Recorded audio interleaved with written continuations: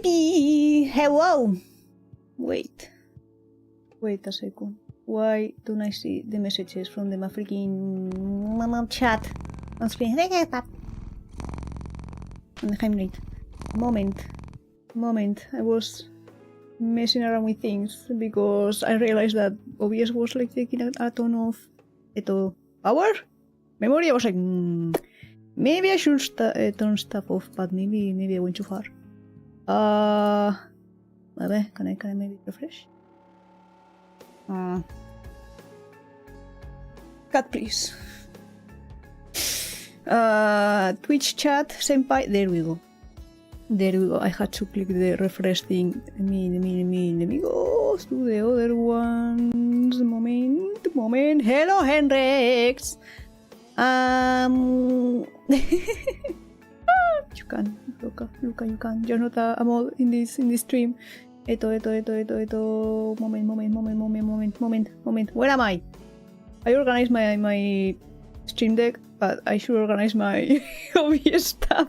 Where's the things? Just for when we switch to the game room. Properties, refresh. Properties. Where are the properties? What do you think? What am I? Everything? It is? Is there something? Yes, okay. Okay, all is good, all is fine, all is well. I hate when I move the OBS window around, it just resizes everything on the side, so readings get resized, the chat get resized, like, I can read. I cannot read. I was in a test. I thought you were sending that as a test instead. Damn it, Roran. Hi, Henrex. You must be moderated to do this. Yeah. Okay, you're not a mod. You're a moth, but you're not a mod. Okay, let me stretch and let me water. But I had to be careful with my left hand because thumb, doesn't hurt as much anymore. But it still hurts, and I better not overexert it so I don't fucking die, I guess. Hello! Headbutt. And water. The water. I got water earlier. My bottle was empty, and I was like, I'm thirsty.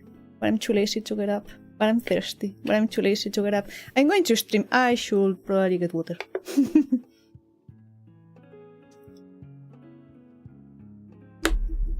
Hendrix! Yes. I just remember. What did you remember? I got water. I'm drinking water. What did you remember, Henrix? Look, I just need to record the things. Now I got 2 people calling me good boy when I do things. This is fantastic. Never mind. What do you mean? What is it? Right. It's very funny how you call me like a good boy on text and you don't remember to record it. Like, you should go hand in hand, maybe I should do this. I just called them this, maybe I should also record this. No, you forgot. Anyway, I was about to ask if I could use a good boy in my gacha. Yeah, I just told you this morning. I told you no, and then I went, JK. Yes, go ahead. last night, which was like my morning at almost 7 AM? Yeah, because I woke up. Henrix, did you know? I don't have a job anymore. I don't have a job. I do the announcement thing on the server. Yeah, I don't have a job. I'm jobless. I'm going to be doing stuff so I can earn money through other means, but yeah. Yeah, I'm well. I knew it was coming. I was kind of preparing for it. I have plans. I'm just setting those plans in motion. But yeah, I will be going back to modding Cyberpunk 2077, so I have to talk to a friend who is probably most up to date with things, because new methods out. Hello, Shiwa! New technologies, new things, and I'm like, I was talking to a friend a bit ago because they just reached out like, hey, how are you doing? We are the kind of peeps. We just, sometimes we don't talk for weeks and then we're like, hey, how are you doing? And we're like, yeah, fine, tell me stuff. And we just vibe, which is fantastic. But yeah, we talked for a bit and I was like, yeah, I'm going to go back to modding because this happened. And modding is a way for me to earn money. Passive money, but money. So if I go back to it in an active way, I can earn more and maybe I can cover certain things. But yeah, because of how everything evolves and because I haven't been modding for like a year, more than a year, and I was telling them, you know, the problem with modding in this community is that there aren't really guides. There's no like a document. I mean, there are documents, but they suck. There are documents, but they have so much text, and it's like, no, my brain doesn't compute this thing. No, can I have pictures, please? Pictures? A video? Maybe? I know there's like plenty of comments when you publish a mod. They're like, can you release a video how to install this? I was like, bro, you legit just need to drag files. That's it. You just keep the file, drag the file into the folder. That's it. You don't need a video for that. That's it, please. But for modding is like, a while ago, like a long time ago, one of my modding friends made like a guide, and it had pictures and it had like easy explanations, so I could follow that, and I learned how to add things into a game instead of replacing things. So I'm going to try to reach out to that peep, like, hey, it's been a while. I also told them about my streaming journey, so they are mostly like, yeah, I've been doing this, I haven't died yet. Hello, little bag. That's a bag. I have 2 bags in my chat right now.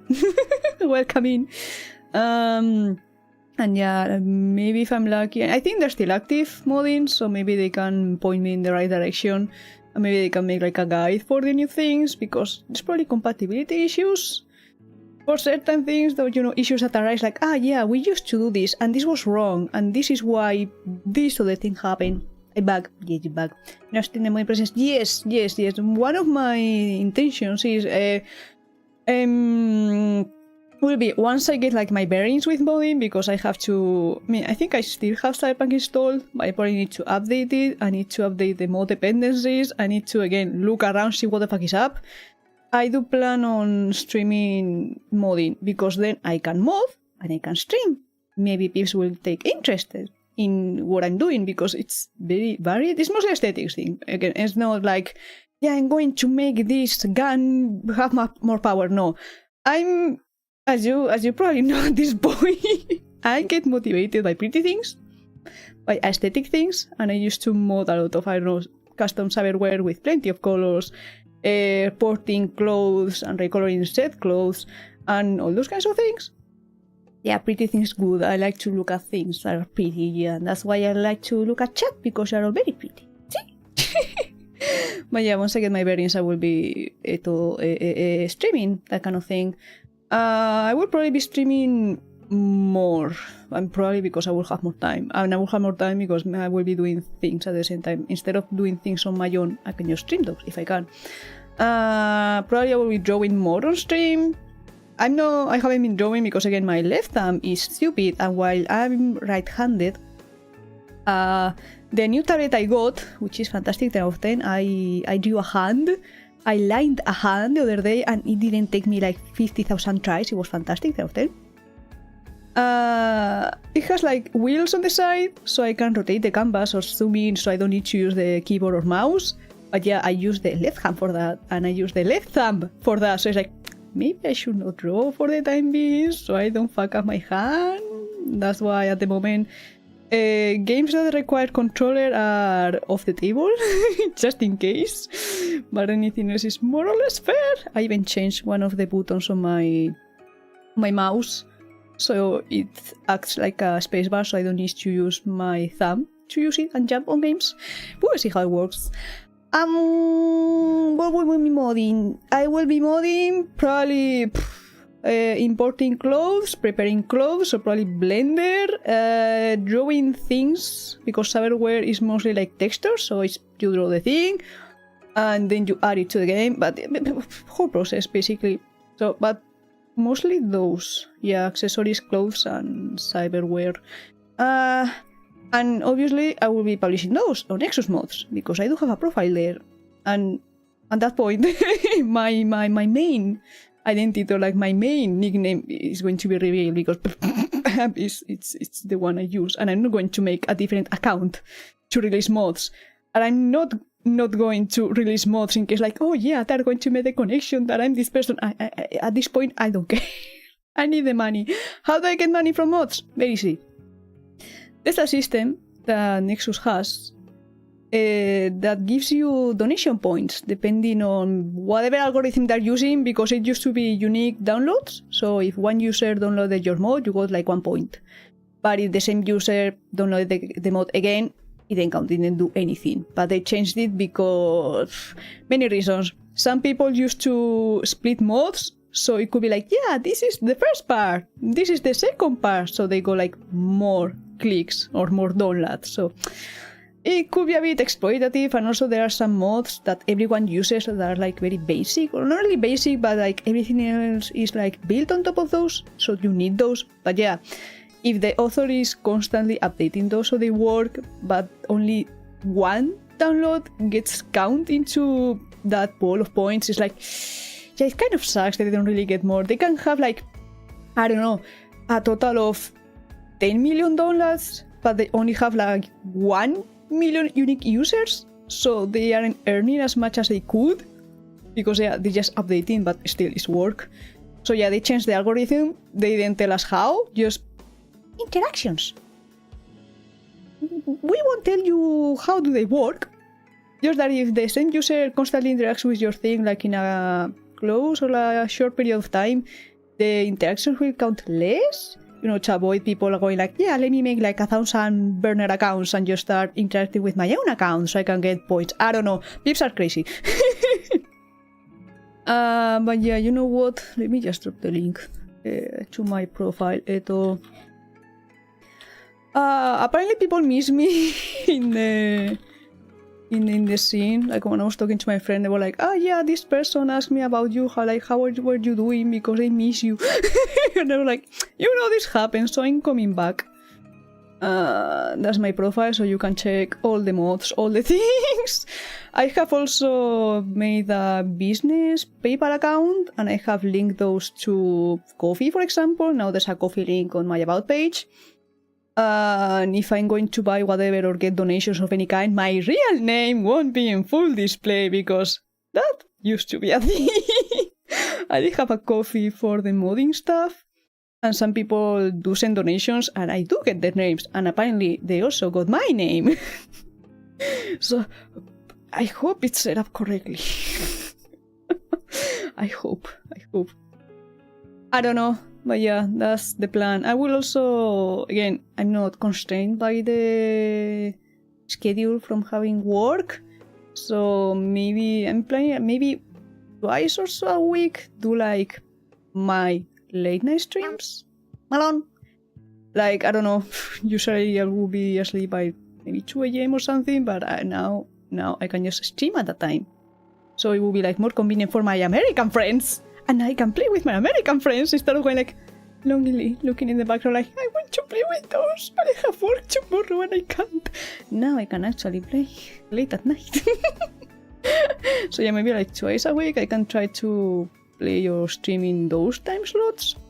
We'll see. I know at least playing with people or making connections, so to speak, is going to be much easier because time zones. Again, most of the people I know are freaking Americans. I love you Americans, but what the fuck?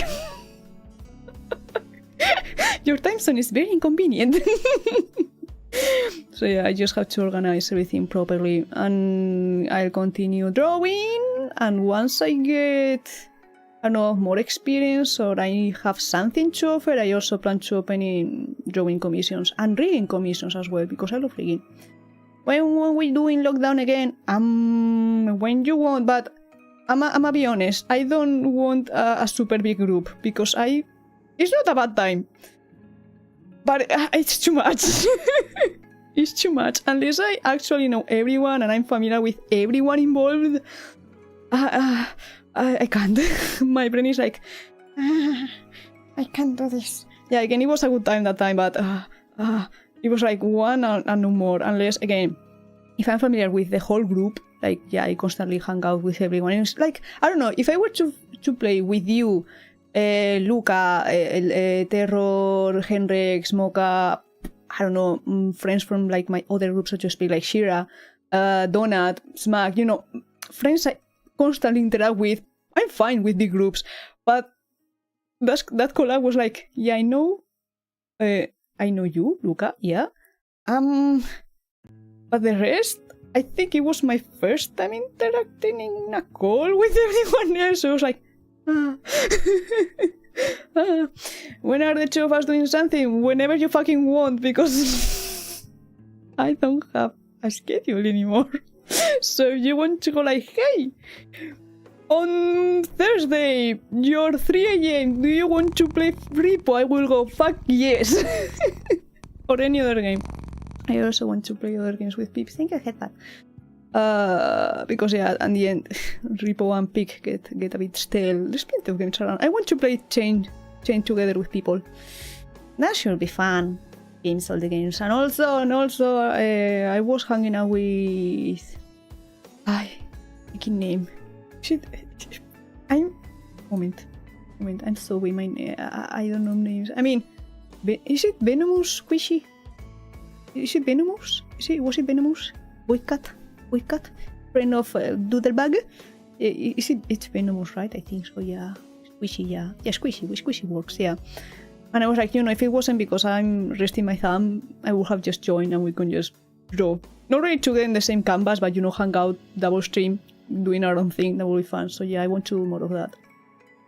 Tomorrow I'm doing a simple open working stream. We could also hang out then too. Yeah, tomorrow. What day is tomorrow? Tomorrow is? No, I have a thing. Tomorrow is Friday. I have a collab with ATM0, finally. I have a collab, yes.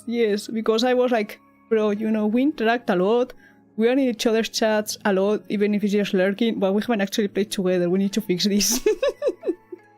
Your hand is doing better. Unless I force it, like, stretch it a lot, I can move it around easily, but yeah, in resting mode. But yeah, but tomorrow I do have the thing with ATM0. We're going to be playing Peak. And if we peak, we'll probably maybe play Code Vein. It will also depend on how my hand is doing, because I will probably be using controllers with Code Vein. So we will see. Maybe we will just continue peaking, which doesn't require controller. Speak of the devil. Yes. Squish that cat. Squish that. Yes. I was squishing my cat. No, my cat was on my lap earlier. But then my grandma came in like, hey, I'm here. I don't know for what. I think for her phone, because I got her phone yesterday. No, she came then. I don't know. For something I was like, okay, I need to get up to open the door. Kitty, I'm sorry. I know. I think because it's getting colder, she's been more cuddly. She comes like, okay, now it's lap time. Okay, yes. She's very cute. But yeah, besides tomorrow and on Sunday that I have a collab with Tassi and Mocha. Yeah, my friends. My favorite friends. Or one of my favorite friends. I'm free mostly whenever. Hold on. Squish run. Wait, hold on, squish run. Are you squishing me? You can squish me. Pop my back, please. Just crack. Yes, please.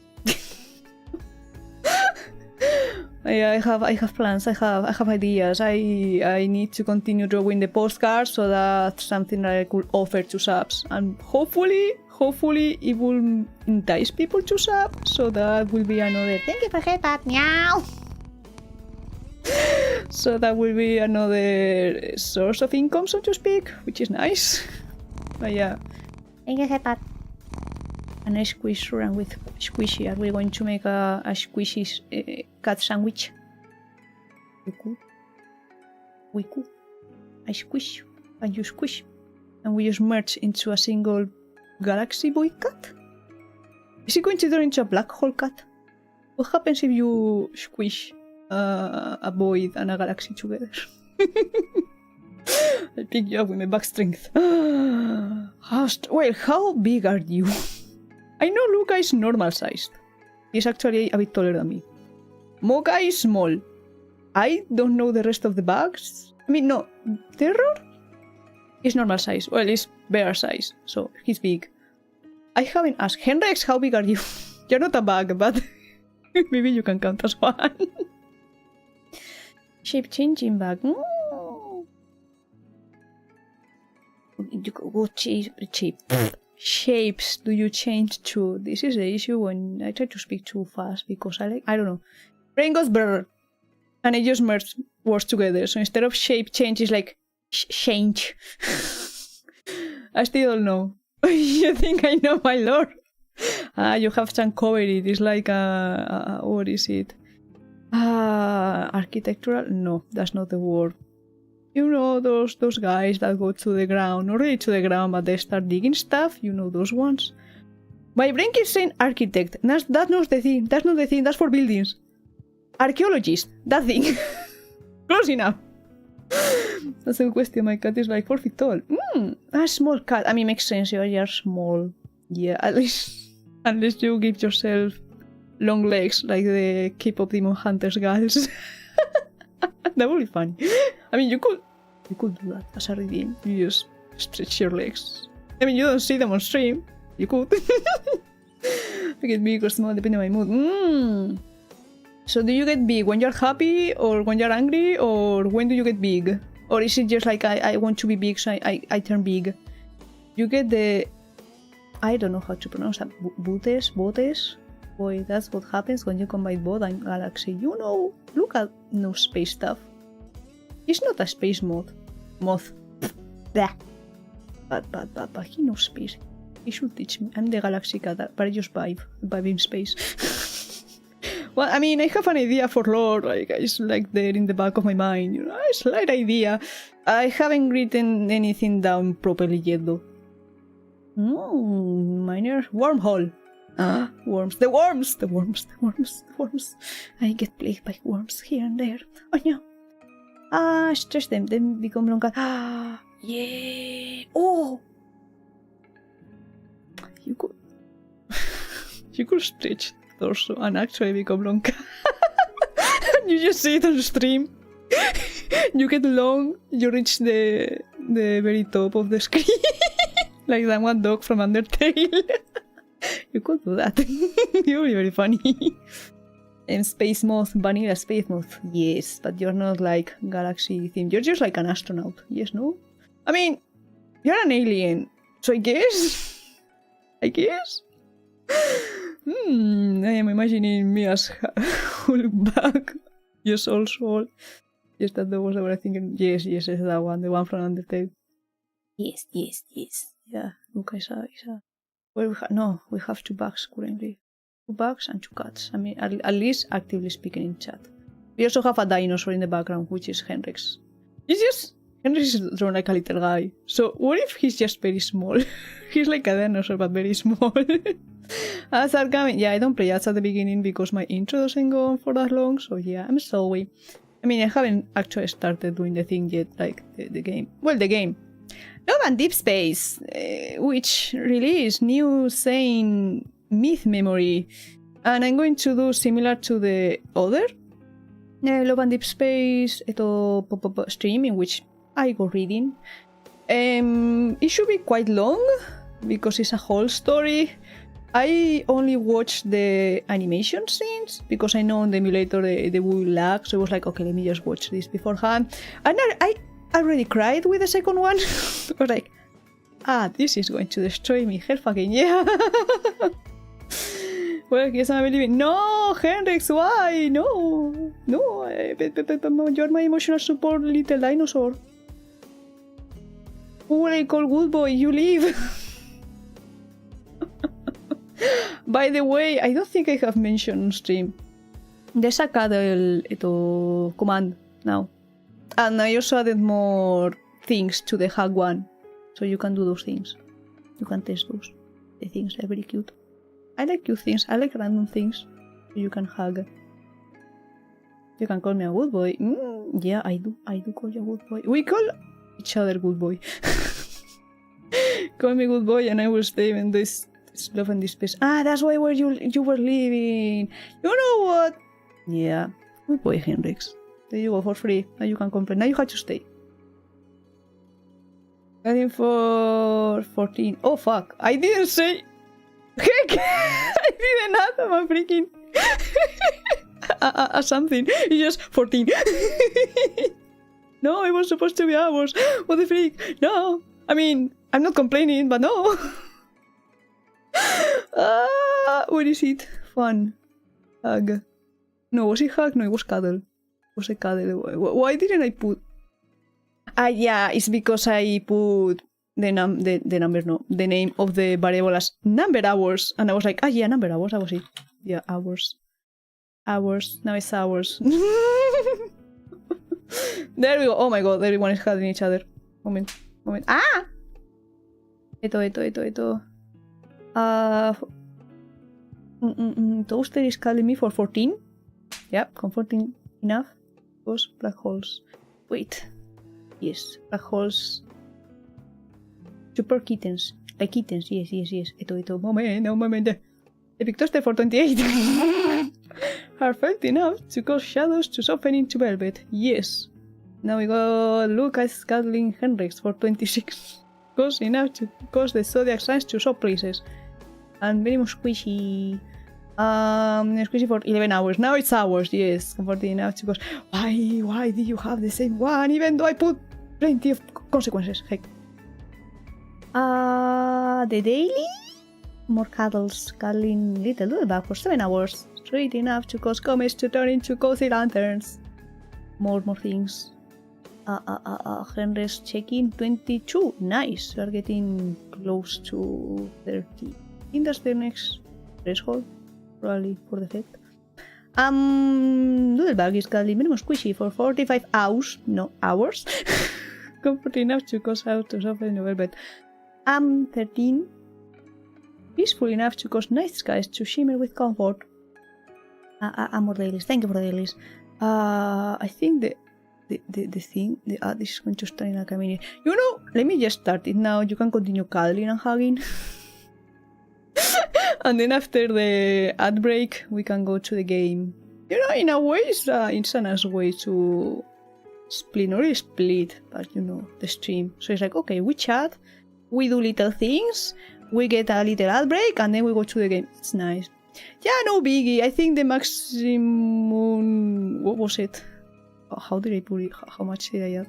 Wait? Cuddle. What is the limit? 48. Yeah, 48 hours. You can be cuddling for 2 days. 2 days straight. Yes. 36 hours. Gently enough to cause petals to bloom across the night sky. Now, let me run the ad. Yeah. In the meantime, continue hugging and the things. It's very funny because when people hug, the stream avatars also hug. Let me see. Must swap over to laptop to work on good reading while lurking. Yes.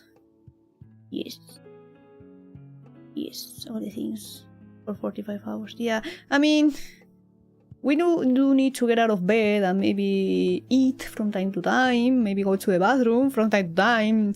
We should probably shower at some point. Maybe together, maybe not, you know, depends. I think it smells like vanilla by the end.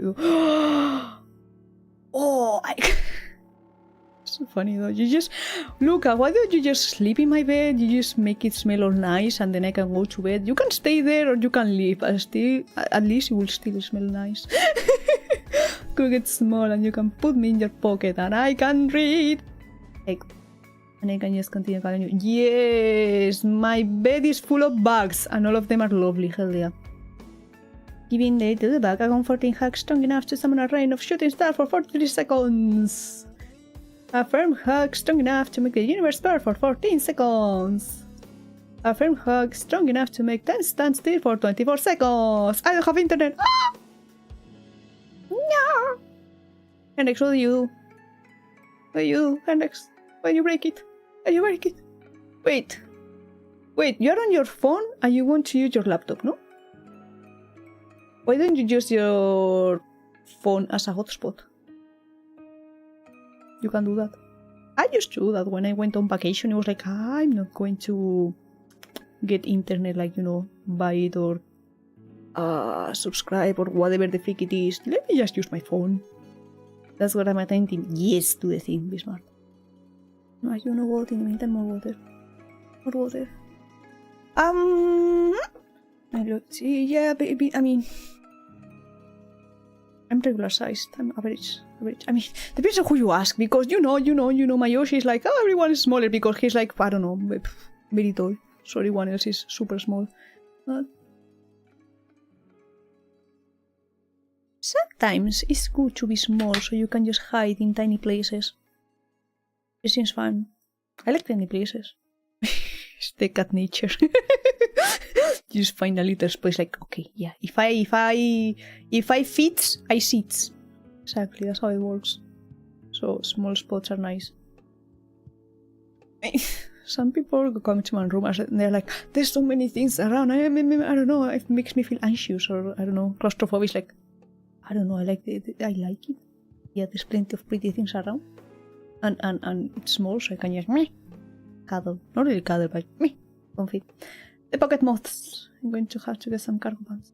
I think I used to have something similar to cargo pants back in the day. They were really nice. We had pockets. Actual pockets. They weren't fake. I miss those days. Now I just wear a bag on my leg with some belts, so I can leave my phone there and my keys and not much else, to be honest.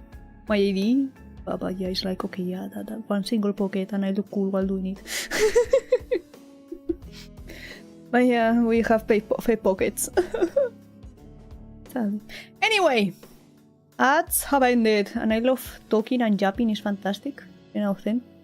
But I need to start reading and things. Yeah.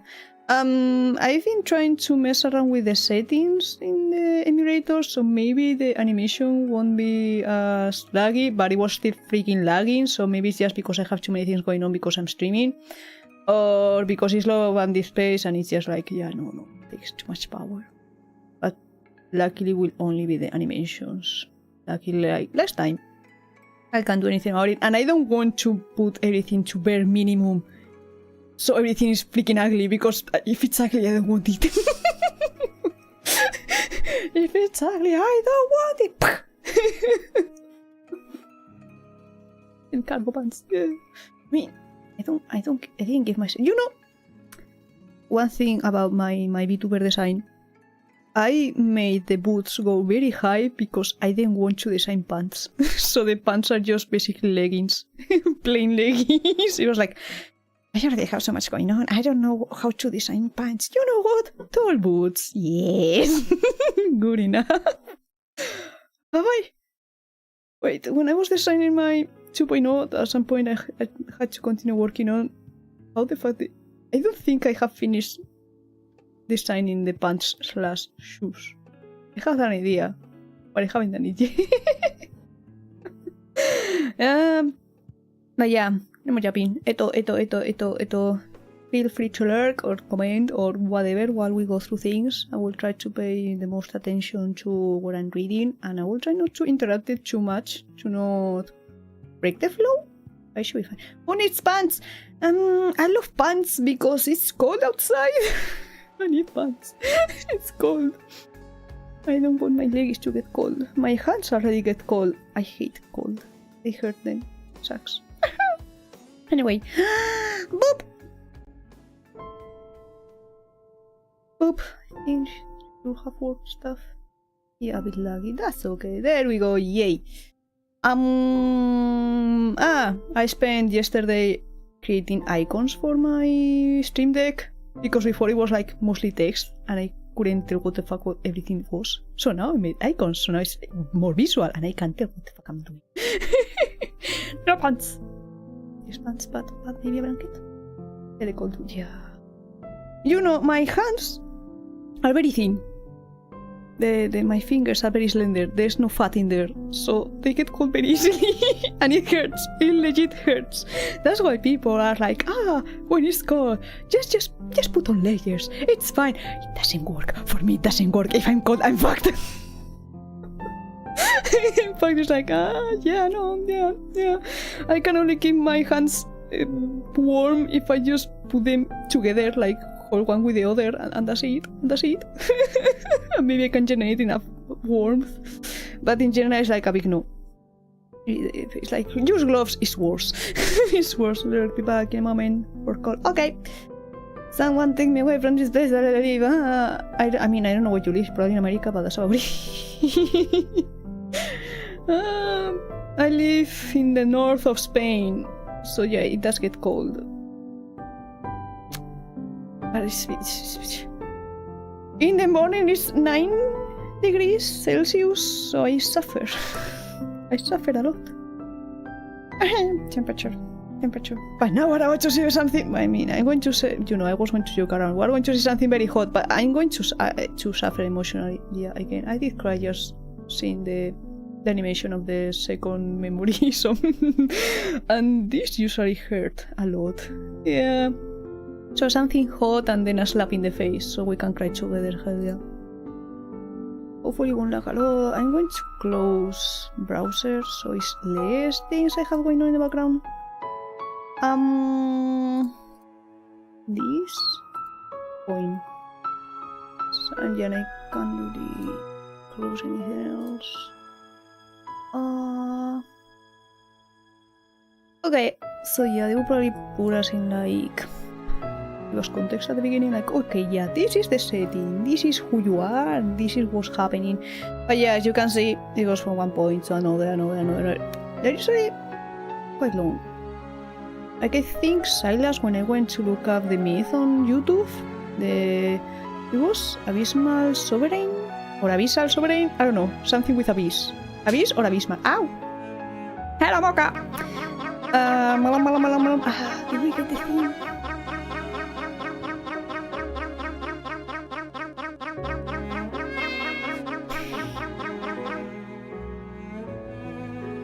No extra. Welcome in, Mocha! You just came in time. I'm about to start the story. Cuddle. For 26 hours! How does that feel, Mocha? Velvet enough to cause shadows to soften into velvet. So velvety, it's double the velvet.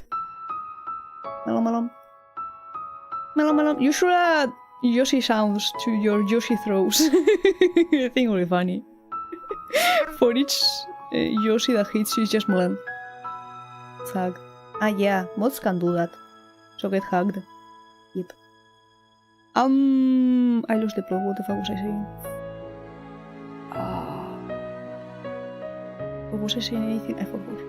I was about to start the story. Ah yeah, when I was looking for Silas as like a second myth, basically, to show a friend, the video on YouTube was 2 hours with the whole story. So maybe around that. I have no clue. Hey, you have the sound? Wait, you have the sound? Or did you just add the sound? Because when we were redeeming the Yoshis, I didn't hear a single mlam.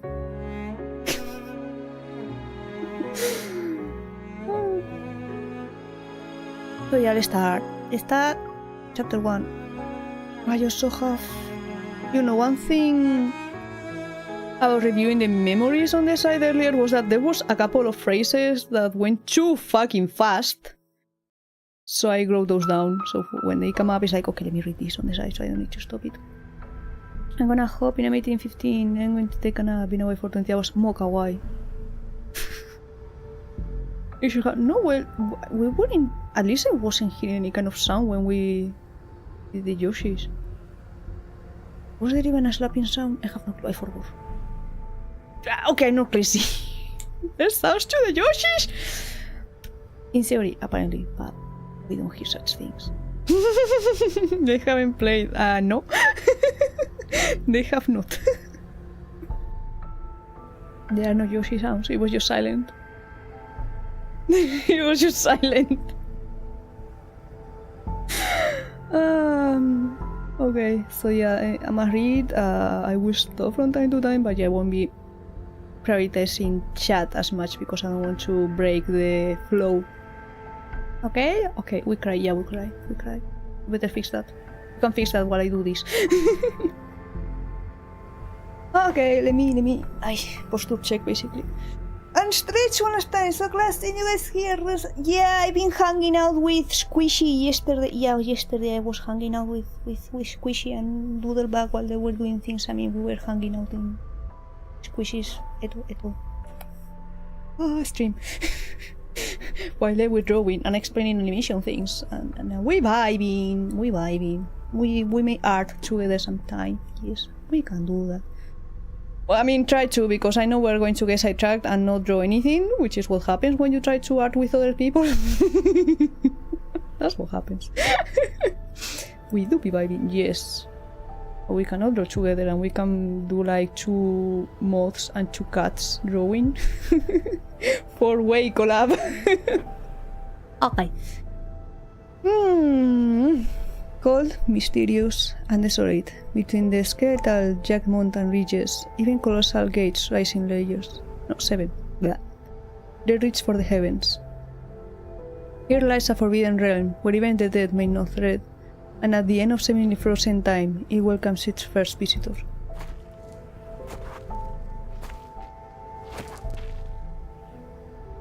You are a supreme deity, the embodiment of annihilation and divine punishment. You possess unparalleled wisdom.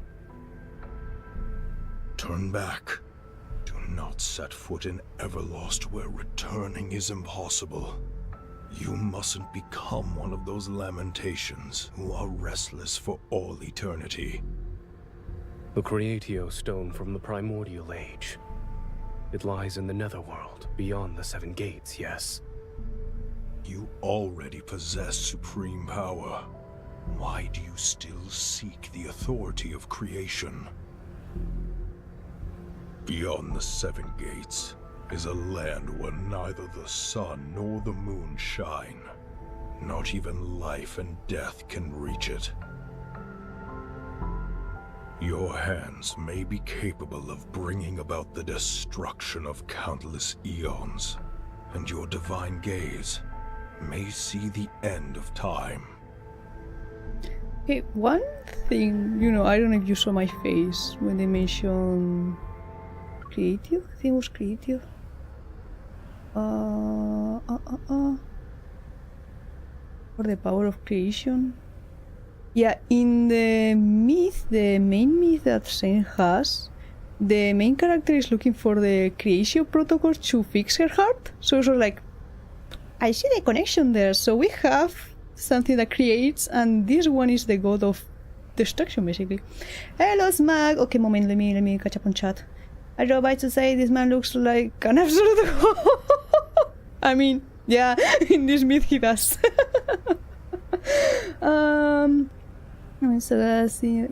So we do be vibing, yes, for some true, but as long as we draw a line, we technically draw. You are so right. I blink with a miss. We're gonna have a foursome. Yes, don't listen to her. Oh, well, have fun. I mean, Mocha, you're part of it, but you came up for your smooch. True. Smack. Mwah. Smack is the freakies. Yeah, those titties are out. Yeah, for once, because usually Zayne is the one who gets very covered up. So for once, his titties are out. Yeah, I just mentioned that we can do a foursome of drawing, so we can have 2 bags and 2 cats drawing together. Hold on, look at the group chat general. Do I have? I need to change the thing because I closed browse. I will quickly check. Oh, I have stopped reading. Oh my god, what is new? Leave me alone. Stop showing me things! Yeah. How quick is it? A cat. It's a cat! It's a cat! Can I show the cat? Can I show the cat so peeps can see the cat?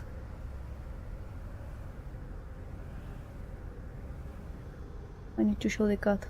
So if peeps are like, what are they talking about?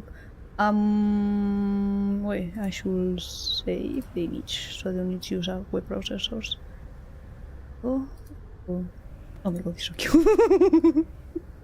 We interrupt your regular schedule horny meet, not really horny because I'm going to cry at some point, to look at cat. Image. Downloads. 1 cat. Oh my god. Help. Oh my god, help. This is too big. Oh no. This is too big. Like, reveal. Little by little. It's getting revealed. Look at that cat. Squish that cat! Squish that cat! Oh my god. Look at the ball, it's so colored! Look at it! It looks like a plushie. Donut! Moment, eh? I need to catch up on chat. I don't use sorry, hello! Hello, tío! Oh my god, no, there's too many things happening. Moment, I'm trying to catch up on chat. I don't usually have chat disactive. I'm dying. But there are 2 bugs and 2 cats, and the 2 bugs are definitely not in the door. Exactly, yes. Brothers, new kitten, hell yeah. If I would just steal the brain cell and squish ears here, I'm going to pretend I showed up now instead of when the first confession. Donut! Why do you keep doing this? And then if we put you in the cup, then the brain cell can't get out. Exactly. Eto, kitty, wanna boop? Yes. Okay, hello, raiders. Sorry, I was catching up on chat. Hello, tío. I'm showing Smug's brother's cat. New kitten. Eto, while I was going to go through Zayne's new love and Deepspace memory. What are you doing? I mean, what are you doing reading in? What were you doing? How are you doing? Did stream go well? Welcome, riders. I still don't have an intro. One day maybe I will write something down. For now, I bowl. Welcome in. I don't know if anyone knows me coming from there, but I'm a space cat. I bowl, mostly. I draw, I play. I may cry in a moment later on while I read this. But we mostly vibe, and I need to go back to playing horror games and scream. Yes, that's something I should do. Someone spilled ice, tío. No, I saw the drawing. I saw the drawing. It scares me. Yeah, I'm doing well. I explained some things. I don't have a job anymore. That's the first thing I explained. And I will be doing stuff to make up for it. But for now, we vibe. Don't worry about it. Yeah, this is Max's brother's cat. Very cute. And let me check. Let me change picture for another one. Is this the other one? This?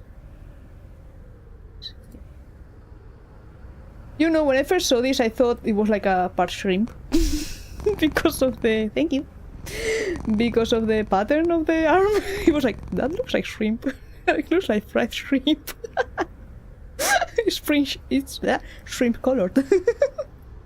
And the other one, this is the last one. It's a little guy. Look at it. So happy. I like the eyes. They're so shiny. But yeah, we have been distracted by Kitty, which very fair, very funny. This is the perfect distraction. What? I'm so sorry. It's an innocent person. Yeah, it's just art. You know, the thing is, Donald has the tendency of popping in at very inconvenient times. You know, while I was reading, I think Duelbag was around at that point. When I was reading Caleb's memory last time, at Deepspace, and he went woof, and I asked Chad, bark for me, and she popped up then. She came in right fucking then. Like, oh, root and stream, let me check. Bark for me. Why? It always happens. And now, he comes in. Yeah, I'm going to pretend I didn't hear the force something. They sense disturbance in the force, and yeah, it's like getting caught in the middle of watching something wholesome, and suddenly you turn around, you come back, it's like, this isn't what I was watching. Literally was cycling through streets to go check on people. And the first thing is so first.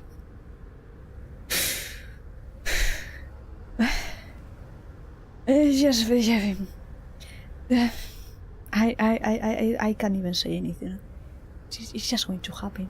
I can't defend myself. Meanwhile, you know what? Look at Mantiris. I guess. Mantiri distraction.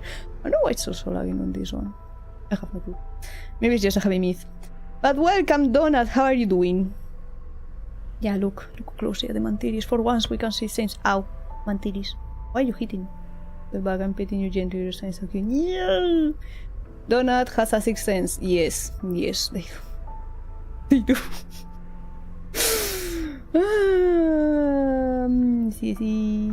Nothing else, no. That's definitely the most thing you've seen here, though, for sure. You know, it's just... Has has there been worse things that I have said? I don't know, I say so many things, sometimes people are like, oh, you said this, and I was like, wait, what did I say? That was 30 seconds ago, I have no clue. My superpower is showing up when people will least want me to. I mean, maybe it's just karma for when that time, when you were showing your art, you know, the art you got, and Pips kept writing like, hey, don't worry about the drawing in the corner, it's fine. Another raid. Oops. Another one, like, what the fuck? Maybe that's karma, maybe the balance is, the universe is trying to balance itself out, like, you know, you went through this, so now you're going to be the cause of it. Okay, I had to go now. Okay, bye Mocha, happy lurk. Maybe we'll see you later. Do this as sweetheart. Yeah. Ito. Así. Yeah. I never did anything wild, and then everyone shut up while I had the sensor on screen. That is true. It was so funny. It just kept happening one after the other. It's just fate. Just fate. I mean, you got to show it around, so you know, like, bring people in. It's like bait for people. Like, hey, do you want more of this? Well, you can't have it unless you hang around more.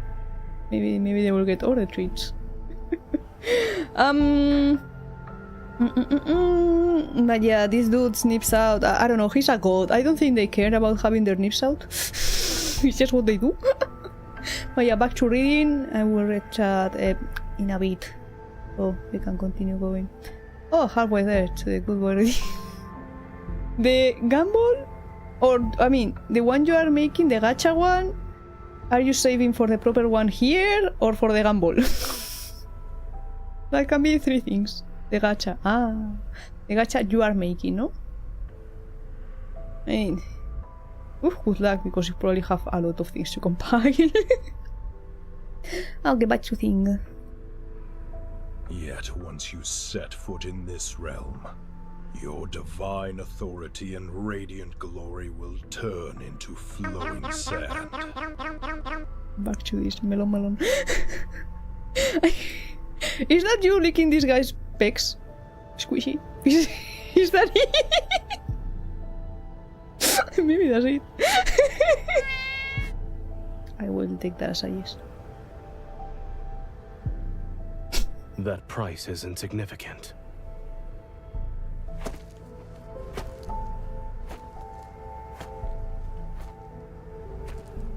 His steps no longer falter. The god crosses the threshold of the first gate and allows the surging waters to devour him. Why are you spraying me? What did you do? In boundless chaos, time and space wear and search. Only an amber-like world remains, nestled within the barely perceptible crevices of the void. Dimension.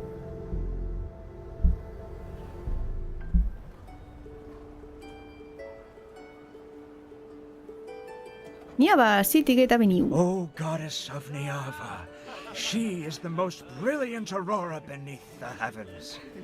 We shall sing of her divine name that never fades. Bricks glaze in dark blue form magnificent, beautiful city gates. They welcome countless worshippers who are here to pray and make offerings to the goddess. The poet plucks the lyre and sings, accompanied by music, offering flows like an endless stream into a tall, magnificent divine tower.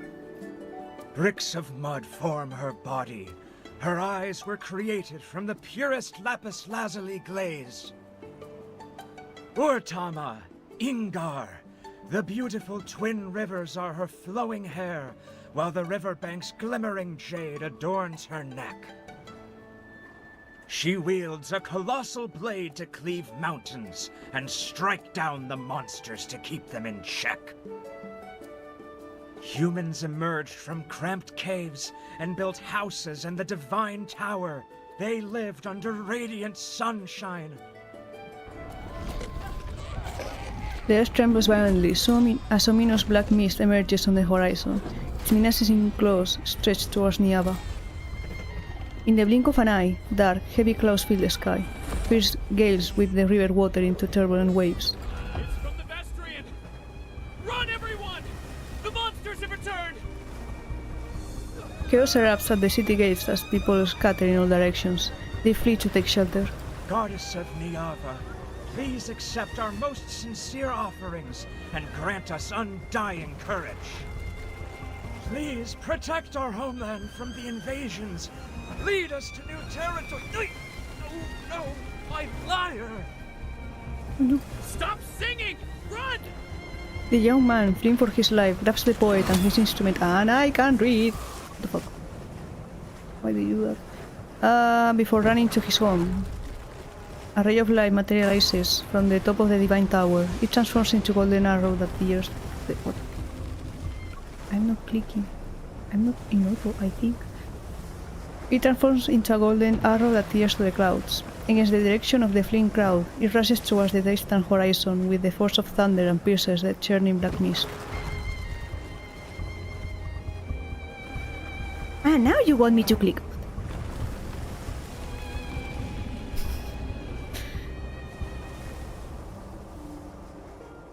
Nightfall.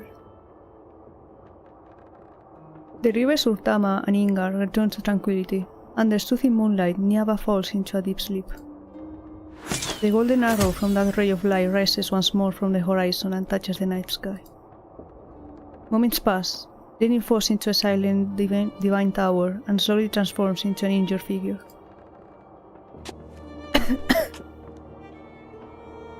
The wounds spread across my body and form eerie golden patterns. Aside from the pain, I can no longer feel anything else. The black mist that clings to me is entwined around my wounds.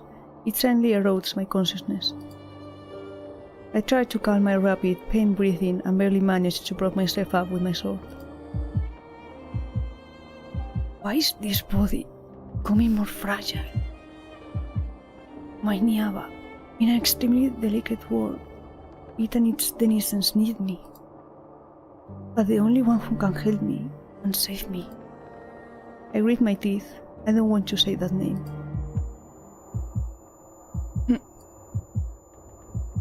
Zayne.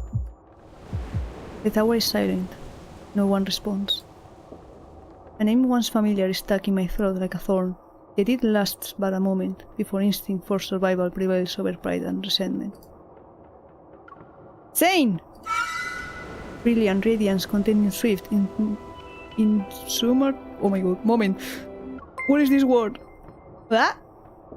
Ah, Lexi! I never read my lunch money. Thank you for the visa. A tier 3. Mwah, for free. I still need to... Now that I have time, I can draw emotes. I will be able to draw emotes that I have pending to draw. Oh my god, let me... What the freak is this word? Insurmountable. Insurmountable? Oh my god, it has been my boy worse. Congratulations, Henrix. But welcome in, Lexi. How are you doing? I hope you get your lunch money back at some point. You need lunch. You need to eat. Please eat. Brilliant radiance continues swift in Why are you like this? Insurmountable power ripples outward. The biting wind cuts my cheeks. The pain stings. There we go. My word. And I couldn't just stop.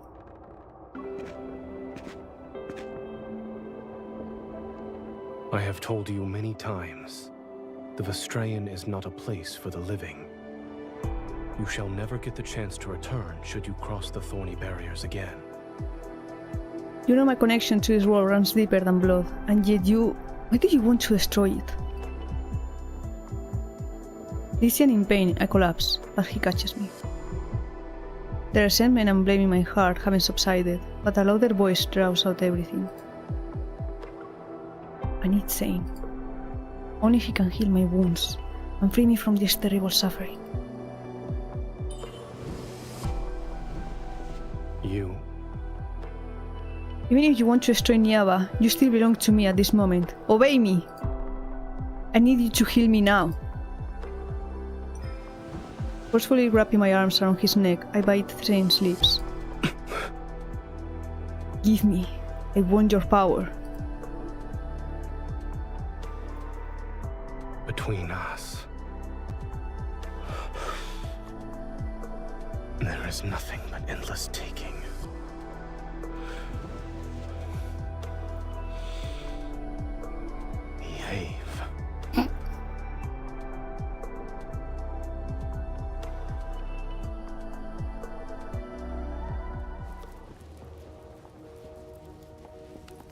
Okay, so the first animation happens in the literally first part of the story. Okay. Sorry about the lag.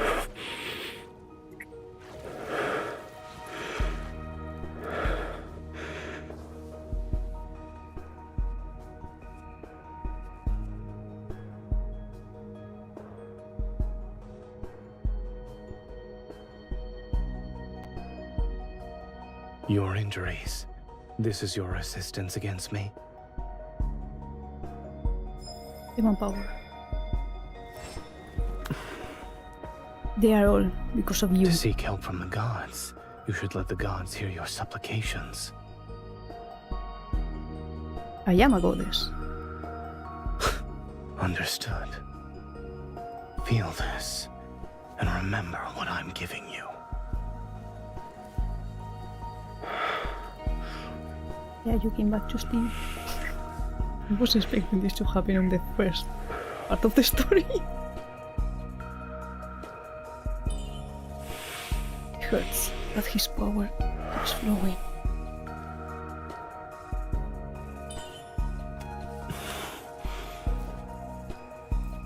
Focus.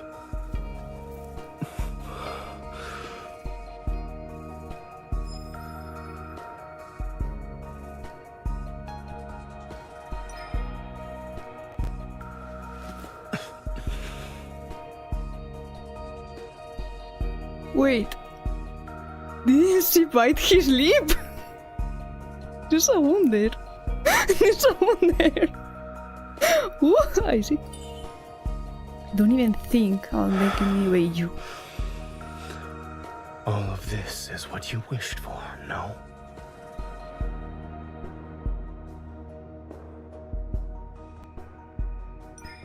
So lucky I can't even think.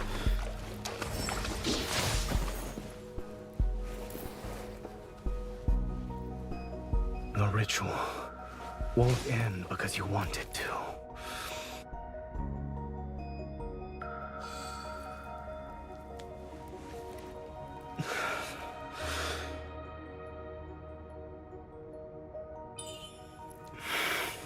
Zayne.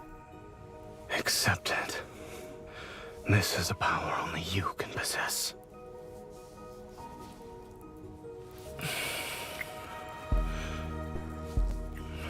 I think they finally rated this at class 18 in the App Store, I think.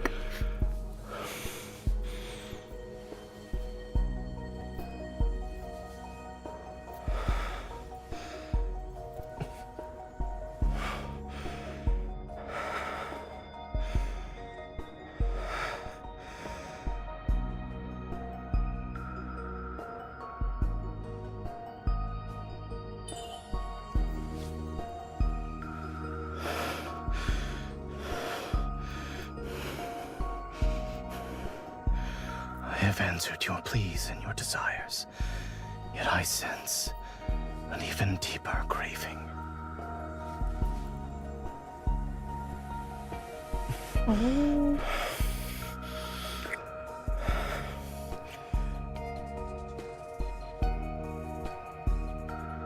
And that was the first part.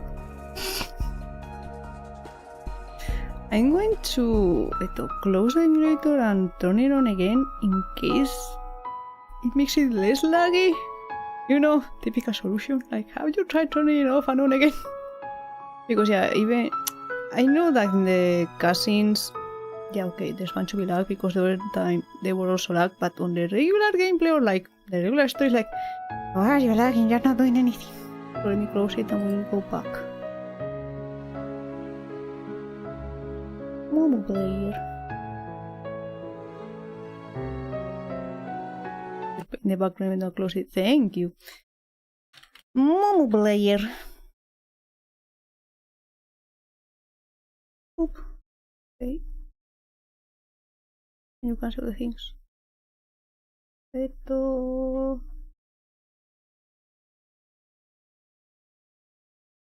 Eat.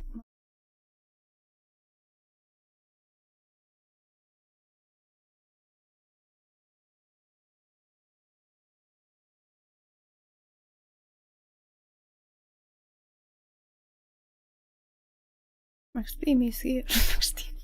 Who's Max Timmy?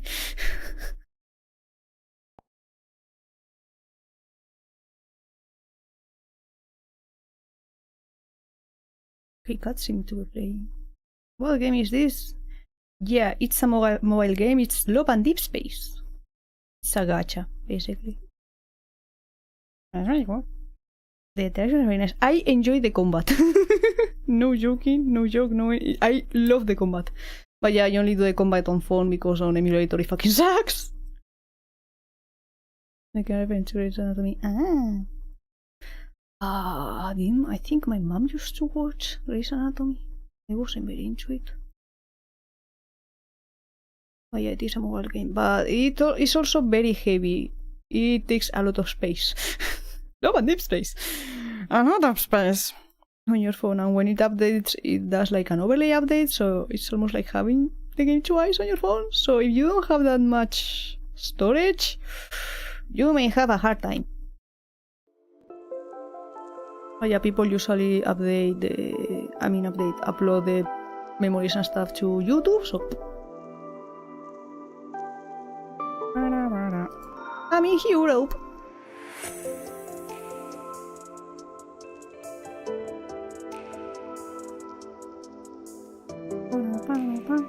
But yeah, there's a lot of interactions and the story is fantastic.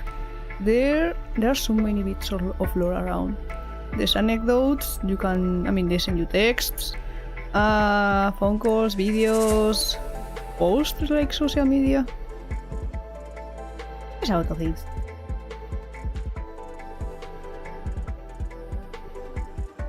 And for memories, which are like the cards you get that work for battle, there's the animation beat. It's like we have seen the scene, and then there's the story around those beats.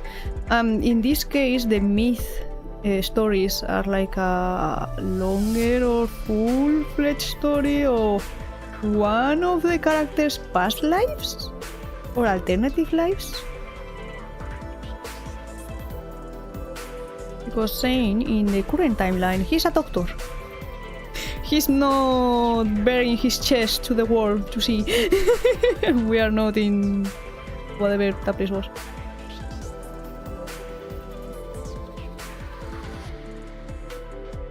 Yes, in the end it's sci-fi.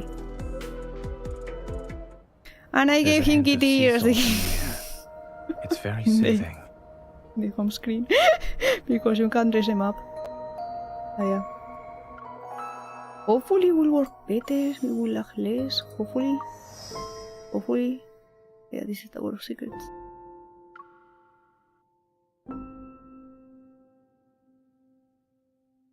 This works better, I can't do anything else. Is restarting the emulator. Okay. Choo.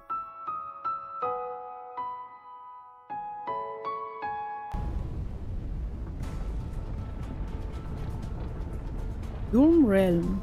Fantastic name, the one. The last ray of heavenly light is about to be devoured. In this world where even death has long since vanished, the final judgment is nigh. Only embers burn as if to represent this world's final breath.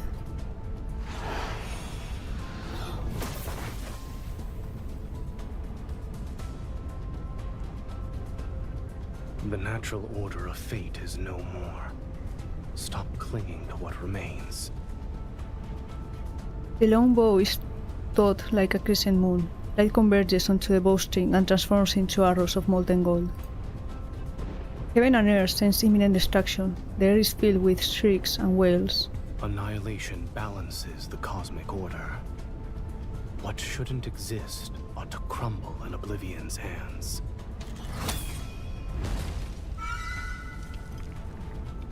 The arrows released from the bowstring transform into several streams of golden light. Their shattering power is unleashed. A triangular spire materializes in the void. Trapped within is a golden Ainsu, its beak and feathers razor sharp. It can barely cling to life. Be gone. Zayne tightens his grip. A golden dust falls through the gaps between his fingers. This bird meets oblivion in the distant depths of the universe. and a newly born golden Ainsu spreads its wings in another unknowable place. A snowflake drifting from the unknown lands quietly on the back of his hand, leaves behind a fleeting coldness. It's snowing.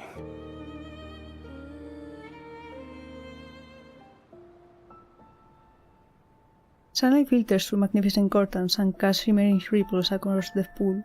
Within the empty hall, only my footsteps break the silence. The cracks in the blade have been repaired as well. I swing the sword, and abundant power reverberates throughout the divine power. Even my body trembles slightly. Within that brilliant radiance, another power has coalesced aside from my own aura, one whose depths are more unfathomable. Zayne. We've known each other for so long that numbers are meaningless, and we once shared what seemed like the most intimate of touches and tender moments. Yet when we let go, it's as if only confrontation and estrangement remains between us. I turn towards the golden spire standing serenely in the depths of the divine tower. The angry spire, containing all of the universe's realms within, is the divine artifact Zayne treasures the most. Several golden Ainsus, their beaks and feathers sharp like knives, circle around it. Another one flies in and disappears in a golden glow. What is your master? The angry spire won't answer me. The corners of my lips curl up. His absence is only to be expected, otherwise he tries to stop me. It's only natural that I protect Niava and save my people, yet he's determined to lead Niava towards destruction and annihilation. A golden Ainsu lands on my fingers. I let it nuzzle my hand and exhale. When we first met, he promised to make all my wishes come true and stand by my side.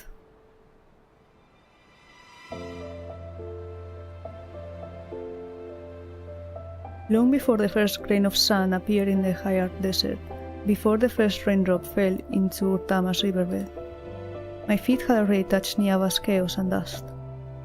All grew under my gaze and touch, and people learned to survive by following my divine edicts. I guided them to build their homes, and I severed every monster head for them. They devoured everything they had to worship me, and used the most noble word in their hearts to address me as Goddess. An omnipotent guardian, perhaps this is what it means to be a goddess. For a very long time, I do everything within my power to protect every sunrise and moonrise in Niava, until I met another god.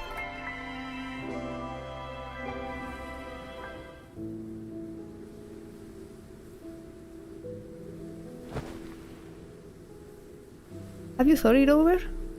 I just down from a boulder. The god, whose name was Zayne, withdrew the angry spire. His expression was colder and harder than stone. I have declined your offer more than once. I shall not carve my name upon your destiny stone. I let out the decisive snort and drew my sword in an attempt to strike, but the blaze light had vanished without a trace before it could even reach him. Why do they keep using words that I don't know? What is this? What is this? Derisive? Derisive. What is this? What does it mean? What does it mean? I don't know. See? With your immense strength, you can be a guardian of Niava. I can tell you don't belong here. Yes, you're like a sun that belongs to another world. You don't carve your name upon the destiny stone, you'll disappear like sand. Once my name is carved into it, the trajectory of our fates will be inseparable. Are you desperate to forge an important covenant with a man whose name you only know? Why not? I told you my name too, did I not? You're willing to go to such lengths to make me stay? All for the sake of protecting these mortals? I feel that English is my first language.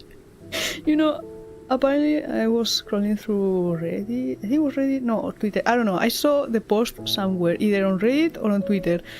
One word that they used in one of Caleb's memories that was from German, and it meant like the joy you feel when someone struggles or something. I was like, what the fuck is this word? Why is this in my English game? Why are you like this? I hate it. Oh my god, hello Toxin. Welcome Raiders, the Battle Cats. Wait, you were playing the Battle Cats that time. Oh, that word. Yeah, that was the word. Sludge Raid. Hello, welcome in. I'm going through Saint's New Myth memory, so I'm mostly reading. I'm complaining about English, because what the fuck is this word? Toxin, tell me, what is this word? Do you know? What the fuck? Where is it? Where is it? Where is it? No, is it? It was here. Is mortals, guys? Name? I don't know, it disappeared. It was here. No, it's not anymore. Welcome in. I don't know where it was. It was really weird. How did the Battle Cats go? And for those who don't know me, I bowl, I draw, technically I'm a variety streamer. You know, I should do that. I mean, I not do this as in like, say I'm that, because usually I go like, I play games, I do art sometimes, spooky or something that catches my attention, because no intro, we bowl. Did it go well? Did you battle the cats? Went pretty well, it was very fun, yay! Yeah, I'm currently going through how's my stream.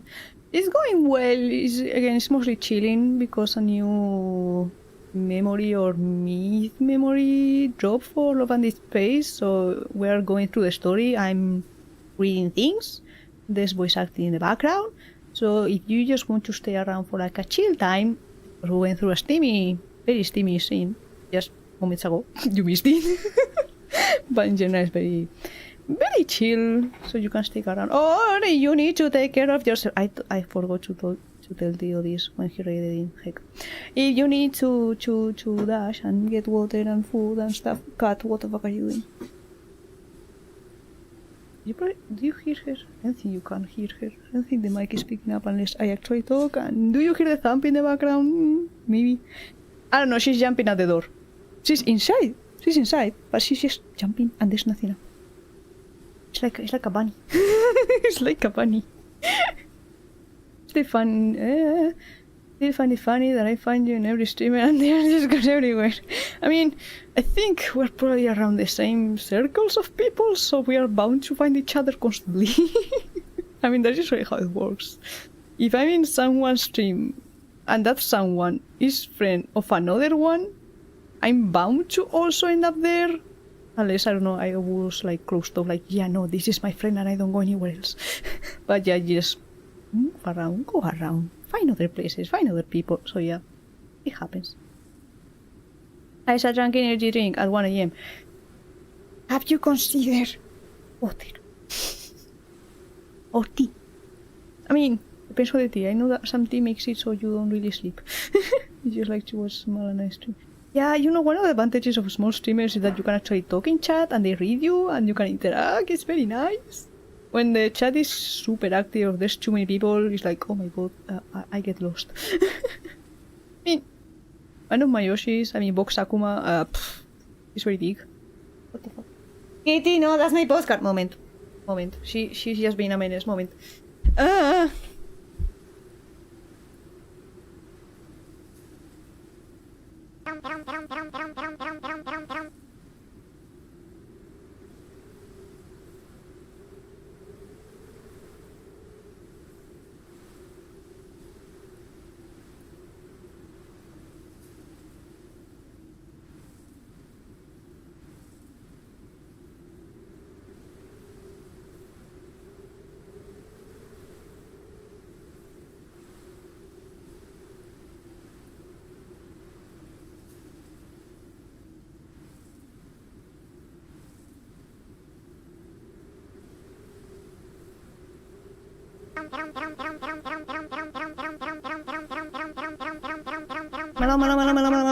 Yeah, she was trying to take off my freaking postcard I have on my wall. Say, fellas, did somebody mention the door to darkness? I'm back.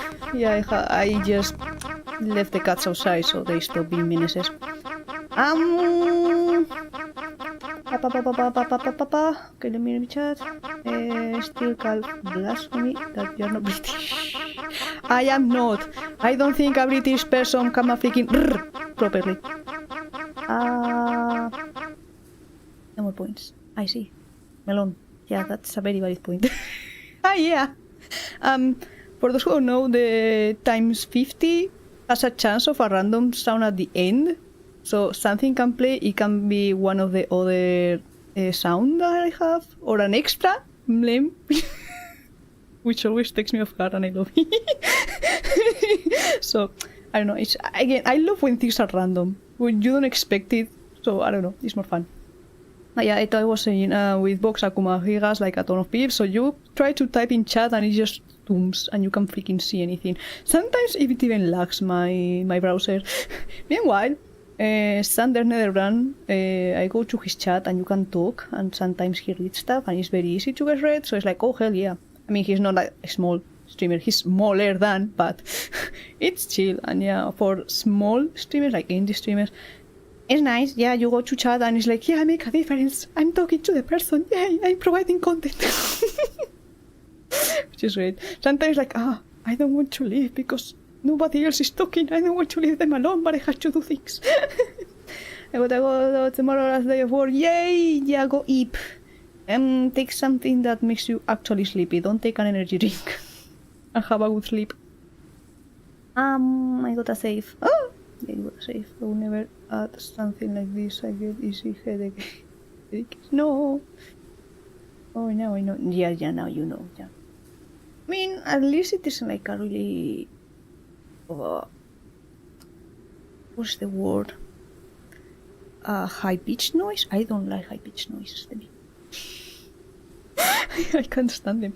I think my chat and British cat. Yeah. Yeah, the British. The British. British. Wednesday. Tuesday. Friday. Yeah, I think one of the reasons I don't really watch that many feminine speaking streamers. You know, the popular ones. They have like really high pitched voices that almost sound like, you know, typical anime girl. It's like I can't take this. This is too high. I can't. my ears. So yeah. I don't know where the word went. It was here and I was not, and it feels like I'm going insane. It was here, now it's not. It's intense again. Well, yeah, I'm going to go back to sleep. I can't. Yeah. It's like they say that's the real voice, but I don't know. In real life, I have never heard anyone with such high-pitched voice. So anime. So I don't know. I mean, it probably is, but I don't know. I mean, I'm not saying they're faking it, but it's like, are they built different? Where do these people with this high-pitched voice come from? So not typical anime waifu. I know the anime waifu. You know. Anyway, back to reading. I don't know where the word went. It was here, no, it was not. This intense gaze fell on me. For some reason, there seemed to be a trace of anger. We defend that for sure. Yeah. What was the question? We're going to go to such lengths to make me stale for the sake of protecting these mortals? Yes. Correct. Do you think humans are fascinating creatures? Despite having lifespans as fleeting as shooting stars, they create so many wonderful things and have astounding ideas. I almost forgot. You've always been like this. You never change. Like this is... Yeah, it was a weird thing. Usually you come here and you can see it, but am I blind? Why not? I thought... Was it? Wait. I know. And it was something that I had to read. So... there it is. The Dirishibith. There it was. It was a while ago. Dirishib. You know what moment? Wait, no. Squishy, can you do me a favor, please? Can you look up what the word means? I just don't want to open up my browser because I have a bunch of tabs. And it's going to go like, hey, let me load everything and lag everything else. Thank you. Because I'm curious. I should have also looked up the other one that happened earlier. that I also struggle with. Is this their way to make things sound like ancient? Maybe. In before it's something stupid. Like it's something that could have been said with another more common word. Just derisive. Derisive. It's like decisive, but not really decisive, you know? Derivative, but also derivative snort doesn't make sense.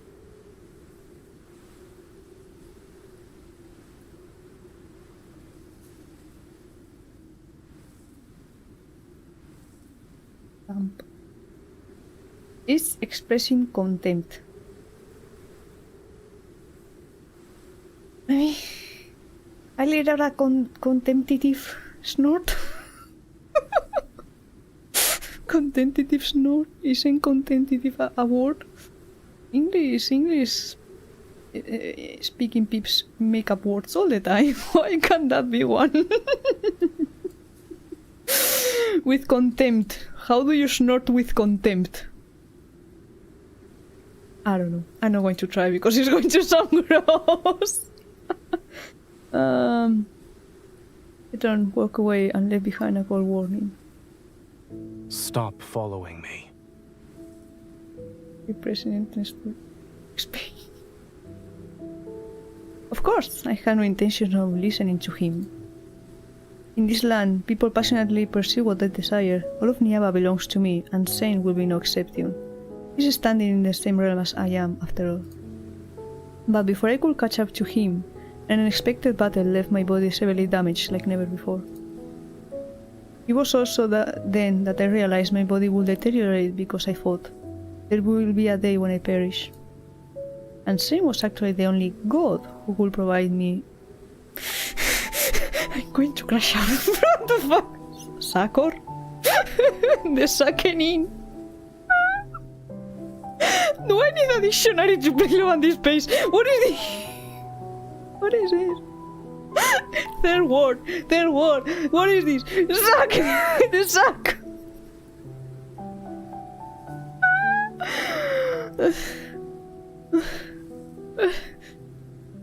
Squishy. So I think he was making fun of you or something. I mean, I was the one letting out the contemplative, the CDBT snort. I was the one snorting.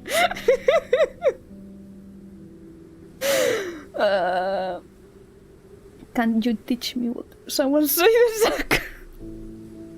Yeah, the sack. The sack. Squishy dictionary senpai, please. Can you also look this one up? We're learning English today. Sakor is hardship.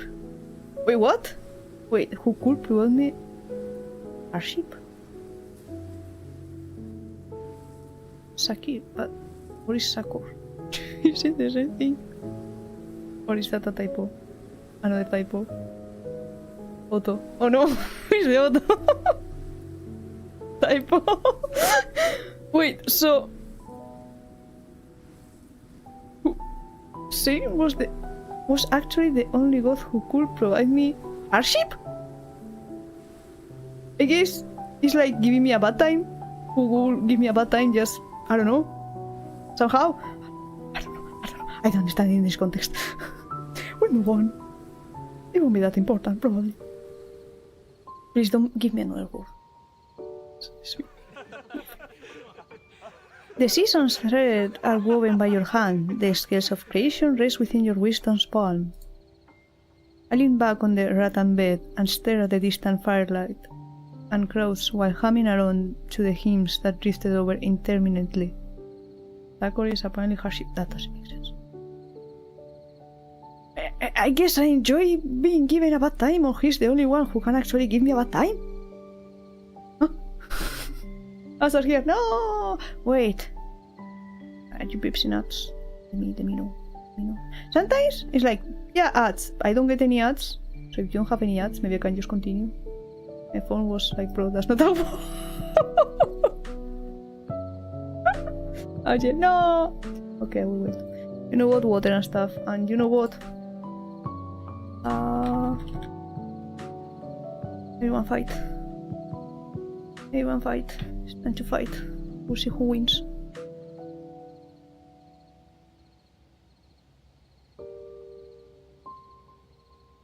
Battle Royale starting. Who will win? I don't know.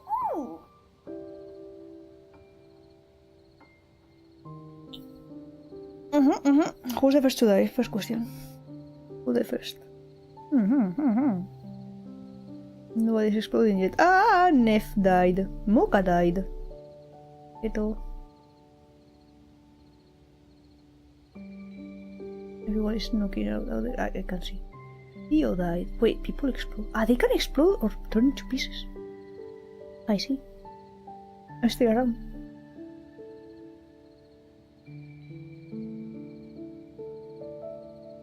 I think Squishy is going to be the... Or maybe not? Will I... Ah, I'm going for the health! Smug died. No, I killed Squishy. Shiwa won. Shira wins! I love how it's the sleepy, soft one, the one that wins. So it's like, bro, you think you know English? Nah.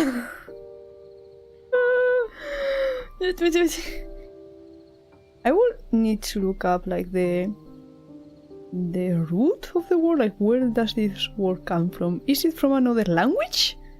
Or what the fuck? Or is it like old? Old.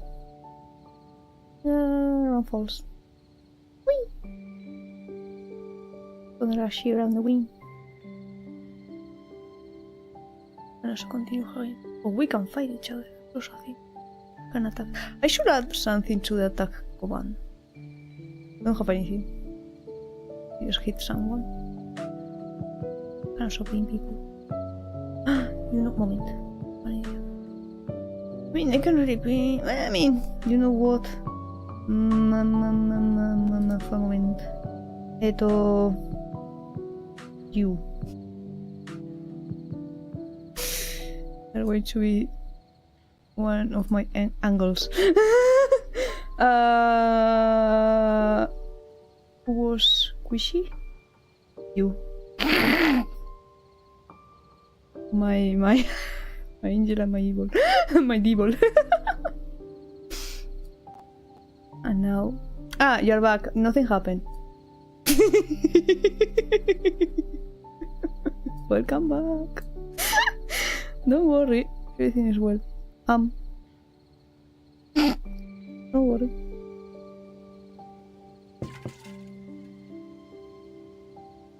Oh. Sure, yeah? Nothing is wrong. Is being worshipped and praised by humans truly a joyous thing? Yes. I love when people praise me. Oh no. No. I mean, yeah.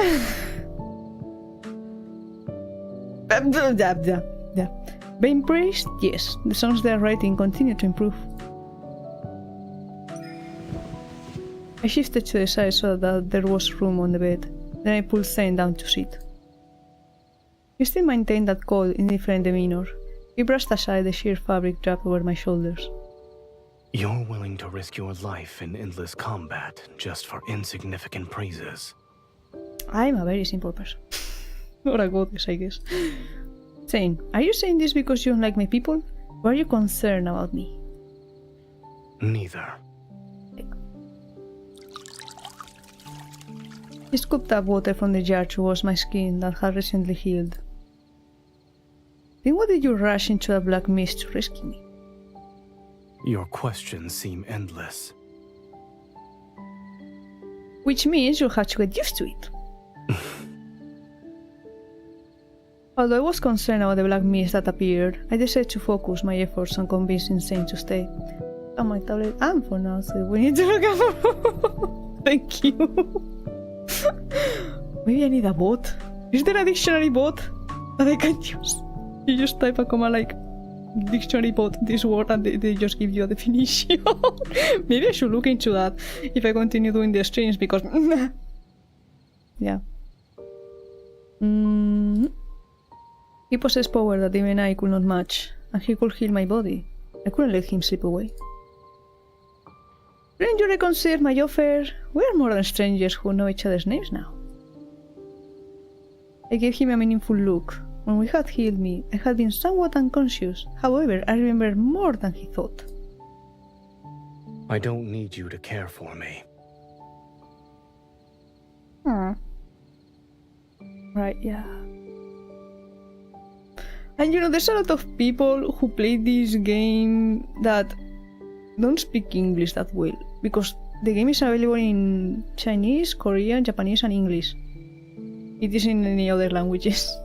So, you're screwed. I mean, your defense, I didn't know them either. I mean, I bet there's plenty of people who don't know those words. I haven't seen them in my whole life, and I've been online a lot. And I read a lot of webtoons with various themes and plots and stuff, which, you know, it will be like, oh yeah, this word came up once. No. I think they just want to feel fancy. I think they're the typical words. Moment. That you just are like, I don't want to say this word, it's too common, and you just look up, okay, synonyms of this word. Okay, yeah, that one looks fancy, let me use that one. It feels like that. No Spanish, yeah, no Spanish. I mean, I will play it in English anyway because I'm more used to it, but I know there's plenty of peeps who speak Spanish that don't speak English, and there's always reviews in the store like, can you translate it to Spanish, please? Please, for us mortals, Spanish-speaking mortals that don't know English, please. But yeah, it will be a whole thing. Maybe they should at some point, but they have to put resources, they have to take into account the cultural differences. Because of cultural differences, Caleb, who was supposed to be our adoptive brother, isn't an adoptive brother anymore, and he's just a childhood friend. Because in China is like the common trope for the adopted brother, but in our culture is like frowned upon, like, why do you have feelings? He's basically family. Gross! So yeah, I get rid of that underlying depth for the character because of that kind of thing. So for others it's probably also complicated. It's just a mess. I grabbed his hand and sat on his lap. Okay, we're moving fast. According to Niava's laws, you belong to me. You have no right to refuse. That's the thing, that they do that honestly. Do I look like someone who follows those so-called laws? I mean, you're here. I have that emote on my main account. On Discord, I can use it. I didn't know it was also on Twitch. Smile and kiss his eyelid. You can't push me away. You don't know anything, yet you dare to open your mouth. Although he remained calm, his gaze was reminiscent of a deep pool where dark torrents surged beneath the surface to warm me. Let's assume the final outcome of us being together is eternal separation, or even obliteration. Would you still accept it? I mean, that's the theme that we got going on, that we can never be together because you get punished constantly. Yeah, we will go over those. Because I do plan to play other myths on stream at some point, because I want to share the game with peeps. So I want to read. You and I haven't even experienced a beginning. Why are you already thinking about our ending, bro? Being afraid of a future that has yet to occur is a waste of time and betrays our true feelings. Then enlighten me. I'll lend an ear to your desires. Give me your fate. Zayne, give me your name and your fate. I recall the vows people typically say when proposing and hastily picked one. Oh my god. Did you know? This is the name. I shall be unwavering and everlasting. You know, I prefer that one. I'll treat you well, I promise. That sounds so gross. Ah, no. It's like those peeps are like, yeah, do you want to have a good time? I'll treat you well. No! Be gone! Get away from me. I shall be unwavering and everlasting. I swear in Niava's name that I shall be unwavering and everlasting. There won't be any regrets. Your vow was rather ordinary. The other one was worse.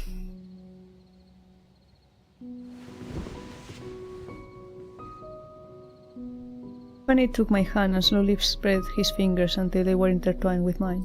If I agree, then I want you to stay by my side forever. Starting from this moment. Starting from this moment, I shall forever remain by your side.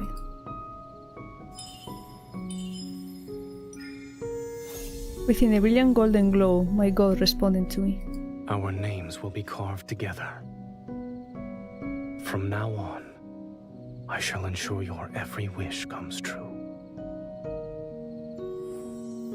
We moved on fast.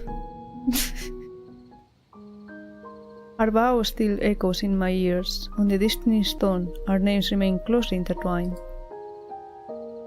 But a black mist, the appearance of the vast shrine, I quickly became the beginning of the conflict between Zayne and me. He did not protect Niava as I had wanted. Instead, he allowed the vast shrine to bring catastrophe and devour my people's homes. Why he sound like Keanu Reeves there?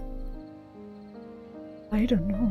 I mean, the voice actors in English are unknown for privacy reasons, but he's probably not Keanu. But maybe. I was wrong to have those thoughts back then. How could a god who governs annihilation possibly harbor goodness and mercy towards Niava? My fingertips are pecked twice, which makes me return to the present moment. I unceremoniously poke the bird's head. What? You still want to protest on his behalf? The golden Ainsu suddenly lets out a shriller cry before pecking my palm with greater force. Fresh blood immediately wells up. Before I can react, it spreads its wings and flies back into the angry spire. Wait, you... Fucking bird. This is relationship. You just call it destiny. Always fun to imagine.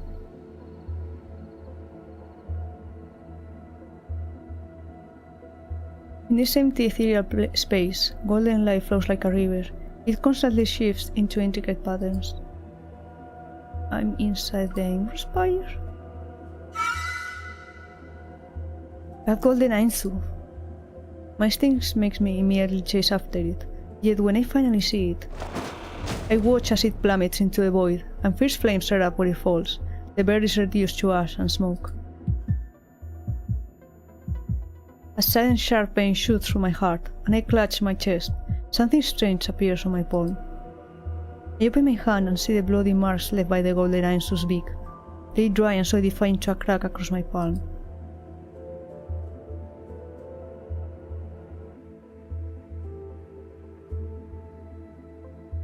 We went from steamy to out to oh fuck. In 2 chapters.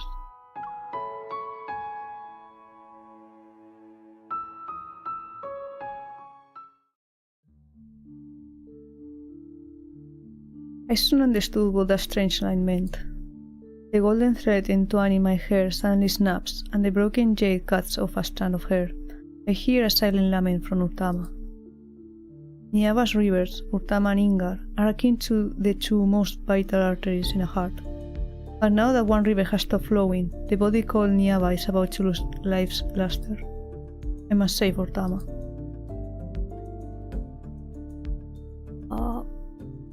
I know, I said, what name is it? Am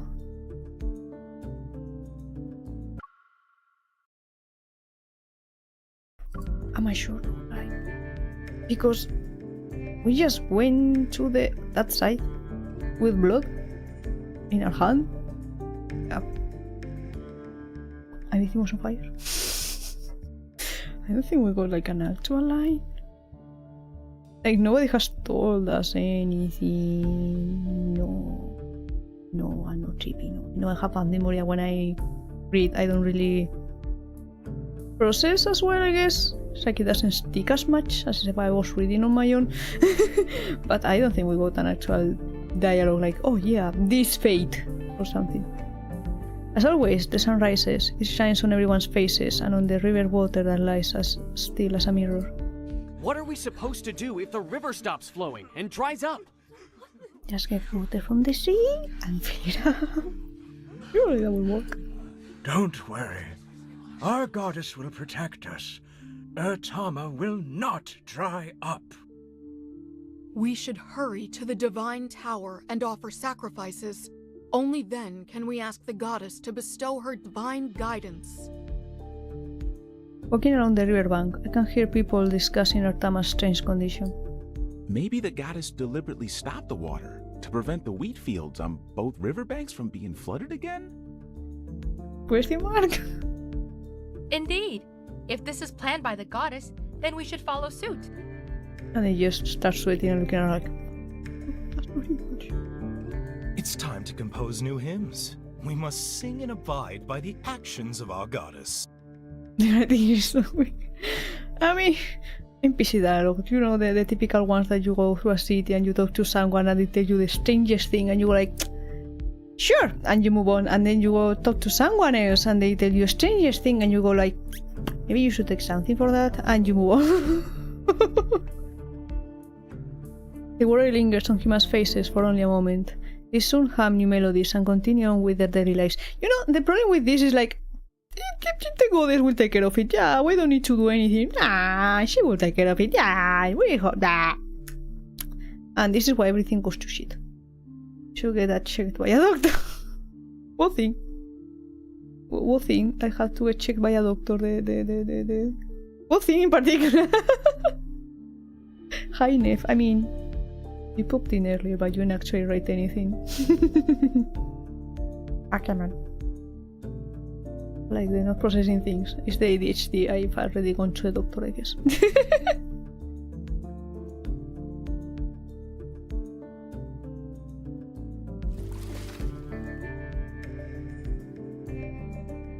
So I didn't shout out what was lurky. I mean, if you want to, I can just take you out of the list that I have. No issue. I just do it because some peeps shout people out. Like they go, ah yeah, let me shout you out. And I'm lazy and I'm like, you know what? Let me do this, but in the lazy way. Stir the river water. Ripples spread across the surface, but they vanish in the blink of an eye. They're disappearing too swiftly. This matter isn't simply a problem with the river's flow. Something is messing with Urtama. Saimria throws several small stones. The ripples are fainter and disappear faster. How strange. The river water is stagnant. Is this truly the goddess's will? No!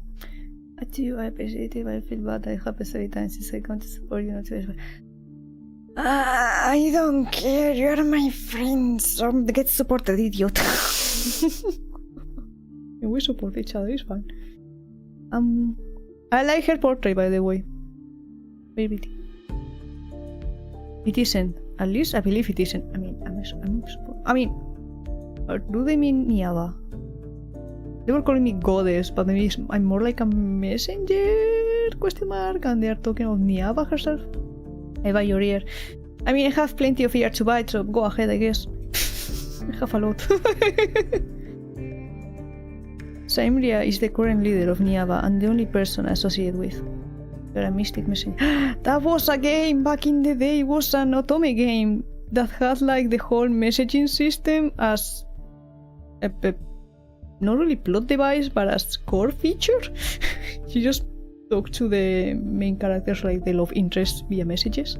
Chat rooms will open at certain hours of the day. I used to play that. I would put an alarm, I don't know, or something again, go to a chat room because the next one will open at, I don't know, 5 something. So I could just go to one, go to the other one, play both, go back to sleep, and get up for school. I used to do that. Yeah, that's a game that exists. However, I only tell her that I'm the goddess messenger. There it is. I always disguise myself as an ordinary person when I meet with her. Ah, you tell her that you're the messenger, but you're actually the goddess. So I'm not tripping. Okay. The goddess should already be aware of Urtama's condition. She won't let disaster strike. Of course. Everyone in Niava believes our goddess shall give her blessings and protect us from evil. Even the most unruly waters will inevitably yield and obey her. The beautiful ruler respectfully bows. She intends to make me convey her reverence to the goddess. That mischievous mirth I know so well appears in her eyes. I wonder, how is our goddess? Have our offerings of gold and jade brought a smile to her face? She's well. Why do you ask? You've told me before that she is deeply troubled because of a man. She has relationship issues. Back then, it was because I wanted to break into the Vice Shrine. Zayne and I didn't speak for a long time. It just so happened that Zayne was leading a group of worshippers at the Divine Tower. I couldn't help but share a few things. I expect her to still remember. It wouldn't be appropriate for me to inquire about such matters. I tried to gloss over it, but displeasure and helplessness surfaced in my heart once more. After treating my injuries, Zayne vanished without a trace again, and at some point he also took the angry spire from the Divine Tower. He certainly returned to the Divine Tower, yet he won't even see me. How infuriating. But I'll admit I have never understood him. In addition, I even know less about what he wants to do. That man must be exceptionally outstanding to win the goddess's favor. Beautiful roses always have sharp thorns, but everything under the heavens belongs to our goddess. A mere man will certainly bow down at her feet. But he's the god of annihilation, so he's not a mere man. Oh no. You're right, our goddess is omnipotent. She will never admit defeat in front of him. Deep trouble because a man. I mean, that's the kind of thing that actually sticks. After Zayne leaves, I ensure no one is around. Then I cup a handful of river water and blow on it. The water in my palm floats into the air strand by strand, then falls into a flying carpet that's as soft and crystalline as a cloud. Take me to the upper reaches of Vtama.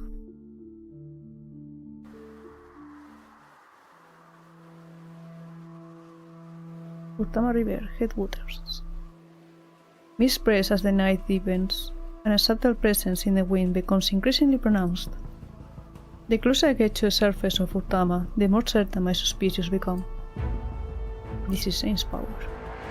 This presence is the same as what I've been exposed to before. It's Zayne's power. Is he stopping the river from flowing? Several strands of complex emotions are ensnared in my heart, and the flying carpet woven from water seems to sense my restlessness. It speeds up.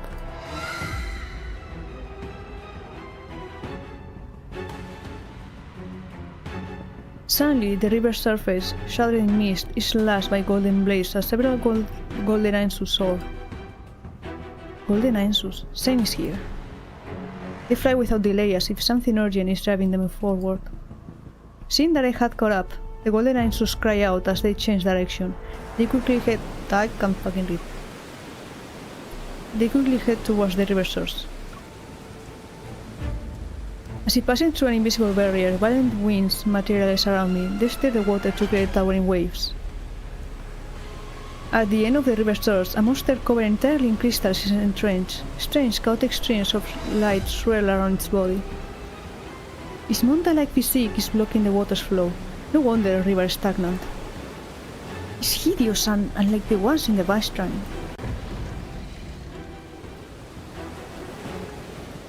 The god who has been pursuing it wields his bow and he floats in midair. The mist is stirred and it swirls around his body. Under dim moonlight, Zayne's expression is cold and ruthless. His golden arrows are aimed at the injured, roaring monster standing in the water. This is where you shall perish.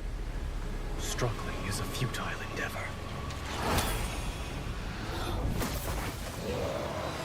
The severely wounded monster attacks frantically. I quickly leap into the air while the flying carpet gets smashed. You shouldn't have come to this into the water. Place. Leave.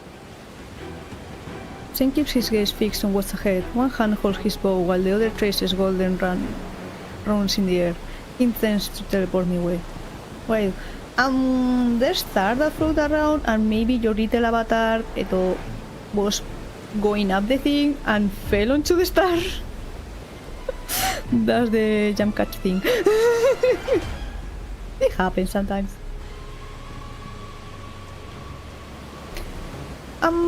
I have no interest in staying. I can be anywhere. All of Niava belongs to me. I can be anywhere in this world if I so wish. Over here.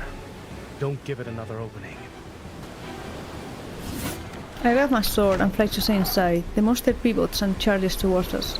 Perfect. Let's see how sharp my repair sword is. Zayne raises his hand and summons the angry spire.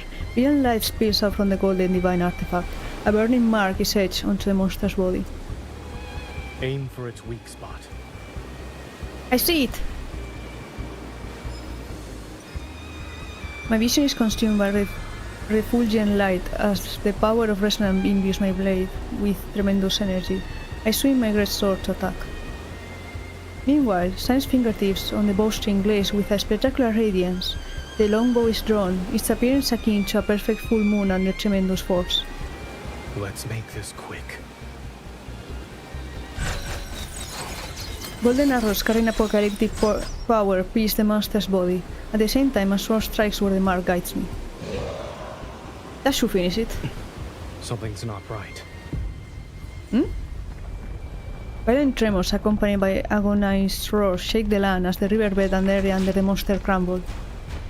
The dying beast bursts forth with terrifying energy as if it's trying to devour the space around it.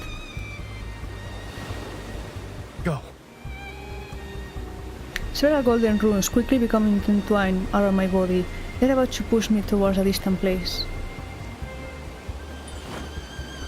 By some uncanny impulse, I tightly hold onto his hand. Our surroundings disappear like rushing river water during our rapid descent. Before my consciousness is devoured by boundless darkness, I only remember that trace of warmth I'm clutching tightly with my fingers. I refuse to let it go.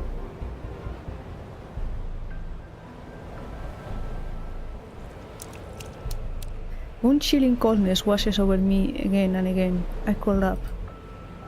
In the cracks between the universe and time itself, Golden Eternity's gaze lands on me. Angry. I mean, they can't say your name, so they just write it and go like, whatever they're doing. Ooh, is that my name? I want to see the voice's owner, but a hand suddenly covers my eyes. There's no need to rush. You need to sleep for a long time. The cold sensation fades. Warm, golden light envelops me. There will be a day when we meet again.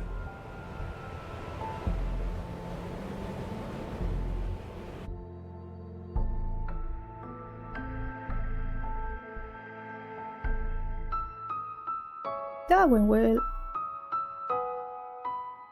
You know, it's just so much. It's like, because those who are unfamiliar with this is like, oh yeah, there's this thing, but then I have all the knowledge, all the other things, all the other myths and the interactions. Like, yeah, the whole thing about these myths is just main character meeting these people in different timelines or places. There's rebirth, there's and getting reborn, and again alternative timelines, and so it's like a theme going on. Like, yeah, we meet, we can be together, and we just freaking something happens. But we meet again somewhere else, and we can be together, and something. It's just constant. So it's like I think everything runs deeper, so deep space. No joke. This is called love and depression. The game is called sometimes, instead of love and this space, is love and depression. Warm liquid is splashed onto my face. There's a moist sensation, and the metallic scent of blood fills my nostrils. I open my eyes. If you had woken up any later, you would have been swallowed by the sea of sand. And meet each other, become lovers, one dies a bit. Oh boy! Oh boy, oh no! Jules. Seemingly alive, waves of white sand slowly rise and fall. They surge towards us again and again. Looking at the arm around my waist, I lift my head. Zayne is sitting against a black stone about half a person's height. He's holding me in his embrace to an extent. A golden barrier envelops us to keep the endless waves at bay. Where are we? Inside a monster's stomach? Worse, I'm afraid. This place is inside its protocore. What's the protocol? You can think of it as its heart.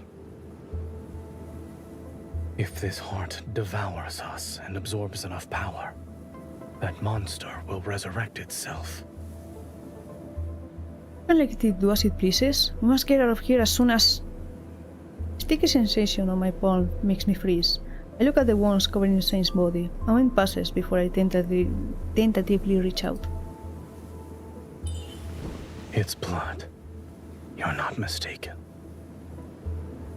Are you actually injured? It's not an illusion created by the protocol? My injuries aren't serious. As his blood continues to fall and the golden barrier starts to waver. Zayne, who has always been invincible and all-powerful, is actually injured. Take off everything you're wearing.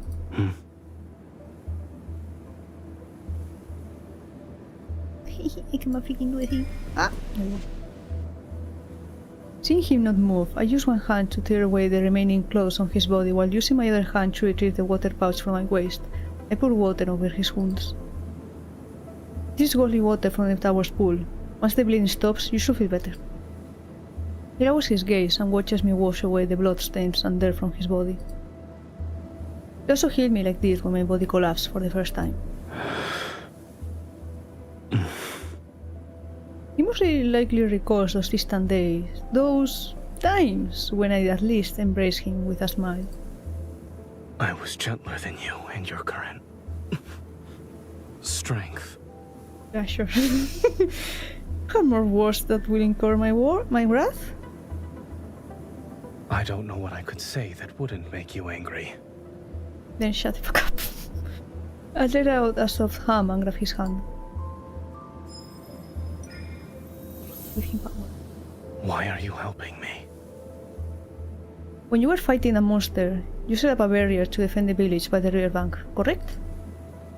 The river water stagnation isn't related to you. You helped Niava, so I helped you. I released his hand and noticed something unusual. I gave him a large amount of power to heal his injuries, yet my body doesn't feel any discomfort.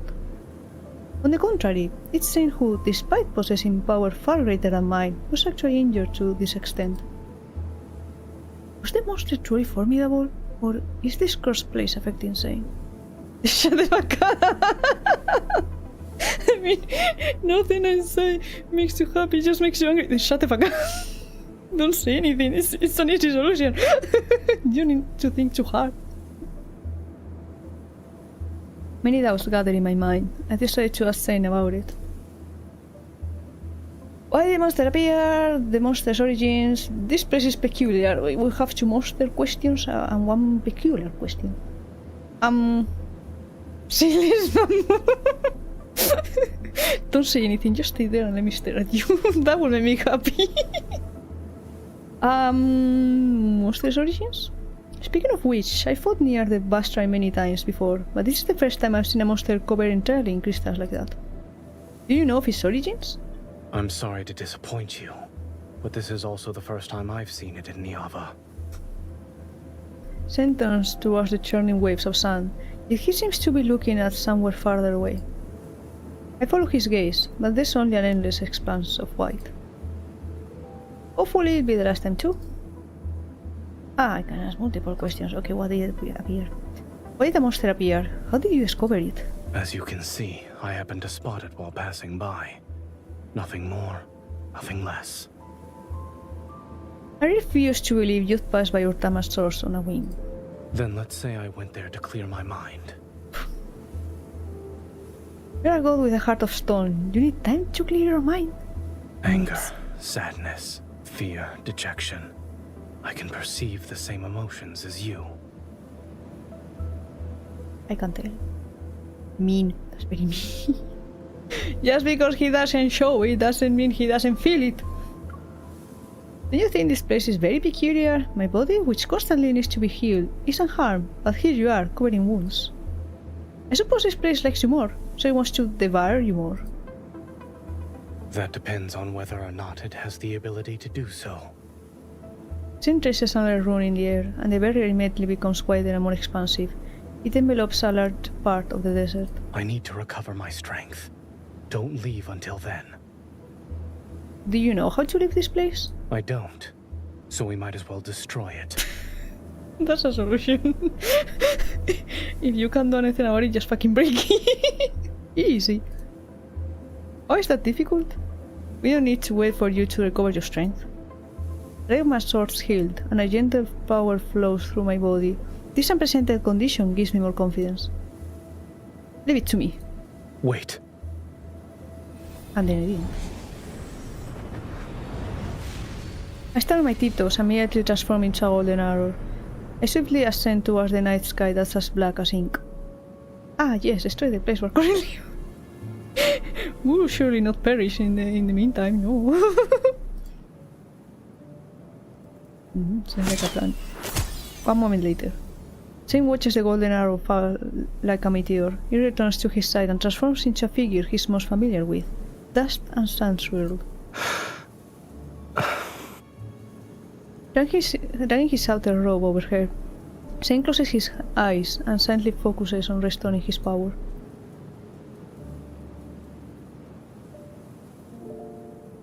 Zayne spends the day meditating to heal his injuries. With nothing else to do, I can only wander around the desert that's covered in golden light. Within this strange space, there is no distinction between day and night, and the color of the sky isn't clear. There is only a faint strip of white behind the distant clouds. It could be the outline of the sparse top or a broken crescent moon. I build a bonfire. While I'm listlessly peeling up sand, Zayne quietly sits down beside me. The Divine Tower? Correct, and it looks like your injuries have healed to some extent. Zayne opens his palm, and the angry spire manifests above it. Aside from the light becoming somewhat dim, there are no other abnormalities. Here, drink some water. He looks at the water pouch I'm holding but doesn't move. My hands hurt. Haven't you recovered? Do you typically argue with the injured?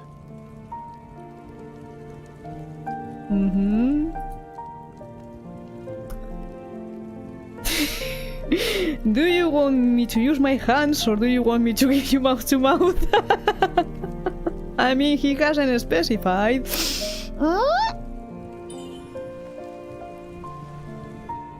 Resign, I heard him drink the water. Then I recall my harvest from the desert and pull out a few orange carrots. Orange carrots. Like, carrots that are orange, not that there's like a mix of an orange carrot, like, you know, the vegetable and the fruit. Why do you need to specify the orange stuff? I could only find this. There's nothing else that's edible. Eating something might help you recover faster. That won't be necessary. I tasted them for you. They're not bad, and they're crisp. I forgot. He doesn't like carrots. Zayne doesn't like carrots, he hates them. He likes sweet things. He likes sugar. He hates carrots. I forgot. But why did you have to say they're orange? Are they green carrots? I'm not sure. I'm leaving. Like a child. He's like a child! He quickly returns to the black stone side, sits down again, and dons on the dignified, serene appearance. I'm left alone with the carrots. I watch his figure and inexplicably sense a hint of fleeing in defeat. No, fleeing in defeat. Carrots? No. Like a bunny.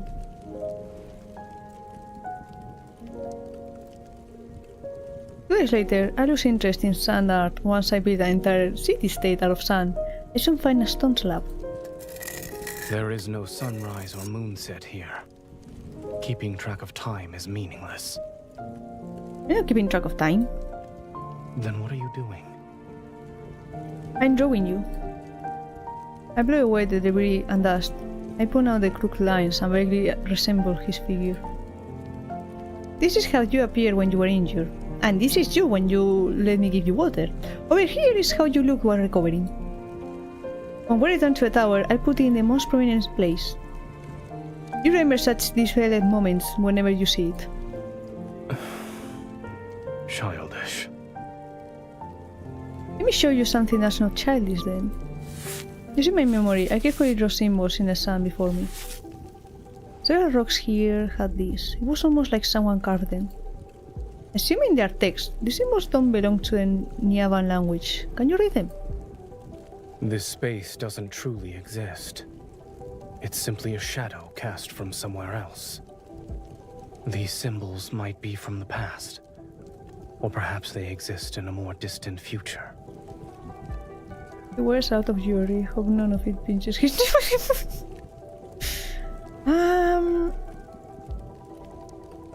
I mean, maybe he can get a free nipple piercing that way. Can't you imagine if they actually gave the nipple piercing? People will lose their minds, like, oh, just to me, like, oh, look at this. Oh no. In either case, they're of no use to us. Are you saying that everything we're seeing and touching is an illusion? No. You can actually die here. So death is not an illusion.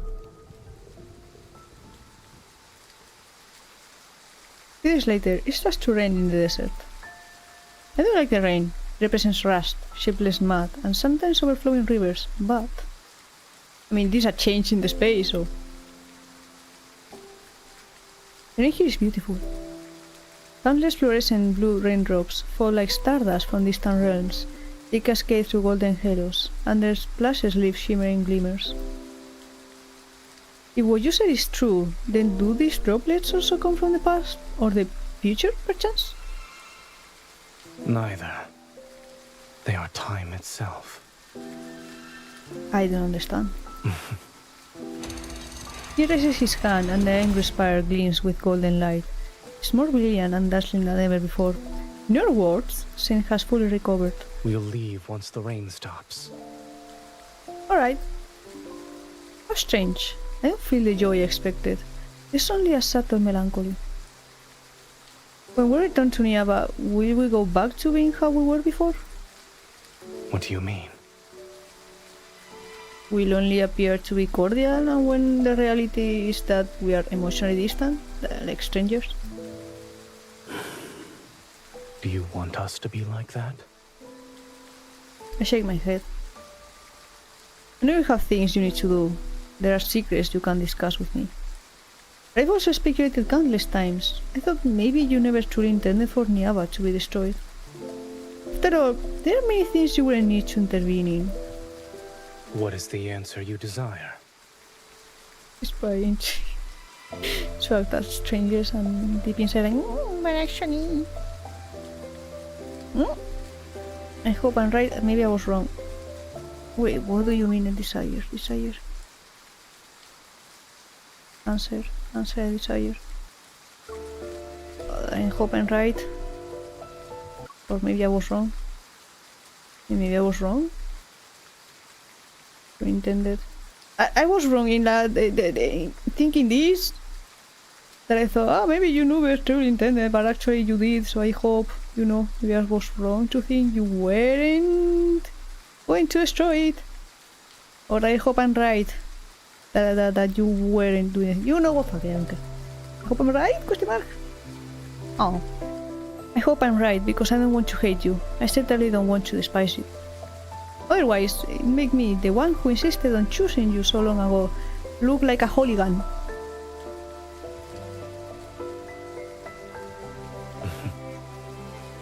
Then allow me to prove to you that the choices you've made have always been correct. Oh, I'm right! The rain's gently pitter-patter has ceased before I realized it. The clouds have thinned, and that white glimmer has become a little more clear. Zayne withdraws the golden barrier. Perhaps sensing its impending destruction, the desert falls into an unusual silence. Go back. Niava is waiting for you. Once the last word leaves his mouth, a tiny cold droplet suddenly falls into his palm. What's that? It's snow. What snow? Never seen it before. Your Niava doesn't have snow. After the first one falls, a multitude of those cold, white flower-like specks drift down. My attention shifts to this curious phenomenon as I catch the cold descenders and note their appearance. All of them look different. Every snowflake is unique. Similar to how every person in this world is different? The snowfall grows heavy and shows no signs of stopping. It mixes with the white sand and doesn't melt. I crouch down and scoop up a handful. Pure sand and snow, they're indistinguishable from each other. Once they fall, they're fated to melt. Everything in existence cannot escape decay and annihilation. He holds my palm, and the cold wind immediately blows away the sand and snow from my hand. But destruction is the only force that can bring about new life, yes? I catch a falling ice droplet again. Like Niava's denizens, the weeping that accompanies death resounds as a new life cries for the first time. It's time to go.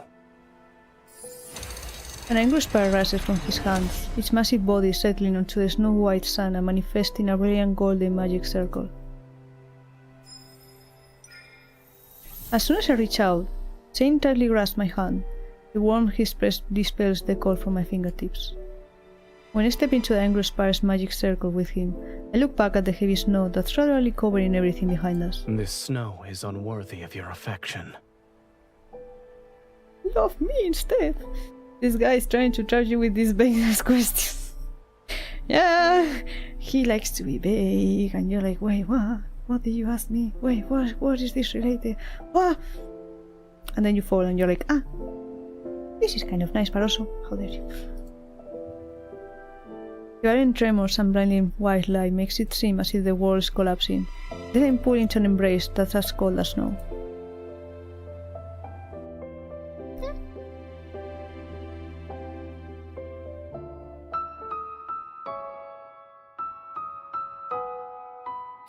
We are halfway there, you know?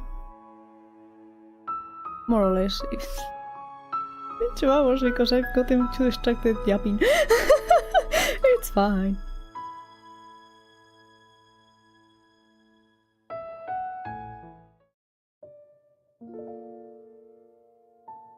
I will still remember those brief, dreamlike days long after they've passed. My memories are the silvery sea of sand, the luminous blue rain, the swirling snow, and the warmth from Zayne's palms and embrace. Ortana begins to flow again. People gather beneath the divine tower to thank the goddess for once again granting them shelter and hope. However, a vague sense of worry and unease still lingers in my heart. It's expressed with every drop of blood that flows and diffuses into blurry nightmares.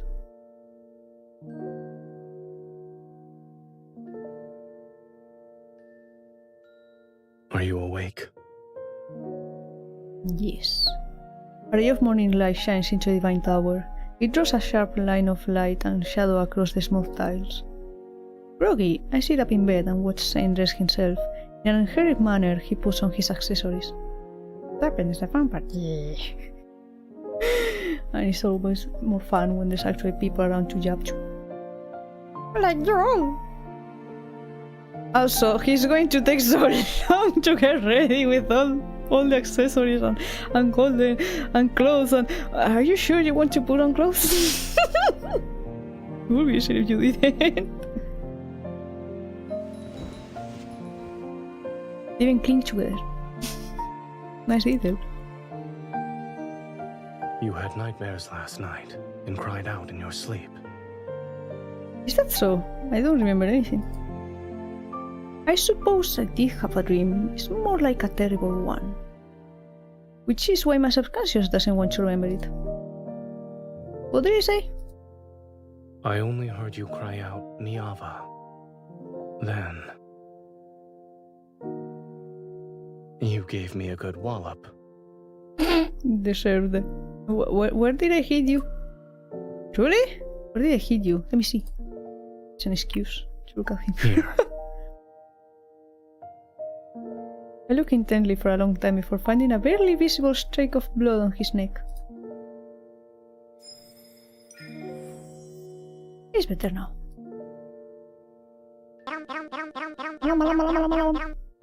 Few golden Ainsus land on the tops of the pillars. They cast... Wait, is... Am I leaking his wound? Where does he hold it? There, albeit. They cast a golden glow. Dazed, I catch sight of Zayne smiling very faintly. Since returning from Urtama, our relationship has improved considerably. Whenever I wake up, I often see him. You're afraid of something. I only knew you had the power to destroy the world, but I didn't know you also had the ability to interpret dreams. I can tell simply by looking at your eyes. And that's why it's not Special inappropriate. powers aren't necessary. I clenched my fist. The crack on my palm still exists. It hasn't disappeared even though the river has begun to flow again. Is it possible the golden eyes that turn to ash in the angular spire represents Niava? Should I ask Zayne directly, but then he'll be aware of the fact that I accidentally entered the angular spire. I choose my words carefully.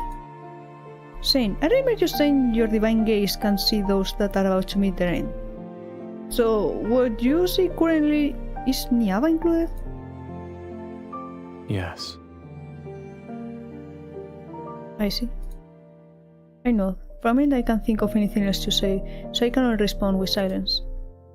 I thought you'd be furious. I am the goddess who protects Niava. If I lose my composure, then Niava's future will fall further into a pit of hopelessness. Besides, didn't you say that you wouldn't let Niava be destroyed? Can I assume that... I smile and place both my hands on Zayne's shoulders. The end, you see, isn't necessarily set in stone. I'll have to be more careful with my words when you're around. But you also understand that without an end, nothing new can arise. This is the unshakable law that governs all realms. Do not even attempt to touch fate's forbidden territory. Watch me. Such as the Bystine? I sigh. My relationship with Zayne has improved so much as of late, I don't want to get into another argument with him again. I understand. I won't take any risks. I give him a hug before jumping down from the bed, just as I'm about to head outside. Where are we going? My belt gets caught, and I turn around. I haven't decided. Maybe I'll walk around and think about how to save Niava. Come with me then. He pauses. His fingers at rest on my waist falter before tightening the grip. He clears his throat. There's a gift I want to give to you. Oh.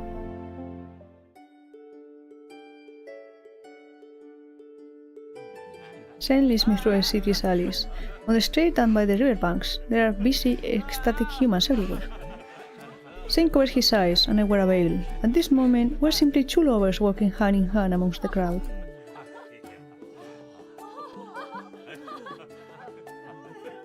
Where is this gift? This is the third time you've asked this question. And there will be a fourth one, and a fifth one. I'm doing my best to restrain myself for the third time. Curiosity about the gift overshadows the slightly unease in my heart, yet what I'm more interested in is... Giving gifts isn't something you do. Where did you learn this from? Many humans do this. It's not hard to learn. While speaking, he walks into a wooden stall and lifts the grass cloth curtain that provides shade. Is Sagria here? High Priest? It's been a long time since I've seen you. An elderly woman walks out the wooden stall while trembling steps, and once he says Zayne, her wrinkles are filled with happiness. I'm here to collect the honey and dates I requested before. This amulet is for you. Place it by your pillow. You won't have headaches anymore. No. Oh my. You still remember that. The elderly woman thanks him repeatedly. After accepting the amulet, she brings out a jar of golden honey. Upon seeing me beside Zayne, her smile widens to a point where her eyes are almost a thin line. You have a wife now. You two suit each other very well. Come. This bottle of mead is for you both. It's a wedding gift. A ceramic bottle is unceremoniously given to me. Although I'm stunned at first, I quickly get a mischievous idea. Thank you, but we haven't sought guidance at the Divine Tower yet. If the goddess doesn't approve, then we can't get married. This is a wonderful thing, though. How could the goddess not approve? Sagria. The dates? Oh, yes, the dates.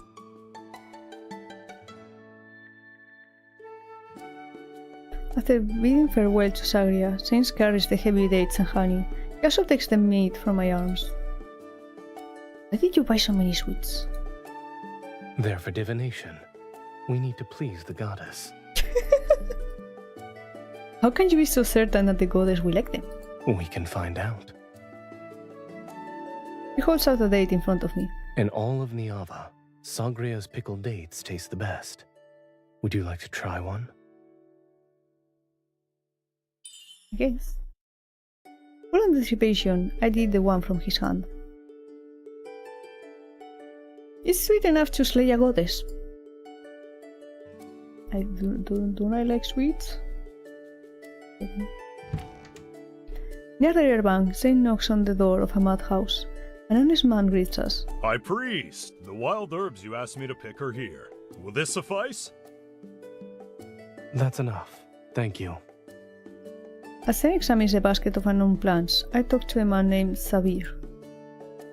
What are these herbs used for? I'm as clueless as you are.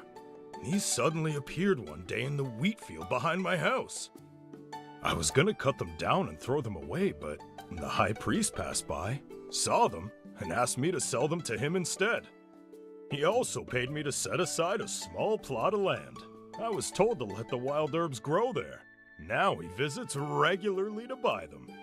You have gotten them for free. If Zayne treats them as important, then could the herbs have special properties?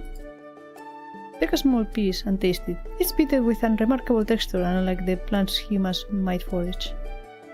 Zayne turns towards me. Are these not for eating? The herb is poisonous. Spit it out. Oh no! No! Are you sure? My response is accompanied by my gaze. I'm the goddess, after all. How could a tiny plant possibly poison me? But Zayne immediately reaches out and grabs my jaw. Will you do it yourself? Or do you need me to provide assistance? I see. I'll do it myself. Under Zayne's intimidating gaze, I can only spit out the herb and swallow almost a pot's worth of water to detoxify. Yangi.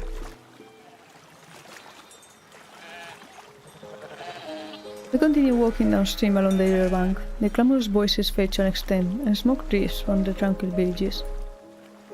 After Zayne exchanges a few words with a shepherd, we gain an... Ewe? What? Ewe? Ewe as a companion. Iwi? Uwu? I'm guessing an animal. Sounds like you. The Ewe or the... Hello, Dara. How are you doing? Ah! Thank you for the follow, Tansy. Hope you're doing well. You pronounce the word. Wait, like me as in the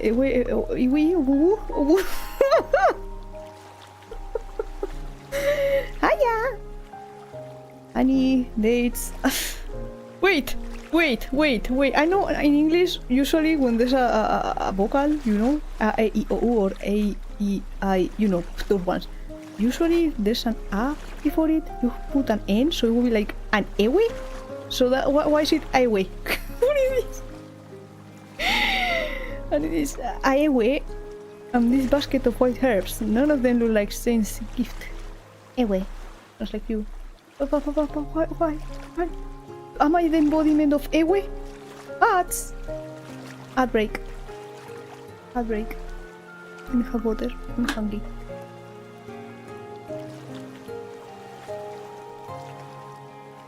I do need a bot that tells me my freaking words. What they mean or what they are. Ewe.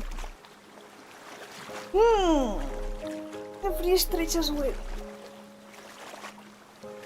Ow. Ay. Am pus tu ce cum eu. Plenty más ready. So A with the Y sound is a weird consonant type, I guess. Also Adhel. Yeah, Adhel. I'm sorry. Sorry. Adhel. Hit. Until. Guys. Break up. Fight the ads. Fight them. Fight them. Freaking out.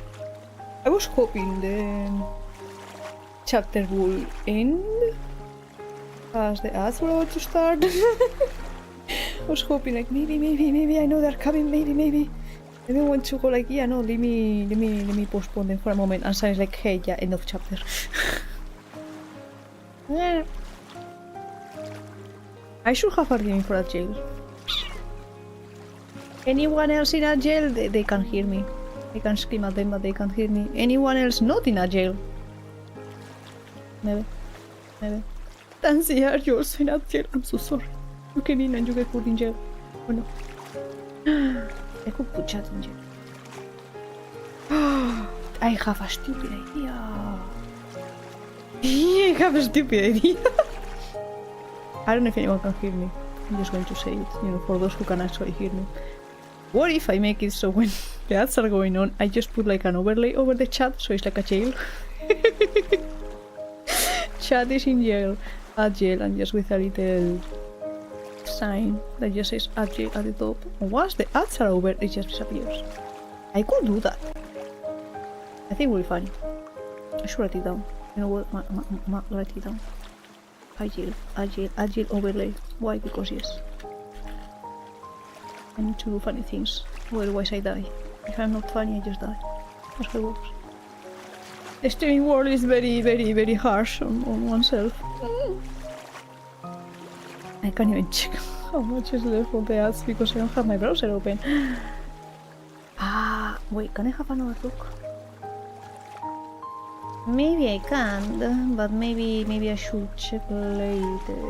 Let's have it. Okay, never mind. We're fine. We're back. Hello, welcome back. Did you enjoy jail? Did they feed you enough? Did you get water? Hopefully you did get stuff. Yeah. With the white sounds is a weird consonant type, I guess. Yeah, I guess. Anyway. I had a sandwich. Hell yeah.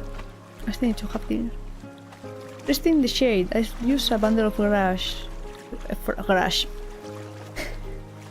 New word just dropped. Instead of fresh grass, you get fresh grass to distract the ewe and prevent it from eating the basket of poisonous herbs.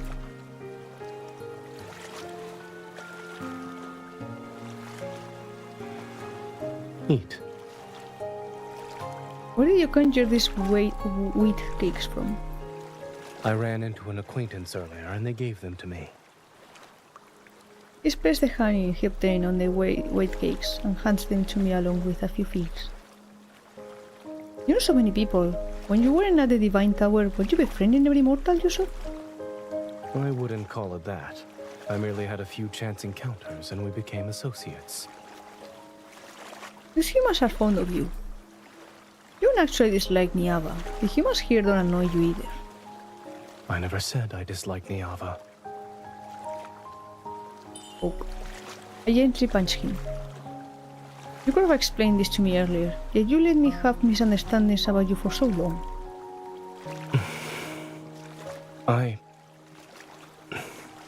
Yes, it's my fault. Unable to tell if I'm more annoyed or amused, I poke the corner of his mouth. Remember, your mouth isn't just for eating and drinking, it's also for explaining. And kissing me. I understand. The ewe sounds like a sheep. The ewe, having eaten her fill, settles drowsily by my feet and dozes off. I gently stroke the soft wool on her head. Now, can you tell me where you stopped me from entering the Bastrine? You're also letting in erode Niava. Zayne looks away, and his fingers trail along a young, tender sapling beside him. A tree's growth. From the moment it's planted to breaking through the soil, sprouting, growing branches and leaves, and finally taking root. Watering, fertilizing, providing support, all must follow proper timing and the natural law. Once what you provide exceeds what it can bear. With only the slightest infusion of golden light, the sapling snaps. The sun is painfully harsh. We're saying that taking action against the bystrand will only accelerate Niava's destruction. You could interpret my statement as such. Then, when will it be the right time to eliminate it? Not at the present moment. Try again later.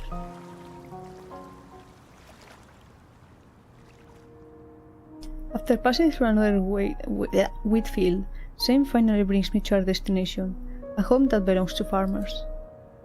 After unloading the items that die of the way, I don't even know if it's a way or iwi. Wee.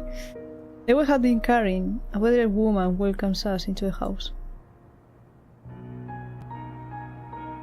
High Priest. How has Nagan been these past few days? I followed your instructions. I carried him to the river each day to wash him and fumigated his room with torches. He's been awake for longer periods, but the evil presence on his chest still hasn't disappeared. Let me examine him first. She is an envoy from the Divine Tower. She shall bestow the goddess's blessing upon your child. Feel a gentle push on my back. Realizing what's expected of me, I nod respectfully to the woman. She wipes away her tears and bows to me in return. May the grace of the goddess descend upon this place. Come with me.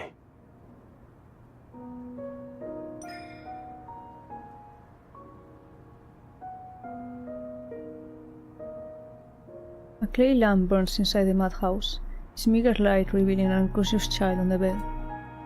His face is contorted because of the pain, and his breathing is shallow yet labored. There's a fist-sized lamp at his chest. Never seen this kind of illness before. Like gods, humans fall ill and age. I've also listened to many people's voices praying for recovery at the Divine Tower. Prayers distribute talismans and amulets for dispelling illnesses and plague. Other than that, humans can only pray and wait. There's no fever, and the blood spots on his body have faded significantly. We can expel the evil presence from his body today. Have you examined this child many times before? Yes. Before entering, I noticed several rolls of linen in the corner of the courtyard. They are burial shrouds that were apparently prepared for this child. Do you plan to use your power to heal him? I shall cure this child, but I won't use my power. This world already has methods to free him from his suffering. Zayne has me a bundle of poisonous herbs and a ceramic bowl. Help me crush these herbs to extract their juice. After that, you can feed it to him. But these herbs are poisonous. If they can produce the correct effect, then they're no longer poisonous.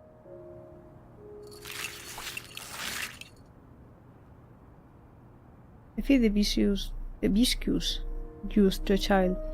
Then I turn to Zayne, taking out that jar of honey again. After driving away the evil presence from his chest, we need to apply honey. What you'll need to do won't just be bestowing the blessings of the goddess. Amidst the tearful prayers of the mother outside, Zayne hits a thin blade over the frame for a moment. Remember everything I do from this point forth.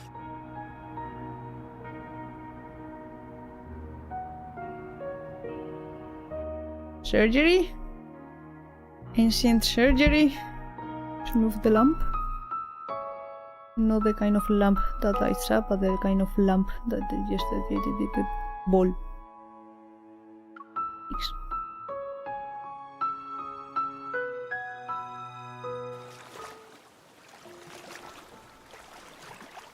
There is no moon tonight, and the stars scattered across the night sky are like glimmers of light on a dark river surface. I sit by the riverside to recall the events that unfolded in the room. The toxins in the juice can temporarily numb his senses, so he won't be in too much pain. So legit surgery. After removing the tumor and surrounding necrotic tissue, mix fine salt and honey. Apply the poultice here. This will help the wound heal. Then use sheep's milk to detoxify him and nourish his body. His voice was calm and quiet, his movements composed. With his care, the child's pain expression gradually disappeared. He will survive.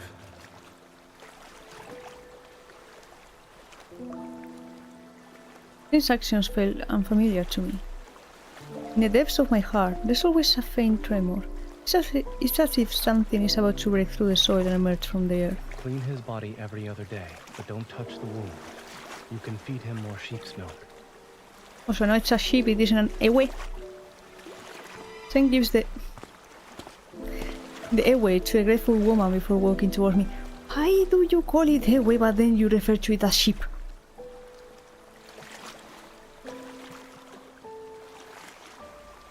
Heck. What are you thinking about? I'm wondering why you brought me here today and why you wanted me to see these things. I used to think that illness, like death, was unavoidable suffering. Everyone was born to endure it. However, it seems that's not the case. Illness doesn't stem from fate's punishment. It comes from every grain of sand, every breeze, every drop of water, every morsel of food we consume.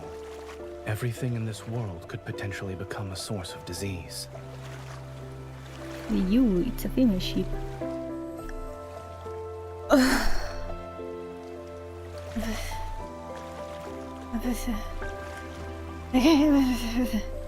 Like Toro and Baka, I guess. Cow and what the fuck is it? Bull. Cow and bull. Why is it so weird? So if you want to cure it, you must seek answers from this world. I blink, unable to fully understand his words, but the trembling in my heart grows stronger. When you heal that child, you didn't use any divine power. That means healing can be accomplished by ordinary humans. Your people possess wisdom. They will do even better. He turns his palm over, and the angry spire materializes in his hand. Guided by his fingertips, a thin, slender golden thread slowly drawn out from within it. Give me your hand. This is my gift to you. The winding golden threads extend into my palm and touches the crack. Your gift has a name. The Principles of Medicine. So, wait, you were talking about that space we were in, that maybe was the future and stuff. So, you have interacted with the future and you're bringing future knowledge? When the golden thread intersects with the crack, a brilliant radiance suddenly spreads across my vision. Tell me, what do you see? I see a vast expanse of flames. The people of Niava have lit bonfires. Listen carefully. Why are your people no longer cheering? I can't hear their voices. Besides the bonfire lies countless people with agonized faces similar to a dying child's. Oh my god, why are you laughing?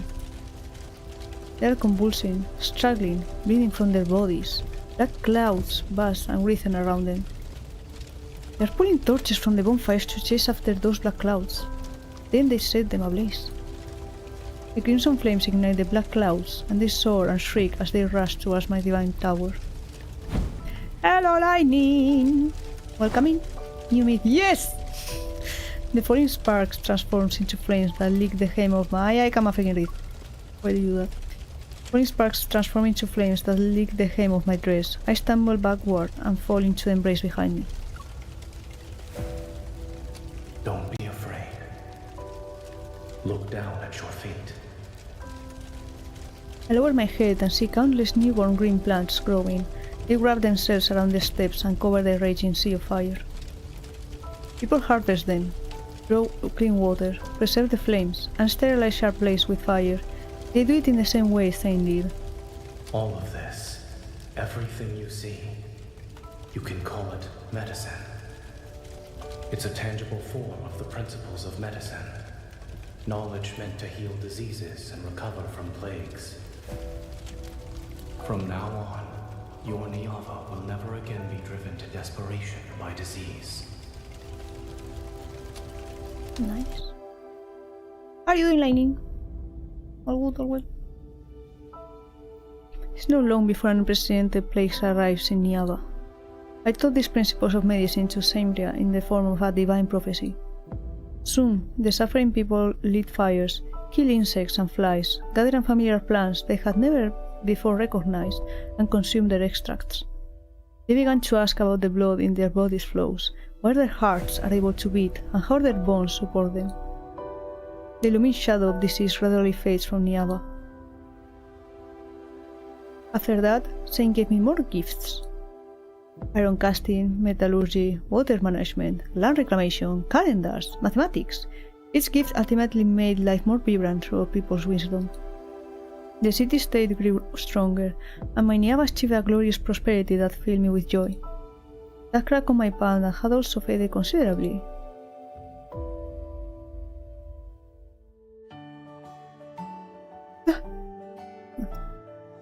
Just got home from work, yay! I hope work went well. Now you can rest. In the plaza before the Divine Tower, a massive statue of the goddess stands completed. The crowd burst into enthusiastic cheers and cries of admiration. We crafted her body from precious lapis lazuli and traced her features in gold. Please convey our most devout love to the goddess of Niava. I have heard her response. She likes this gift. May her majestic radiance and glory be everlasting, and may she grant Niava eternal prosperity and splendor. Saimria and I stand amongst the elated crowd. We smile at each other. And may this statue, like your appearance, never be touched by the erosion of time. Saimria seems to have already guessed my identity. If she never says it outright, I pretend not to notice her assumptions. Saimria, no one skips time's gaze. Then, I hope that in the days to come, your smile will remain just like it is today. Aww. I touch my cheek beneath the veil and subtly clear my throat to suppress my smile. So, the man who troubled the goddess gave her his heart? She wants the tea! She was like, okay, any developments regarding that mysterious man that you had issues with? Why are you always thinking about matters of love as the ruler of the nation? Love brings happiness and fills people with longing and fascination. That's what makes our goddess shine with joy. Under the bright radiant sun, everyone is dancing and singing.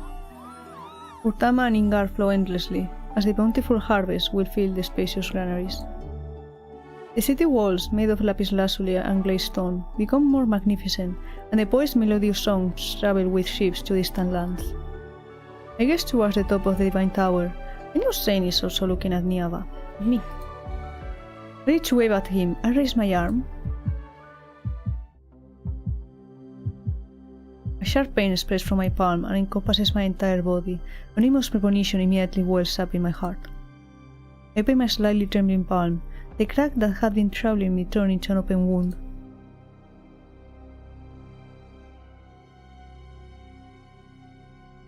Shit is about to go down. We can have happy stories in love and deep space. No, we cannot. That's illegal.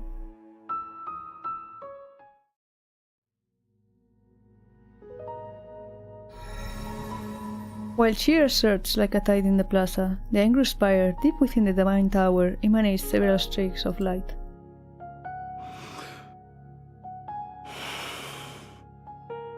Zayne holds a fractured protocol.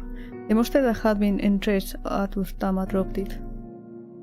At the time, he followed the angry spire divine guidance and traveled to Urtama's source to destroy the magical array he had once created here.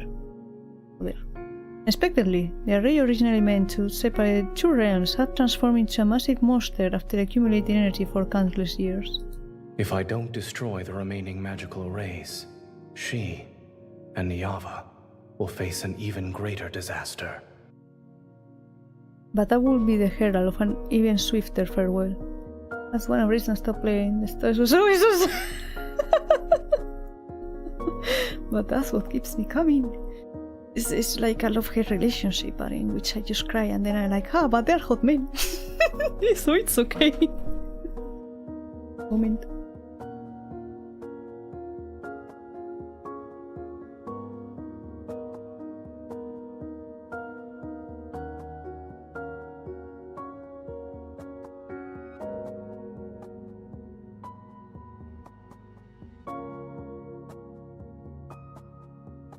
Go for the food.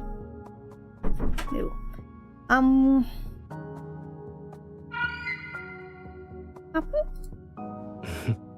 Why are you sad? Before everything was created, the ending had already been written. For her, its early arrival should be a better fate. The golden Ensu softly calls out as it flies away from Zayne's finger. It once again disappears into the Angry Spire rotating ring of light.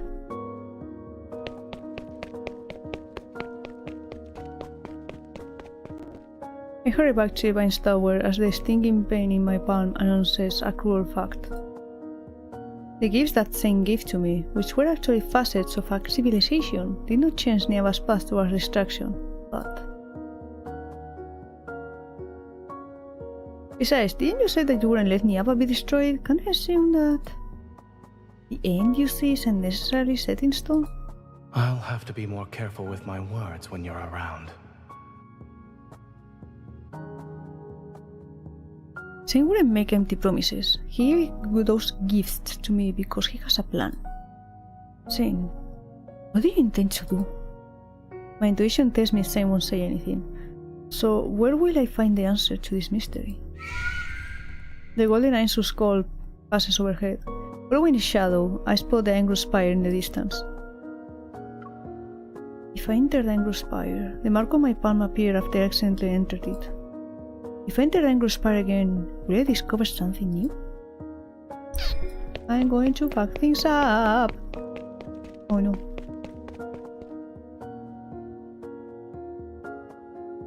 I failed to enter the Angry Spire. An invisible barrier blocks my path, and the runes that appear on it bear the same pattern as Zayne's golden ornament. Perhaps I need to obtain the key that opens it from Zayne.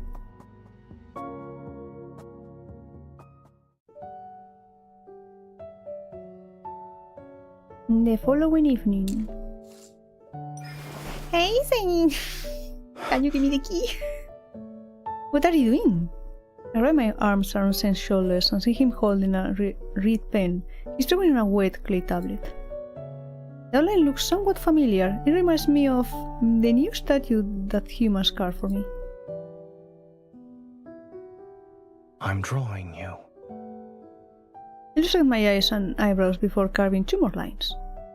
The statue is grand and beautiful, but the face is too rigid.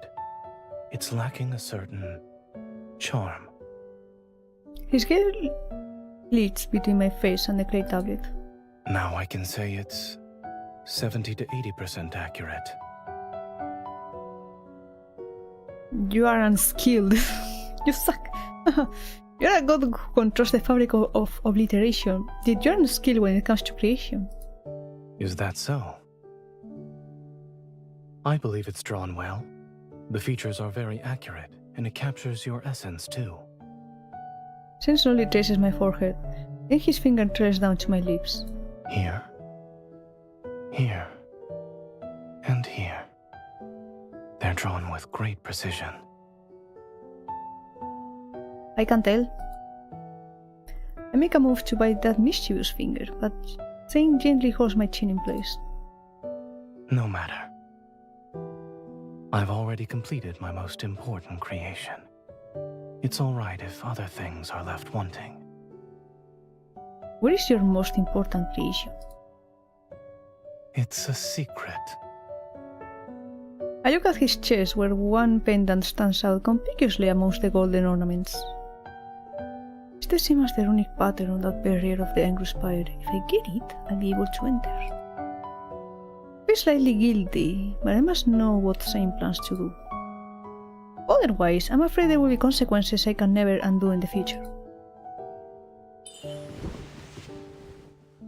Zayne, there's a full moon tonight. Shall we go outside to look at it?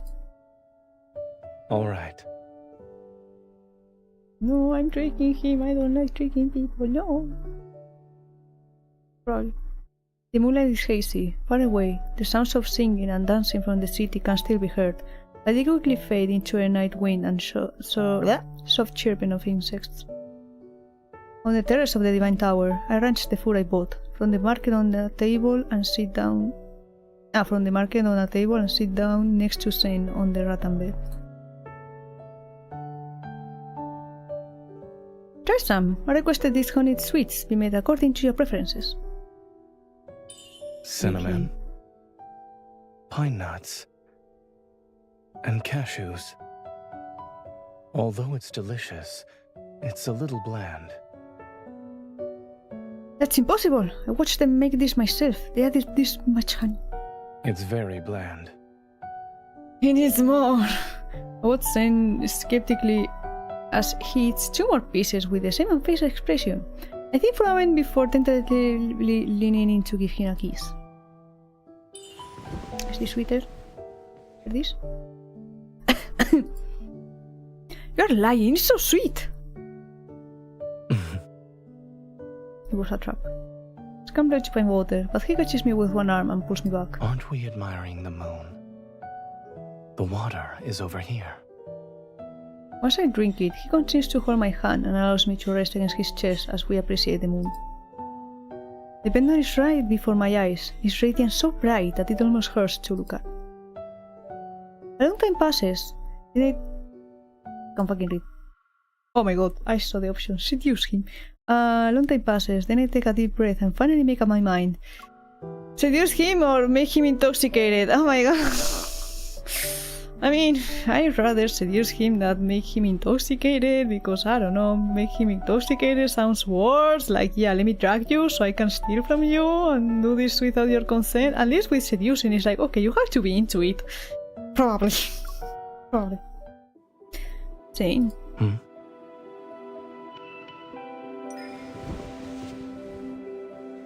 The moonlight is beautiful. Wouldn't it be a bit of a waste if we didn't do something?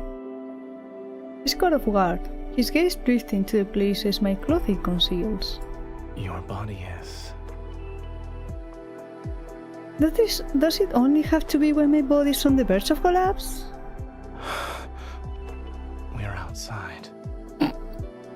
Divine Tower in its entirety is mine, and you also belong to me. Does it matter? To keep him from finding more excuses, I put a sweet into my mouth, wrap my arms around his neck, and... press down, question mark? Lean down.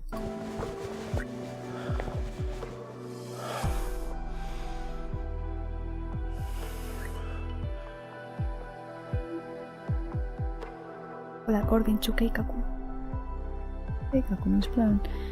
The sweet easily stirs up feelings of pleasure, but when savored more carefully, it becomes far more intoxicating. In the narrow space between our mingled breaths, Zayne slightly turns his head away to avoid my eager pursuit.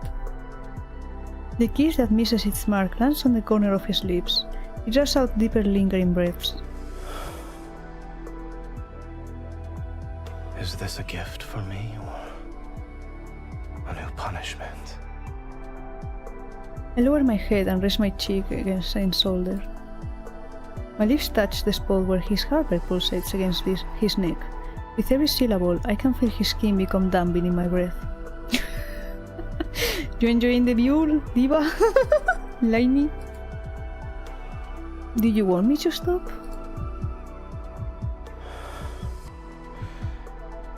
I should not, but my heart doesn't want to. His arms that are wrapped around my waist tighten. Silent waves surge and churn in his eyes. They scatter with the line golden flecks from the candlelight. A smooch.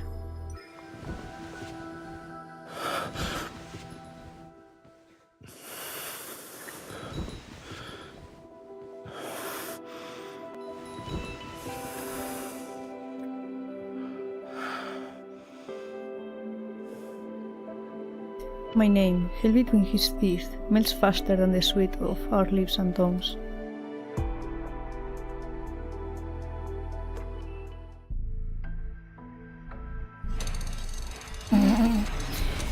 After helping Zayne settle into a comfortable position, I carefully remove the pendant and approach the Ingress Spire. That was it. Now we just need fanfic writers to fill those gaps in. It operates silently. I look up at it, but I hesitate because I realize I'm about to say the truth. Perhaps I'm overthinking this. I shouldn't have deceived Zayne. No, must know Zayne's true purpose. Even if the consequences are terrible, I am willing to bear them. When the pendant touches those runes, golden flames spread out from the Ingress Spire and envelop me.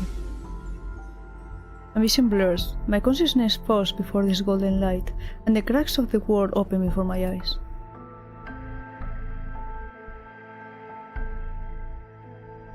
Golden Ainsuns carrying threads in their beaks fly past me. Each flap of their wings shakes off golden dust. Those particles gather at my feet and spread out into countless endless rivers in the blink of an eye. Everything appears to be the same as last time, yet there are subtle differences.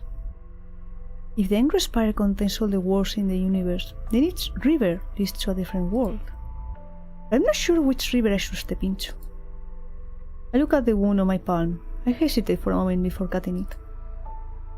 As fresh blood seeps out, one of the golden Ainsuns turns toward me. The river it guides also pauses for a few moments. It's that one!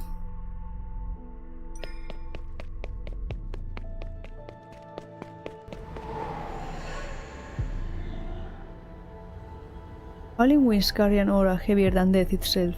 It pierces my body while hollow reverberations echo endlessly through the boundless darkness. Between jagged mountain ridges, a massive stone gate blocks the winding gravel path before me. A figure clad in grey robes materializes before me. After circling for a moment, the golden Ainsu lands on his shoulder. Deity who has trespassed into Everlost, listen to the Gatekeeper's counsel. Your footsteps can go no further. Hello, Shrimp! Melon! Daruruda Shrimp! How are you doing? I seek whatever lies behind this stone gate. Please don't block my path. Looks at the pendant I have. Light now dim. You're not the first deity to set foot here, but Everlost shows no mercy to visitors. Okay, Pat. Are you referring to the owner of this pendant? His divine miracles once shook this realm. It has been here. His power has grown weak, and that supreme god is about to meet his end. Never to tell if my thoughts were frozen from shock or from the cold, I hear my own stiff voice. What brought that god here? Beyond the seven gates, a stone was nestled in the Netherworld's bosom. The Creatio Stone. It could create life and resurrect the dead. Are you? I'm fine. I'm hungry, actually. Because it's almost 11 PM, but I want to finish this and I don't like to eat on stream even though I have food right here. I'm good, I'm fine, but things have happened. I don't have a job, don't worry about it. I'm working towards doing things about it. But it's good. It rested in an eternal slumber until that god took it. Creating life, resurrecting the dead. What did he do with the Creatio Stone? As soon as the question leaves my lips, a truth vaguely reveals itself in my heart. Only a divine soul of a certain weight can resonate with it. Goddess, who bears the aura of the Creatio Stone. Have you already forgotten the eternal realm's bone-chilling cold and darkness? That is where the dead slumber. When those walls fall, my heart stops for a moment. The cold that sweeps across eons drags my soul back to blurry yet vividly bloody memories. The pain one could feel in their bones at death's doorstep, the suffocating darkness. I can't remember anything else. It's fine, there's no reason to be afraid of death that has long since passed. I steady my breathing only to realize something. Zayne, he knows how I died. That's why he resurrected me. It seems our fates were already intertwined long before our first meeting in Niava. The creative stone is precious. When he took it, he must have paid an equivalent price. I could almost see the heavy stone gates slowly open. A familiar figure enters without any hesitation. Zayne, what price did he pay to resurrect me? What did he lose? The grey figure's eyes are like the murmurs in one's sleep, a lament sung for those who never return. Goddess who has been resurrected, if you dare to endure the gaze of each stone gate and withstand the erosion of darkness, I can let you witness it with your own eyes. The past that has long been obliterated. I'm willing. The weakened golden Ainsu scratches and lunges at me, a sharp feathered head straight for my eyes. The pain is more unbearable than death itself. I dig my nails into my palms and barely manage to keep myself from closing my eyes. While I'm in a daze, that golden Ainsu seemingly carries me through the mist-dark barriers. It soars to those looming, layered stone gates.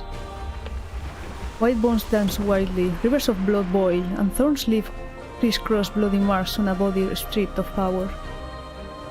I see that his figure slightly passes through one massive stone gate after another. Only a single golden Ainsu is by his side.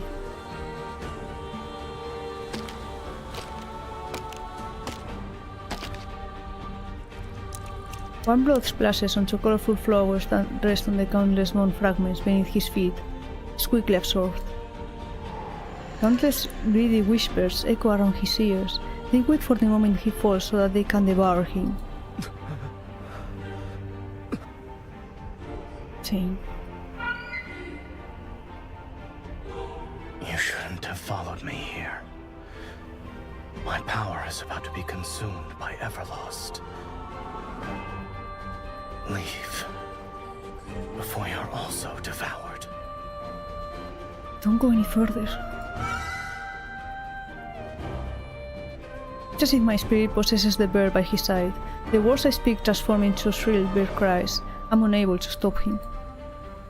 Zayne looks at the boy. Not far off, a brilliantly ice-cold lapis lazuli sits on one end of the scale forged in gold. He weighs the scale down while an empty pan on the other side waits. That's the Creatio Stone. He steps forward, his slightly trembling fingers reverently caressing it. Once again, eerie whispers arise. The voices don't belong to a single soul, yet there's seemingly an echo of every spirit between heaven and earth. The Creatio Stone is extraordinarily heavy. Look, that god no longer has any bargaining chips left. His glory and authority have been stripped away by the Seven Gates, and his divine power was spilled along the path he took to get here. Give up! Give up already! Let us consume the remains of your flesh and blood! His remaining power coalesces in his hand. He places this faint glimmer on the other side of the scale, yet the beam doesn't budge. It's not enough. It's not enough. Nothing is more precious than the Creatio Stone.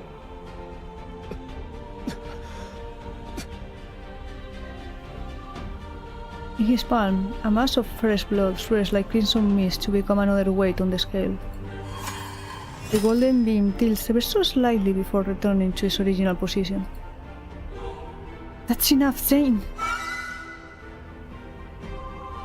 My words can only become the Ainsu's mournful cries. Then his hand moves to his own heart. Radiant light illuminates the vast netherworld. When the heaviest object from his body falls upon the palm, the balance tilts.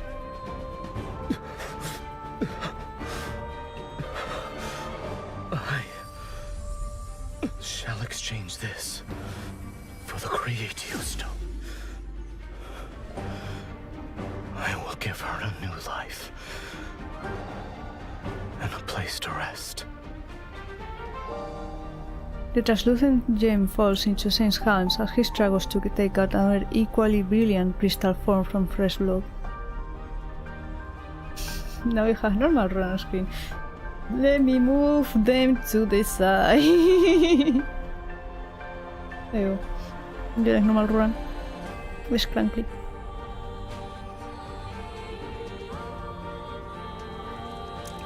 The crystal slowly melts into warm divine blood and drifts onto the gem, whose color is like lapis lazuli. A long time passes, and the first heartbeat emerges. Death shall no longer be our destiny this time.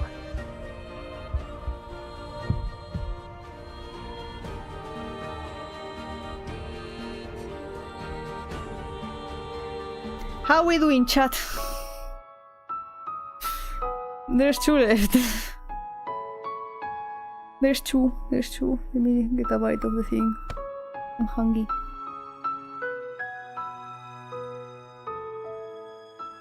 Why? Why did it counter?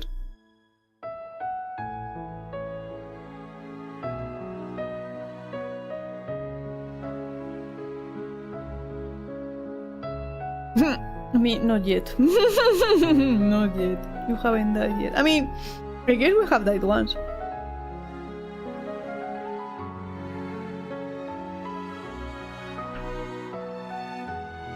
Aye.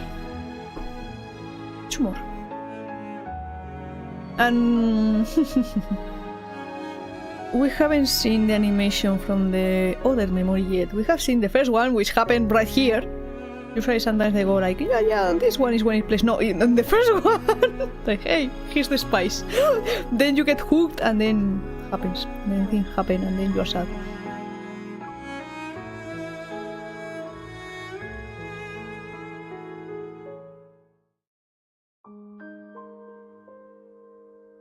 I feel like I spent a lifetime in the Angry Spire. But when I return to the Divine Tower, the moon hasn't even moved westward. Didn't notice.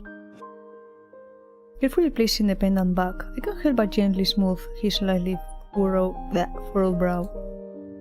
He gave everything he could give to secure a future where I could survive, to construct a world where I could find shelter. Now, this world is in danger, and I will perish along with it. I'm certain he shall pay another devastating price to save me. I used to be sad before. It seemed like you didn't care about me and wanted to do everything that could make me angry. But now, saying I regret it.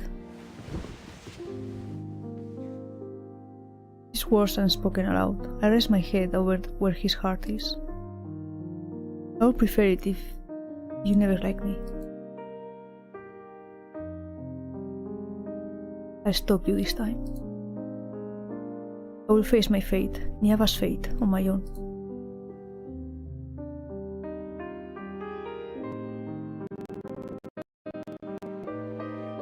However, the Angry Spire didn't exactly tell me what Zayne plans to do.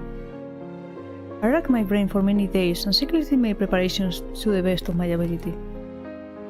Although I wish Zayne was more straightforward and told me everything, he never gave me the answer I wanted, no matter how I tried to probe him directly. So when Zayne suddenly invited me to go to the vice train, that day has arrived.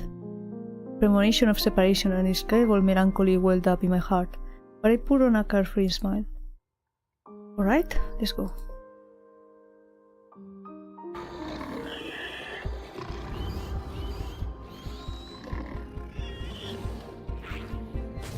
I've seen it countless times before. The bus train is the same as it's always been.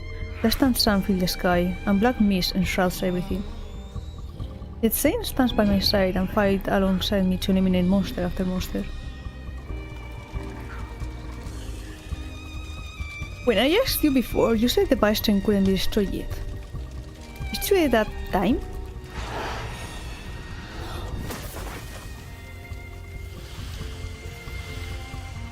A monster is destroyed because of Zayne's attack, and he turns to hand me a strangely When you shaped fought crystal. the monsters here before, they'd always come back, yes? Correct, but they're dissipating now. It's because their protocores have exhausted the last of their energy.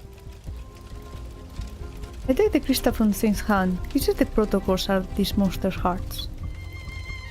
Even though it looks as brilliant as a gemstone, it brings disaster. It isn't merely a harbinger of catastrophe. Its true potential lies beyond that. But for now, Niava in its current state cannot utilize its true purpose. Must I wait for another time? He doesn't answer me again. I take a deep breath and channel the small flame of frustration rising in my heart into my sword. I slash the next monster.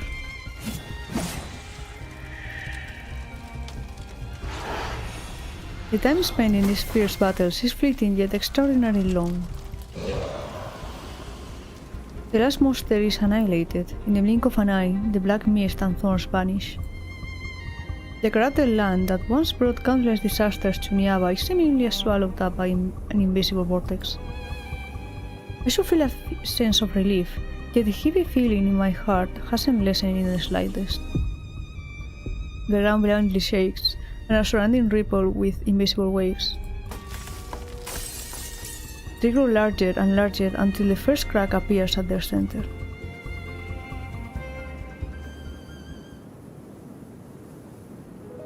What is this? The Vstrayan has vanished. Perhaps this fissure can be considered a wound left after removing a malignant growth. He stops before it and turns to look at me.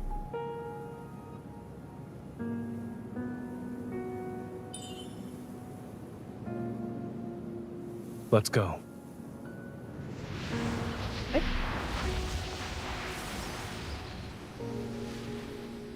The evening breeze stirs up a gentle, harmonious rustle amongst the trees. A stream flows past. I can freaking read!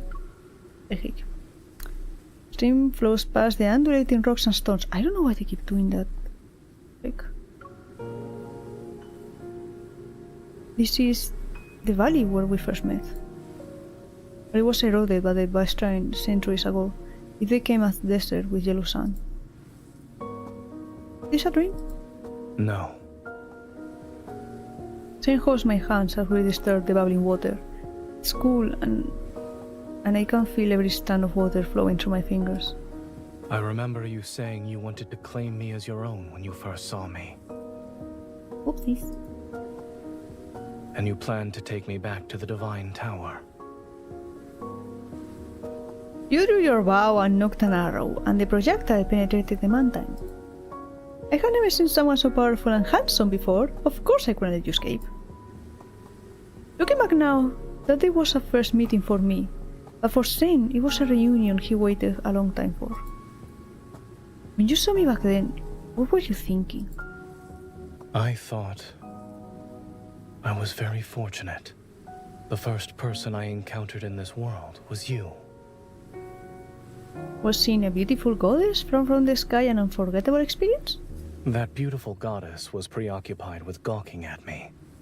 She then proceeded to slip on a stone and fall. Indeed, it was truly unforgettable.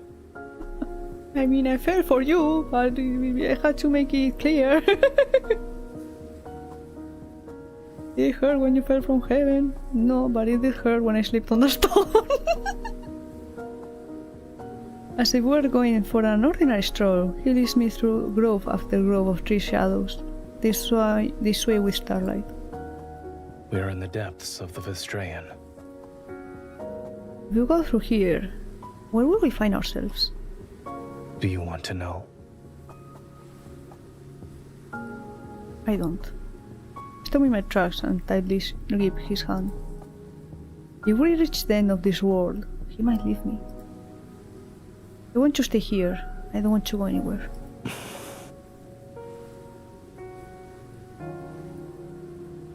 Then let's stay. I also don't want to go anywhere.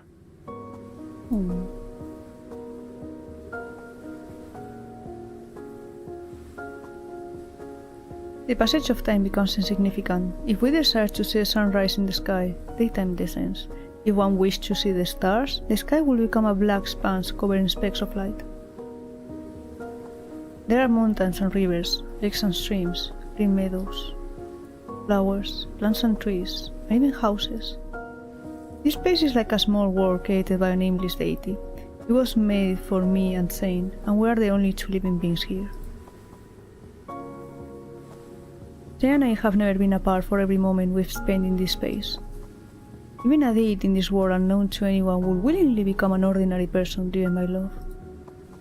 I'm still trying to use every possible method in our brief time to hold on to Zayne. I attempt to glean any hint or clue from his words. But he continues to look at me with his calm, gentle gaze. He doesn't say anything.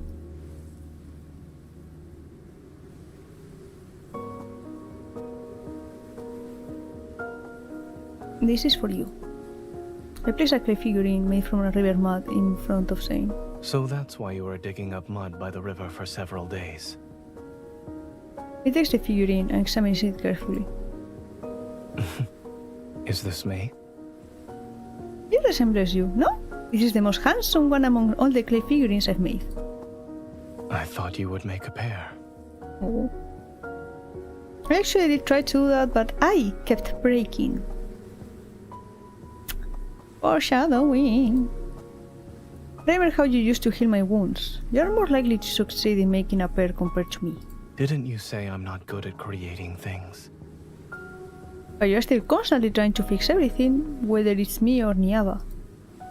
Zayne, this world keeps improving because of the gifts you've given me. It has absorbed the nourishment from those facets of civilization. You're the one who made it a wonderful place. This world will no longer need Zayne. I need you. But I need you. I need Zayne.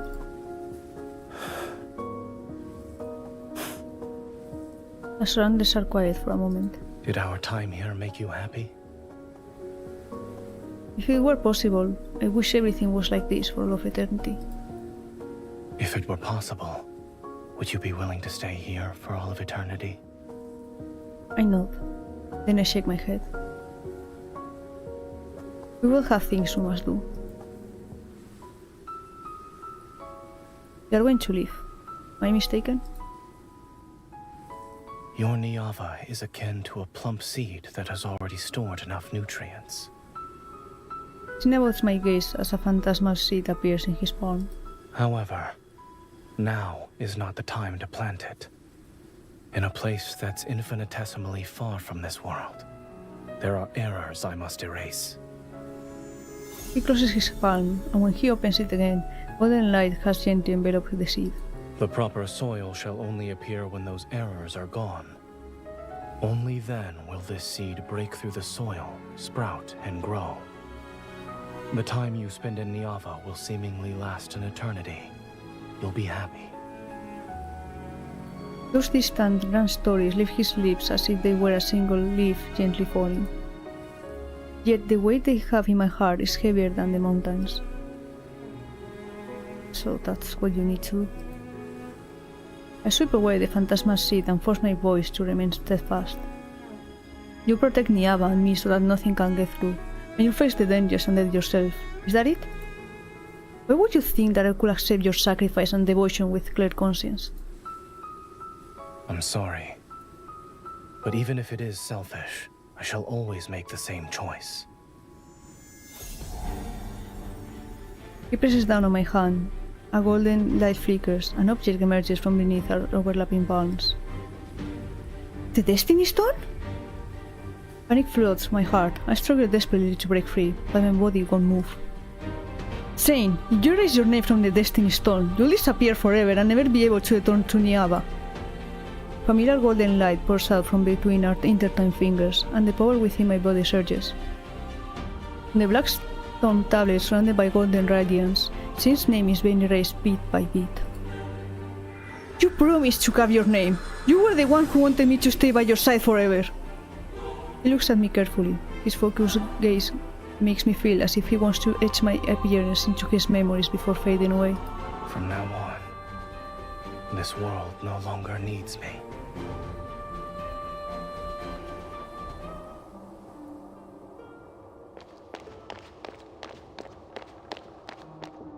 I rush back to the Divine Tower using the shortest amount of time, and surprisingly, the angry spire has disappeared with its master.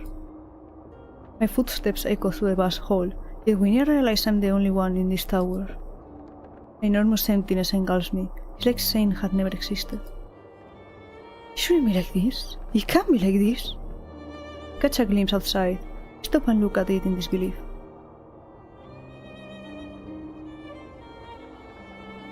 Scattered frost and snowfall drifts down from the sky. Your Niava doesn't have snow. Must be Zayne. He's going to protect Niava. Must find him right now. I almost stumble as I run behind the altar and turn the mechanism hidden beneath the floor tiles. In the small room beneath the altar, the golden Ainsu that once carried me through Everlost is huddled in the nest I built for it. My apologies, I kept you confined for so long. This is one of the preparations I made in advance. Once Zayne leaves, I will never be able to track him down again. I contemplate my next move. I can only rely on the Angry Spire. The golden Ainsu can exist without the Angry Spire, which means it shall fly to it no matter what. And that's where Zayne is. I cradle the golden Ainsu, cut my fingertip, and let my blood drop onto its sharp beak. Take me to Zayne. Perfect. Because ads are coming! And I can just play them now. And you know, while the ads play, I'm going to restart the emulator, so maybe it will be less laggy while we go through the last part. Okay, I need to freaking go to the browser. Yeah, it's going to lag, it's going to be like, ah, please, please, don't kill me. Don't worry about it, don't worry about it, it's fine, it's fine. Run the ad. Run the ad. Close these. There we go. I close this. There we go. Then we go back. I go back to Momo Player. Please let me do the thing. Momo Player. In task. And hopefully it will go better. Hopefully. I mean, I know the animation will still be lagged, but I can't do anything about it. It's just stupid. It's just stupid. No, in the meantime I can also have food.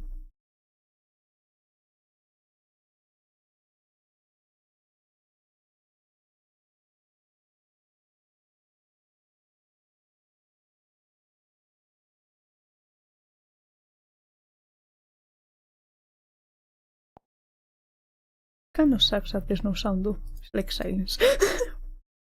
There we go. Little by little, booting it up. Yay! You know what? In the meantime, no, I don't have the sound for the statue music I have on the main room. It will load in a second. We won't be here in silence. There's still like 2 minutes of us left. Oh, it's okay. Wait, I can do it for those who are not in ad jail. Mwah! Haha. Pay for kisses, I guess. Or redeem them.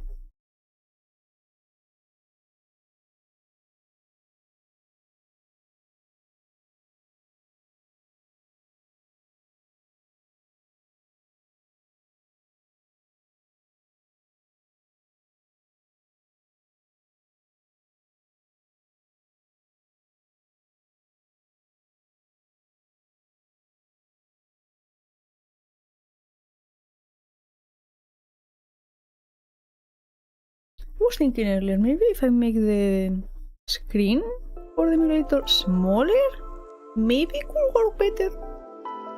I just made it as big as possible because I used to just take pictures. So I wanted higher resolution.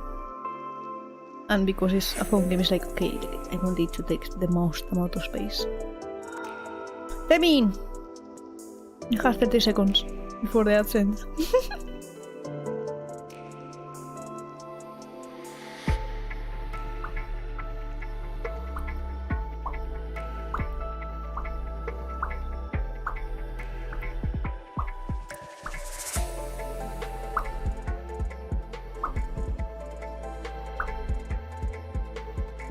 I was thinking I did change the intro animation the music, but yeah, I did it on my phone, not on this one. And we're back, we're almost there. It's still loading. I just need to load, select the menu, and we will go over the last bit. Almost there. It has only taken me like 3.5 hours because of yapping. Me on the Discord, you know, it should be a nice long stream. Yeah, enough, yeah, and if we finish soon, or early, I can just play other memories. No. I mean, nothing stops me from streaming again later. Nah, it's all nice things. I want to wake up early-ish tomorrow to start preparing modding stuff. Because luckily that guy that may help me is European, he's French. Esto falling for you.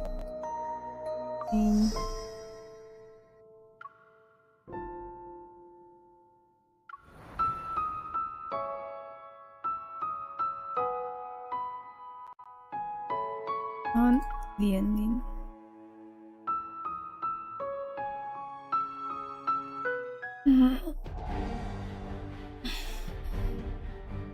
Golden Ainsus are born from sense power. Regardless of his current location, every bird can sense his presence. The bird I brought back from the Aingrus Spire staggers before flapping his wings. He flies towards the depths of the tower. Is this the same scene still in the Divine Tower?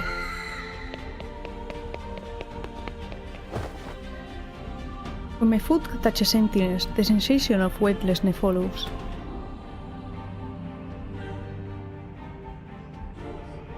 Beyond two souls?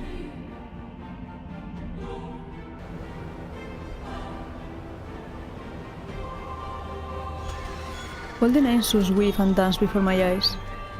The sight doesn't surprise me, but there's no river paved with golden dust this time. The rapid descent doesn't cease. Golden threads from the bird's mouths crisscross, interweave, and extend into fragmented images. My snow won't melt. Promise me you won't cry anymore. Follow the jasmine's fragrance. These scenes without order or casualty spread out before me. Piece by piece they form the faces of me and Zayne. In the depths of my soul, a corner that was never touched has already loosened. Now they shall never wilt, to save him from darkness, to be his sanctuary amidst rime and gale. Stay away from me again, when dawn greets the world once more. He's immobilized by black ice crystals. He's holding an umbrella beside an ancient tree. He's in a field of white flowers. He's in an endless expanse of thorns. He's under a green aurora. He's in front of a gravestone in a cemetery. These fragmented images flash rapidly before my eyes. Each one comes to an abrupt halt at yet another farewell. The golden Ainsu, bound to those broken scenes, let out shrill cries of sorrow before fading away. Eyes burn, and the tears that scatter are swept away by the falling wind. That's me and Zayne. That is our past, or perhaps the future. One end of a golden thread is suddenly placed into my hand. As it being held up by a pair of gentle hands, I slowly stop falling. Meanwhile, the golden Ainsu that brought me here spreads its wings and flies towards the depths of pure white. Tightly grasping the golden thread in my hand, a brilliant magic circle slowly materializes in my periphery. It's waiting for me there. If everything I've seen consists of memories of what has happened and what has yet to happen between us, even if every encounter between Zayne and me is destined to be incomplete, I will always go to Zayne.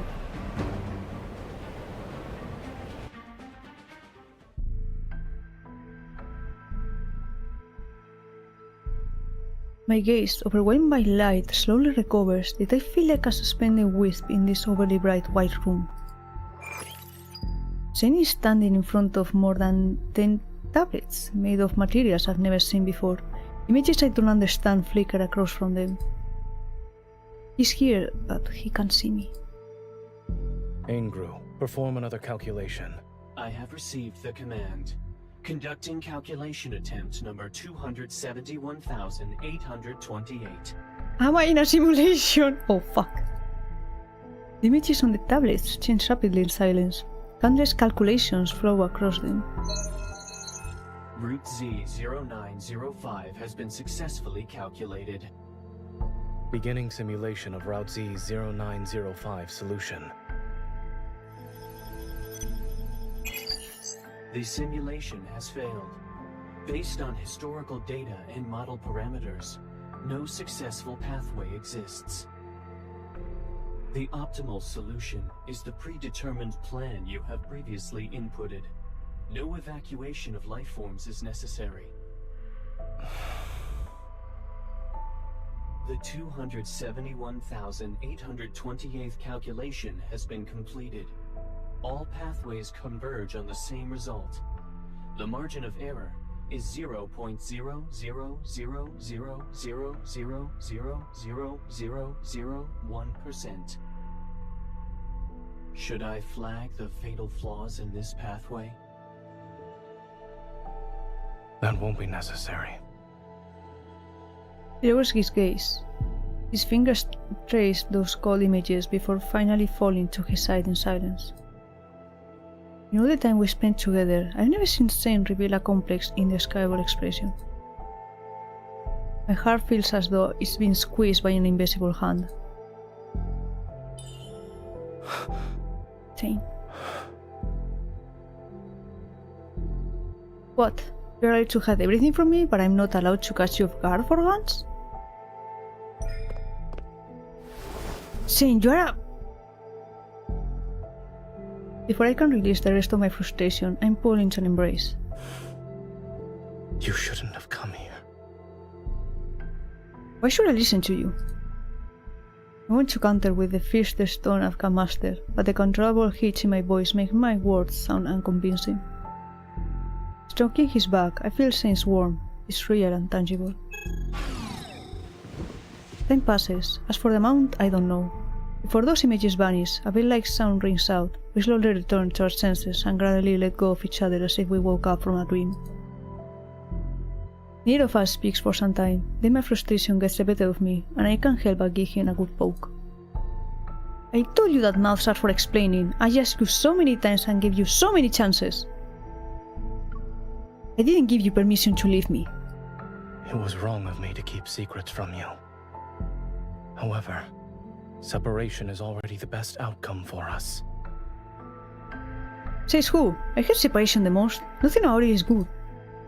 I grab Zayne's hand tightly to prevent him from trying to abandon me again.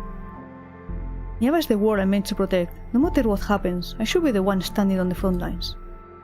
Even if the only possible ending is destruction, I refuse to let you face it alone. Alright.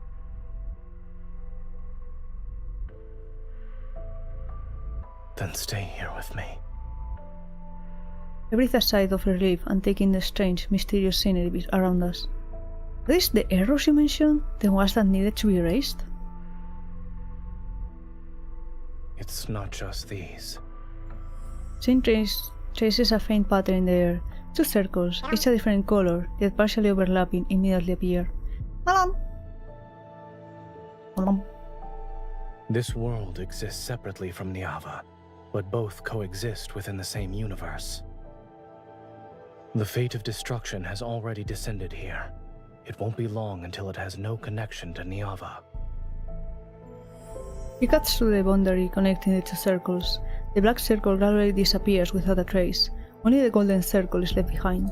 Thus, the last connection between Niava and this world will be severed like that.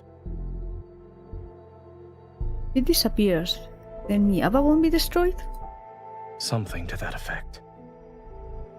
As for where we are at the moment, you may think of this place as my divine tower. You're not just a god in Niava, you're also a god here. The ground beneath our feet shake without warning. Sounds akin to rumbling from underground echo from outside the room. Be careful. When Zayne pulls me to his side, the shaking stops. Is your divine tower collapsing? Yes. This place is already in ruins. It could collapse at any moment from those kinds of tremors. In the pause between flickering lights, Zayne pulls open an inconspicuous door in the wall and leads me outside. Lead me through. I want to read. I want to read. We hurry out the pure white room as the sounds of debris and cracking echo behind us. Before us stretches a long, dark corridor where wind whistles through fissures in the walls. Its mournful reverberation resounds. We're heading to the top floor. We need to disrupt the magical array there. Only by completing the separation of the two worlds can the Angru Spire reconnect with Niava. You'll accompany, yes? He takes my hand and begins walking through the dim corridor. Along both sides of the passageway, there are flickering lights that barely illuminate our surroundings.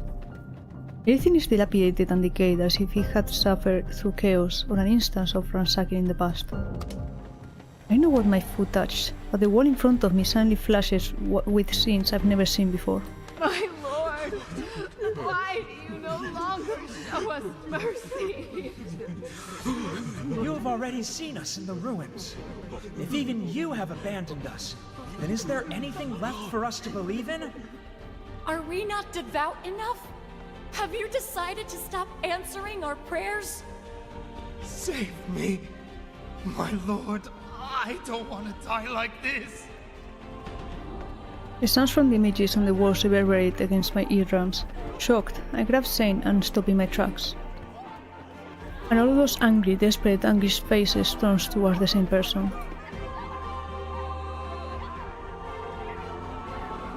Zayne, They once claimed this world as their own.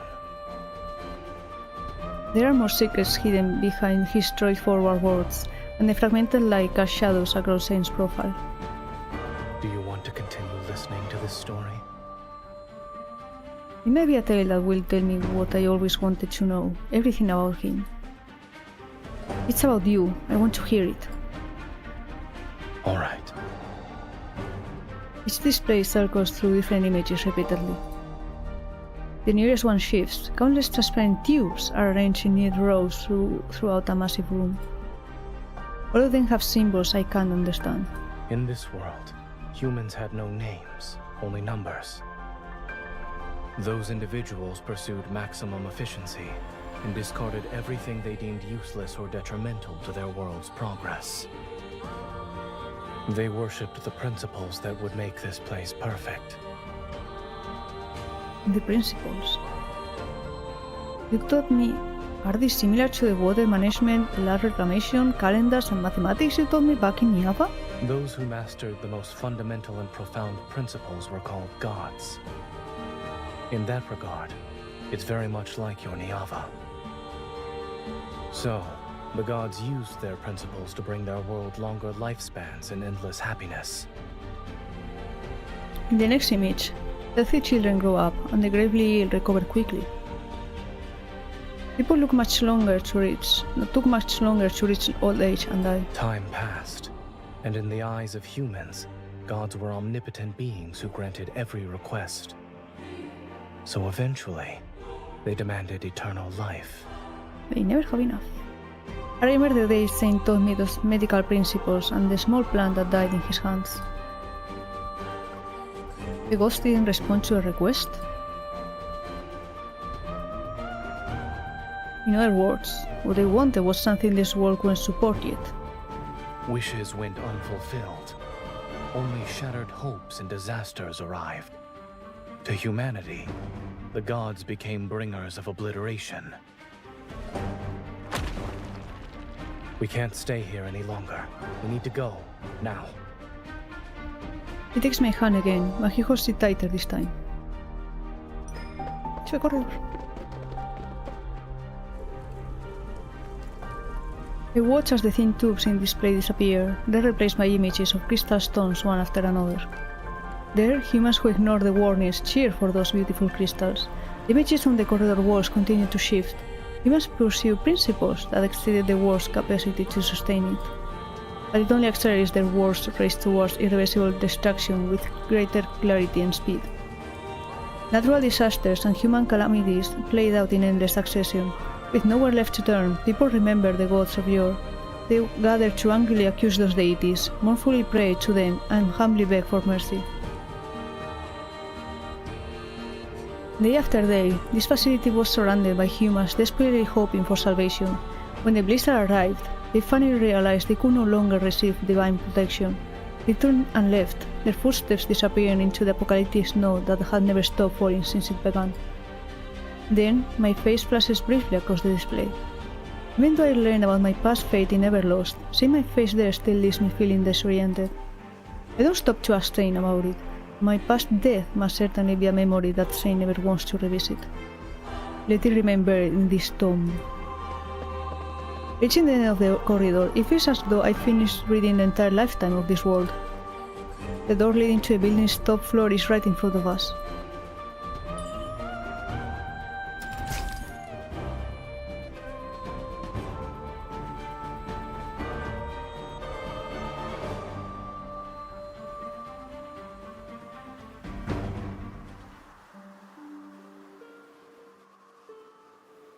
If this place was once the seat of war's glory, then it's nothing more than a cliff overlooking ruin now. Heavy snowfall and freezing wind bite into my skin, and I finally see the scenery outside.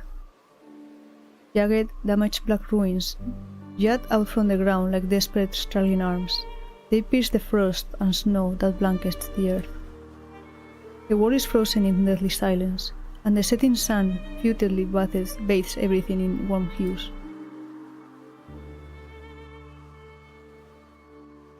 Is this what happens to a world that has strayed from the natural order?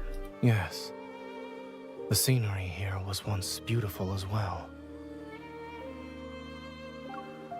When people chose to utilize truths that surpassed the natural order, the outcome was already predetermined.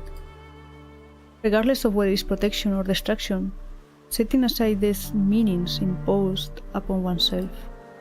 Even gods are doing what should be done within laws and the natural order. The trembling beneath my feet continues, but in the blink of an eye I seemingly return with Zayne to the Divine Tower. In the places we've protected, the waters of two rivers nourish Niava's endless vitality. When the enormous sun gently sinks towards the horizon, the dry evening wind carries the sweet fragrance of dates and songs from the city gates. I calculated every possible outcome, but it has already strayed too far down the path of an erroneous natural order. His calm voice pulls me back to reality. I don't have any regrets.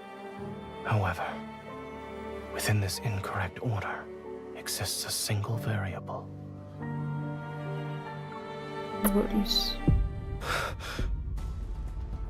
Accompanied by violent trembling beneath my feet, a massive magical array unlike anything I've seen before manifests. This is the final connection point between Niava and this world. A massive golden Ainsu struggles out from this strange magical array. Black crystals cover its body. It's not a golden Ainsu, it's a monster similar to the one from the river source. Watch out! A massive longbow materializes in Zayne's hand, and I raise my hand to summon my weapon as well. As soon as he draws the bowstring, my black sword transforms into his arrow. Golden light cuts through the air as it rushes like a freaking reach. Hello, Rain! Golden light cuts through the air as it rushes towards the monster. Keyblade! Welcoming. We're almost at the end of the story. Corrected. True redemption lies in utter obliteration.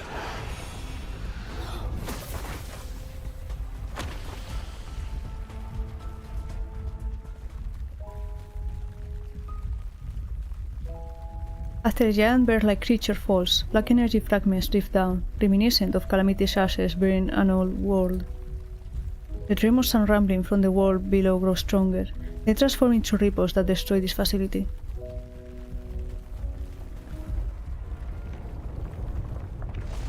Zayne, is it over? Yes. The pungent scent of blood fills my nostrils at Zayne's blood-stained... Stop doing that, please. Blood-stained figure appears. The angry spire activates in his hand as a familiar golden magic circle projects beneath our feet.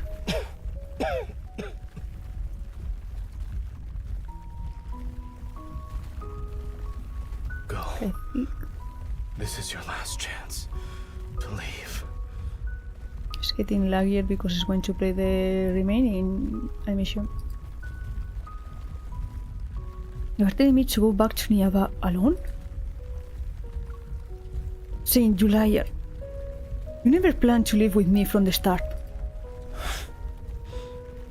You are correct about one thing.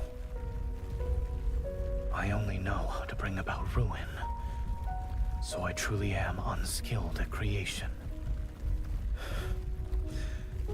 The severance is complete. This world will no longer corrupt Niava, and it won't drag it down into the abyss. After this, your Niava can peacefully wait in the universe. It shall wait for when it's ready to break through the soil and flourish. In this moment, I think I finally understand. Zayne, I'm the variable you mentioned, yes? To be more precise, it is my selfish desire.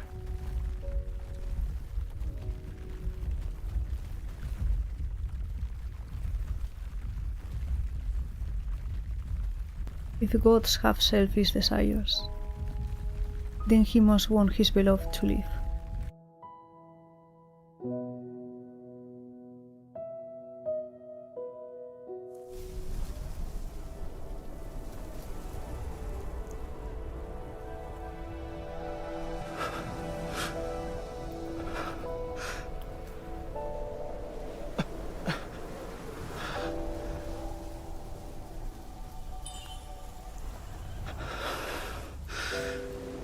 My power has been nearly depleted.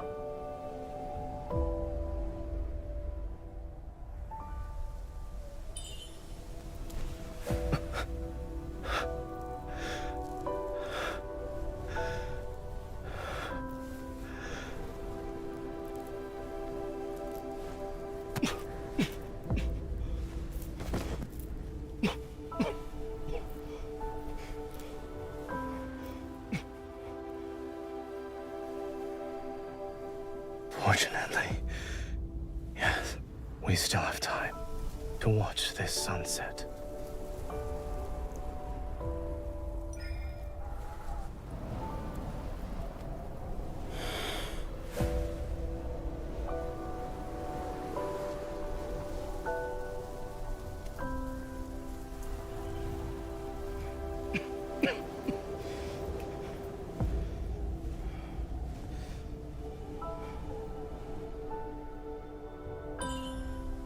So that's how this world final sunset looks. It's very beautiful.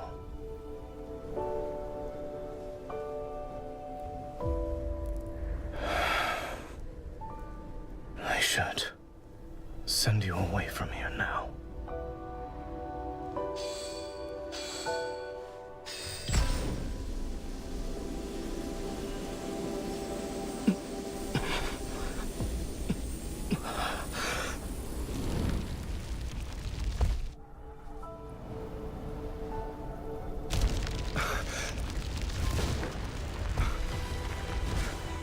Give me your hand.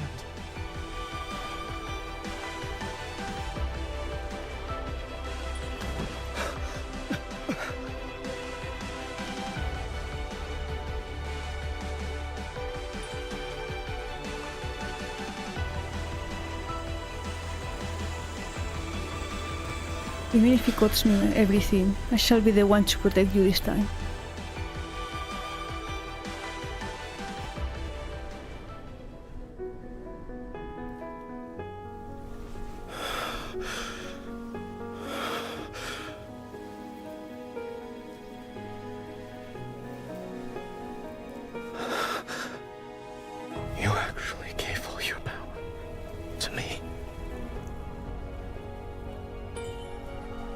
already giving me so much more.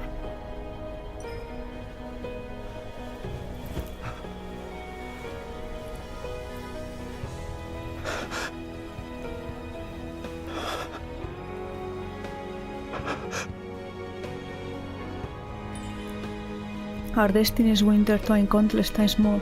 I wish our next encounter could find its perfect fulfillment. Will it ever come true, Zayne? Your wish will come true.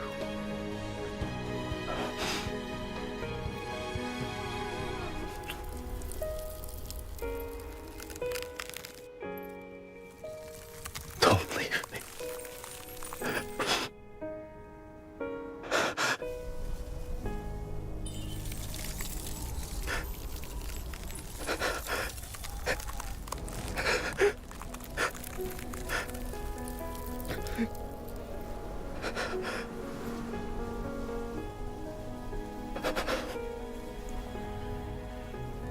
Before the snow stops, I'll wait for our union.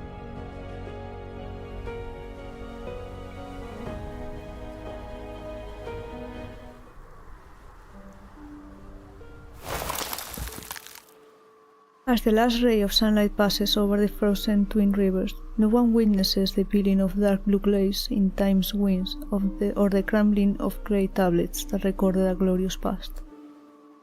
No longer do devout worshippers chant the goddess's mighty name and glory, nor does anyone listen to the loving words the deity whisper into the hidden corners of the universe. Pure white swirls down from above to blanket every sound and breath of life in the world. What was once the goddess has fallen into a silence more enduring than death itself. With the cold and quiet, she waits for the next reunion with her beloved. At the end of the tower's long staircase, the angry spire erupts with brilliant radiance, and that light instantly devours the goddess's dwelling. The divine tower collapses and shall become one of the countless golden threads within the angry spire. The lonely deity will also step into eternity and become a silent watcher once more. Before the blinding white light fills his gaze, he turns and glances upon this world. The golden eyes to express his wings, his brilliant golden feathers transforming in the wind and snow. They become as translucent as ice.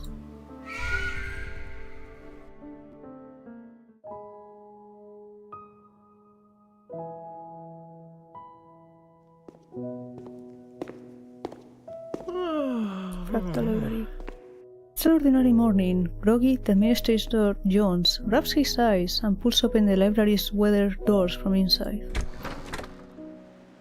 Cold wind sweeps through the gasp. Caught off guard, he shivers. It's cold. Fixing his collar, the administrator quickly flips the close sign over. Why is this here? He picks up the old book that somehow fell to the ground, dusts off the cover, and places it back on the shelf. The sound of footsteps fades away, and silence returns to the library. Faint morning light shines along the window frame and touches the organized bookshelves. On a book spine, a snowflake silently melts.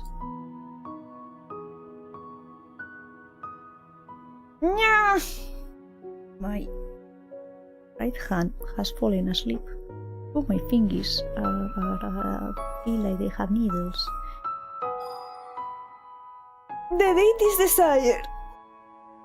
Oh, ay. How you doing, Chad? Did you survive? I cried. Yes, there are tears there. Yes, the voice acting is too good, and we got this thing. Corner of Infinity. Ornaments pass by in countless worlds to reunite in this more realm. Yes, cry with me. Can I get crying emotes in chat so we can all cry together? Still bothers me how everything is like super laggy. I will try to make it, I don't know, maybe if I make the screen smaller next time, maybe it won't be as laggy and it will be more enjoyable, because it really bothers me. It's like, no, they should be smooth. Why are you like this? I already lowered your graphics. I don't want to go too far because then you're going to turn into a nightmare and I don't want that. Yeah, I don't want to go there. There's so much going on and you're not aware of it. Fuck. It's like, Ethan's like, oh, this is a reference to this thing that's happened on this other memory. This is a reference that happened on this other memory. Everything is linked together. There's so much and they don't know. Heck. I had to lurk and cry while I eat my dinner. I also had to eat. Wait, where the freak are you? Like, where are you from? Why are you going to have dinner at this time? Are you from Europe? Are you European? Fuck! No! We have dinner at this time. I mean, at this time, at your time. I mean, I guess in Spain we're the weird ones having dinner at 10 p.m. or so. Though it's currently almost 12 a.m. Oops. 5 p.m. Too early for dinner. That's when you get an afternoon snack. So you can eat dinner later. I wasn't expecting them a freaking Divine Tower. Futuristic Divine Tower with all the... Oh, fuck. Losing my mind. Losing my mind. Emma freaking tower! The tower! Emma! Epa, when you hold me, I'm protected from wizards. Unlock moment post. Yeah, I completed. Yeah, Saint Smith. Infinity up. Can I? Yeah, because... Fuck! There's references to the Tower of Secrets, which is the myth that you can get like by default. It's not limited. It's always available. When you get it, like you pull and it's like, oh yeah, I got this. About the eyes, the black eyes, the being in a tower, and the jasmines. Oh my god, oh my god, oh my god. Nose Embrace is this one, which I don't have downloaded here, but I should. Him being besides an ancient tree. It's a reference to this one. Though in these two, there's Nose Embrace and Tower of Secrets, he's the one sacrificing himself for us. This is the first time in which we go, you know what, actually I'm the one going to die and you're going to suffer because of it. Now you carry the emotional pain. And it's been happening with the memories from the other guys, in which they are the ones sacrificing themselves, but in the third myth, in the latest myth, the MC is the one sacrificing herself. So it's like, yay! Yay! Why not? Yeah. But this is like before everything. Like protocols. Okay, yeah, protocols are a common thing in the current timeline. Because it's more or less as they describe it, like the hearts of monsters. Because in the current timeline, the monsters appear through the Deepspace tunnel. We are hunters. We form part of the Hunters Association, so we fight those, and things are happening. And MC has a condition in her heart, and Zayne is a doctor because he wants to treat her.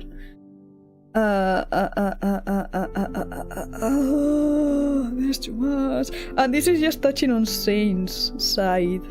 There's Xavier's, there's Raphael's, there's Silas, Caleb's. I mean, Caleb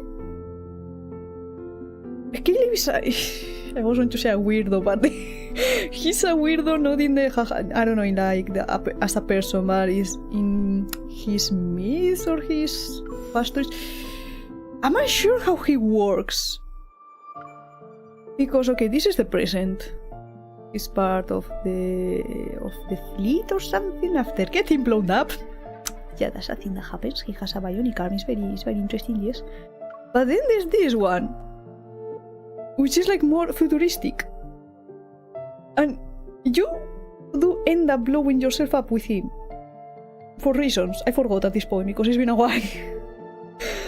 So it's like, where do you fit in the... I mean, I guess it's not really a timeline, because again, everything is intertwined, as we saw in that other space, like, yeah, this river, yeah, I see the images of me and Zayne doing that thing. There's probably something equivalent with the other peeps. Remember, one of the theories regarding like this whole situation is that everyone is for like a different timeline or has been reborn or whatever, and they're just converging in the current timeline where MC actually lives, and they want to save her from whatever fate. But yeah, they're all... I mean, all.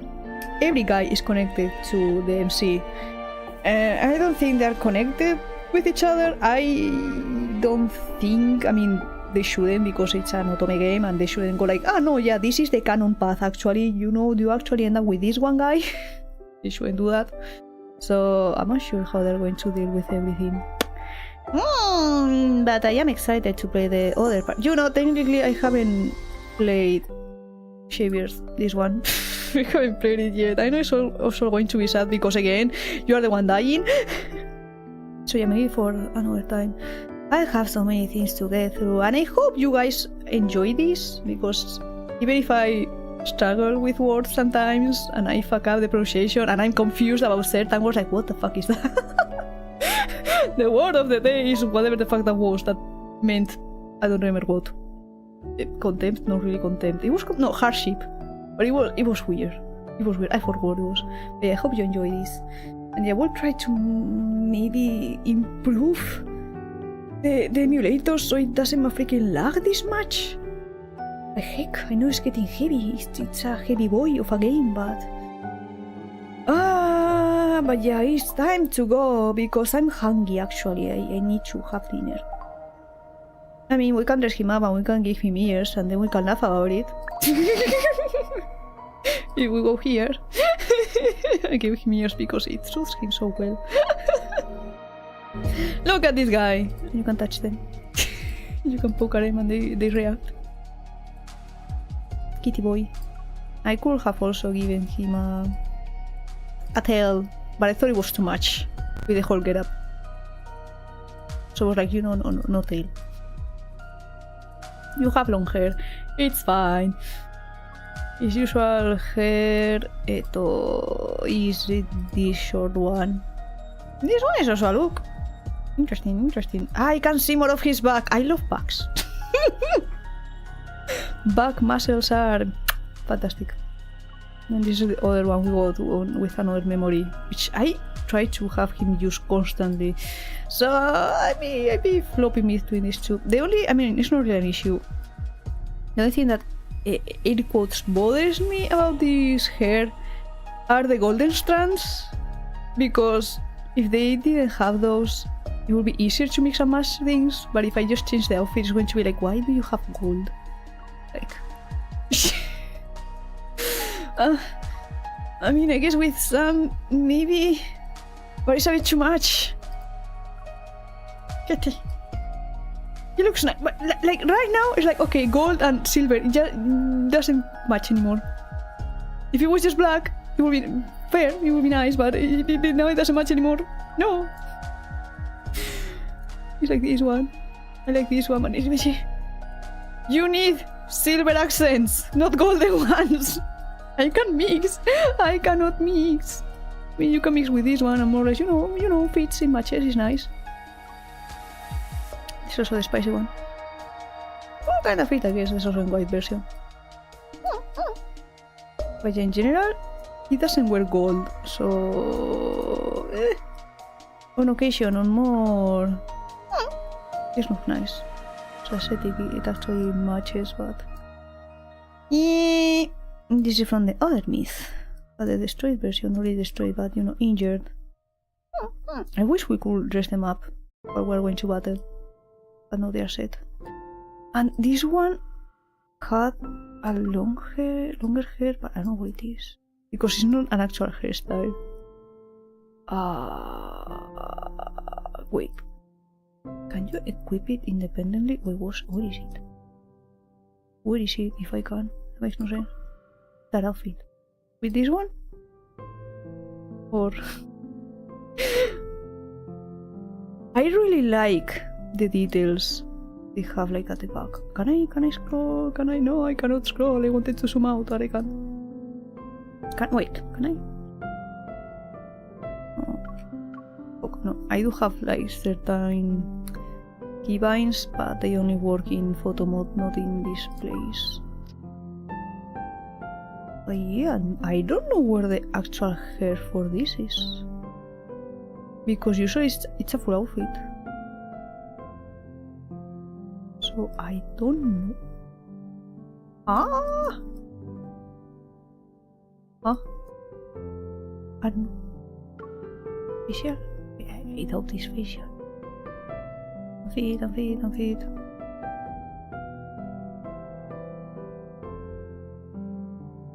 Earrings?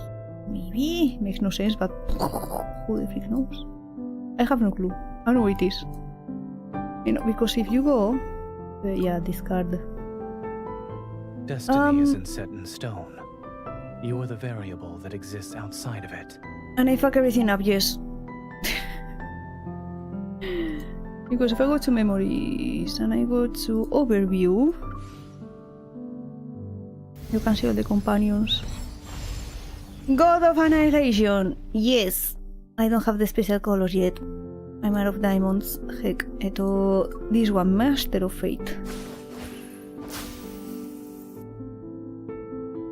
See? Just this fucking thing. Which we all hate. It was like, long hair Zayne. Yes, but no, because from the front you can tell. He's like, no, give him proper longer hair, please. Please. But yeah, I don't know how to keep it like as a regular thing. Huh. This is a special color, this is the regular color. Yeah, these patterns glow. You can see. Shoo. I took some pictures, but I don't have them on this device of the outfits because the outfits are very nice. But yeah, I think that's enough. I need to ride out and I need to have dinner and prepare things for tomorrow. And let me close the freaking thing because yeah, I don't want the scrankly noise.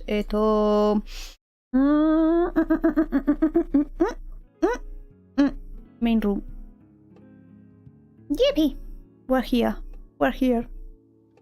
I hope you cried well. I hope you had tissues nearby. I did not. I did not. But it is what it is. Wait, tomorrow is Friday, no? Yes, okay, I have peak with ATM0 tomorrow. I need to post in the Discord the time because again, me Spanish time. In theory is my 6:30 PM. I think we agreed on that time. Peeps are usually like 7 hours behind me. So you can more or less. But yeah, we'll post it. We're like, hey, I'm going to go live tomorrow with ATM0. We're going to be doing this thing. Yeah, that's the plan. So yeah, stream tomorrow. I don't know what I will do with the rest of my night. Maybe I will properly sleep. Because yeah, I do want to get up early tomorrow so I can start preparing the modding stuff for Cyberpunk. Download what I need, update what I need, and go cry to my French friend like, hey, can you Kowalski analysis or status report or something, I don't know. What's new? tell me things, give me the knowledge. But yeah, who's around to raid? Probably a ton of peeps. There's always people. Okay. Ah, look at that, Zero is around, we can go there. So you can have that first contact, like, yeah, this is the guy I'm going to be playing with. Playing Abiotic Factor. No hacking clue about going there. Alright.